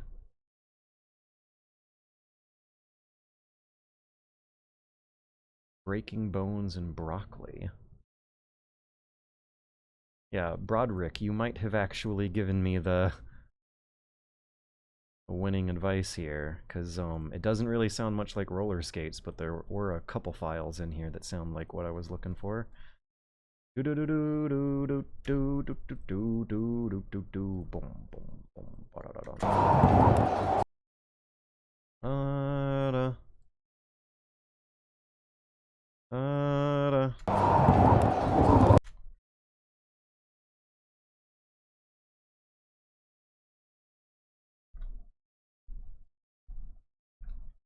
Artist. Now there was one Trojan named Dares, a wealthy... the Simpsons joke, like...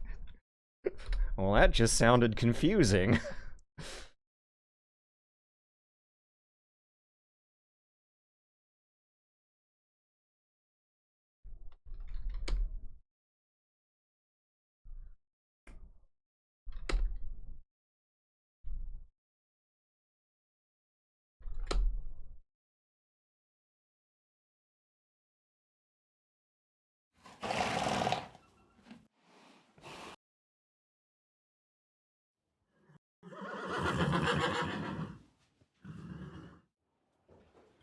So it seems that Epidemic Sound has increased the... have improved their catalog, but... have upgraded their catalog, but downgraded their interface. It's definitely slower than before. Something changed here that I have to get used to. But anyways, what am I looking for? Chariot SFX. Boom boom boom boom boom boom boom boom boom ba da da dun dun dun dun dun dun. Maybe I need to type in galloping? Gallop.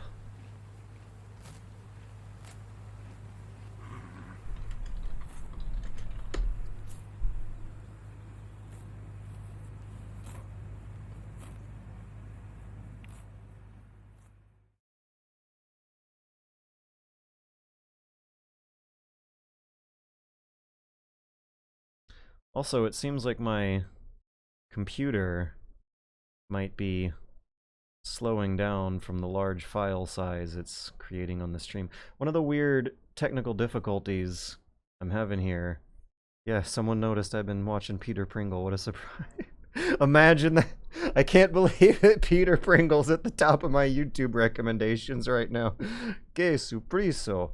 I needed to type in Ben-Hur chariot race. So, some technical difficulties involving drivers involve OBS not liking the current codec I'm using, and I'm having to use software mode, and it's slowing down my old 10-year-old computer. And I need to find what a chariot is supposed to sound like. And in the... This sounds kind of weird, right? In a modern movie, they don't sound like this, do they? What are some chariot scenes? There's a modern Ben-Hur, isn't there? What do they make the chariot sound like in the modern one? I remember them sounding pretty weird in the 56 one. Sound like buzzing bees or something. God, look at how good that looks, though. Look at that! Anyways. Getting distracted. What is it, 2011 was the remake?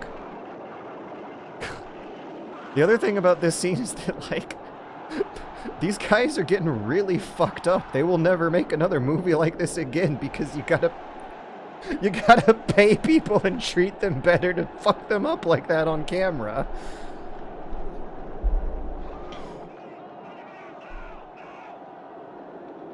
Okay, so chariot.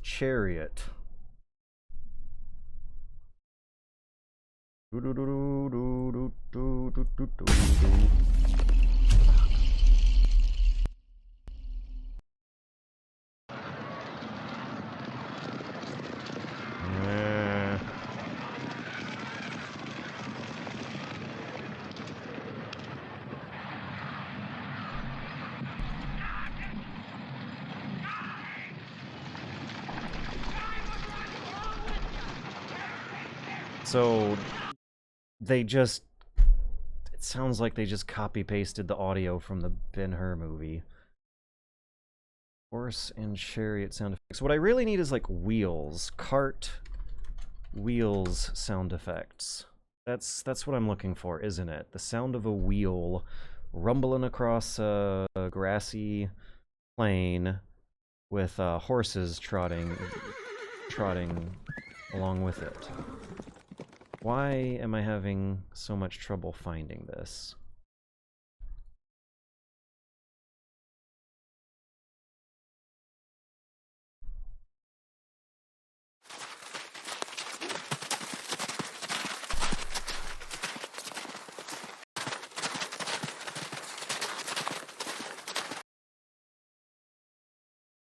Oh, the FPS is going back on Twitch.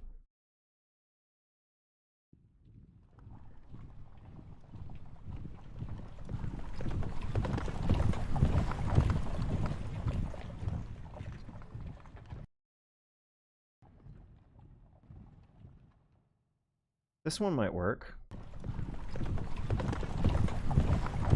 Seems too slow, though.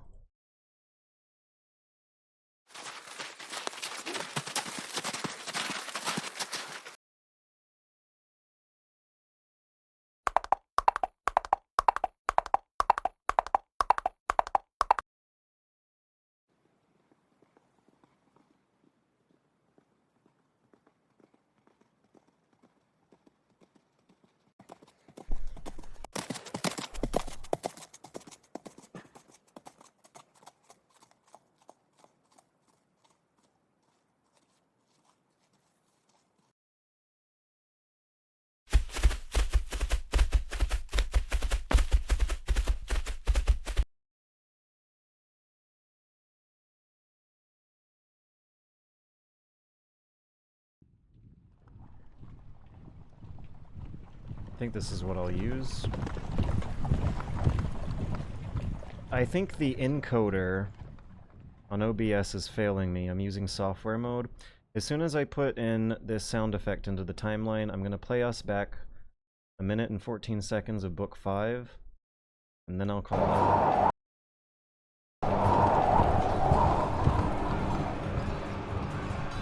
Now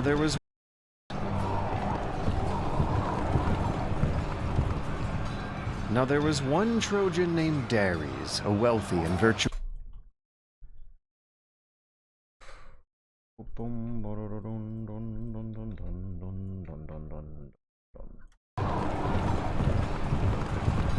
Now there was one Trojan named Dares, a wealthy and virtuous priest of Hephaestus, who had 2 sons, Phygeus and Idaeus, both of them skilled in the arts of war. They were riding in a chariot, approaching Diomedes, hardest. Now there was one Trojan named Dares, a wealthy and virtuous priest of Hephaestus, who had 2 sons, Phygeus and Idaeus, both of them skilled in the arts of war. They were riding in a chariot in the arts of war. They were riding in a chariot, approaching Diomedes, who was on foot. And when they had closed the distance, Phygeus aimed his javelin in the arts of war. This sounds like my movie-brained media reference point for a chariot on a battlefield. This is it. Okay. A minute. To Phidias's chest, right between the breasts. A minute and 40 seconds of Book 5 is going to sound something like this. The Iliad by Homer, adapted and read to you by George Weidman, with music and sound effects from Epidemic Sound. Book 5. Just when the two sides were about to agree to a truce, Athena gave a Trojan archer named Pandarus an idea to shoot the Achaean king Menelaus immediately while his guard was down. The shot only wounded Menelaus. Oh, we caught a breath, Gotta cut it out. The world hates breathing. The shot only wounded Menelaus. Guard was down. The shot only wounded Menelaus, but it brought the full scale of battle back to the waning war. And I love that you can hear me start to, at the beginning of these books, I try to say in so many words this Platonic, pre-Socratic idea of the, bards getting possessed by Homer, right? So you hear me start to have a little more fun with my voice as I talk, until I suddenly get really poetic, and then just completely am and totally immersed in a few seconds after the intro. So let's see, I edited out a breath, and the shot only wounded Menelaus, but it brought the full scale of battle back to the waning war. And upon the bitter end of that day, so many Achaeans and Trojans lay, dying on the surface of the life-giving earth, their faces down, deep in the dirt.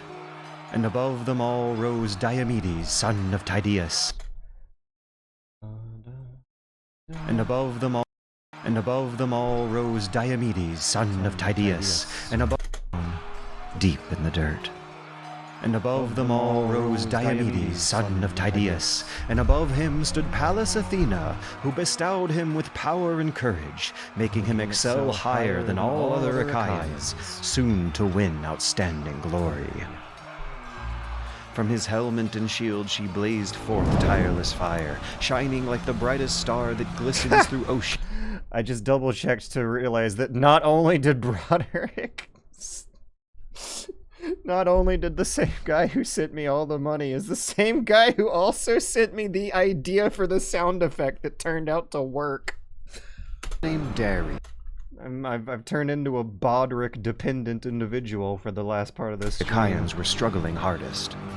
Now there was one Trojan named Dares, a wealthy and virtuous priest of Hephaestus, who had two sons, Phidias and Idaeus, both of them skilled in the arts of war. Oh! They were riding in a chariot. That's good. It sounds like there's a lot of chariots, actually. Happy accident just happened. Okay, I don't know. Something... I did not intend this. It's combining with the music or the wind or something to trick me into thinking I'm hearing an echo. Yeah, no, like, this is fine. This gives me the image of a few chariots, actually, and we're just focusing on the one. And that's kind of what we want, right? A big, hectic battlefield vibe. There should be more than one chariot running around somewhere out there, right? They were riding in a chariot, approaching Diomedes, who was on foot. And when they had closed the distance, Phidias aimed his javelin first and threw, but it missed and flew clear over Diomedes' left shoulder, who then returned the... And you know, I still have to add, like, the wind swooshing sound effect to the missed throw, but I'm... It's 12:53. It's after midnight. It's 1 a.m. I gotta feed my dog. I have money now. I have performed the Epic of Gilgamesh on Twitch. I feel full. My mental health feels great. I am like falling in love with the sound of my own voice. I am making art. It doesn't feel like I am definitely not making a game review of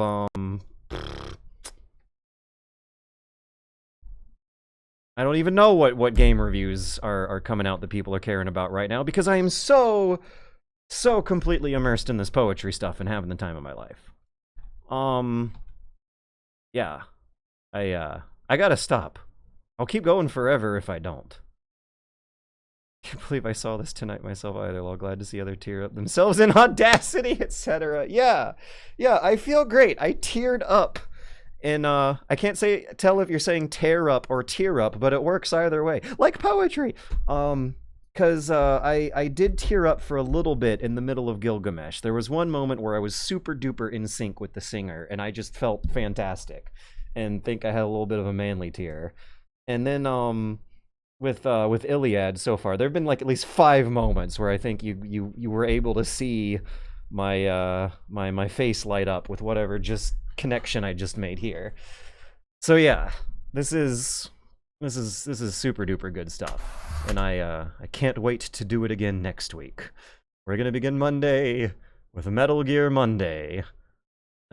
Oh, is it time? Is it time to break the emergency glass and shatter the protective covering of Metal Gear Solid 3 Snake Eater?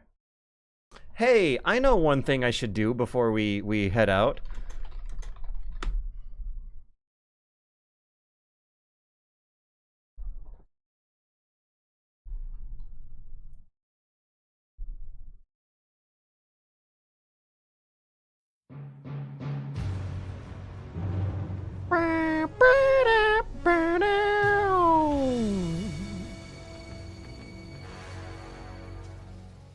What a thrill,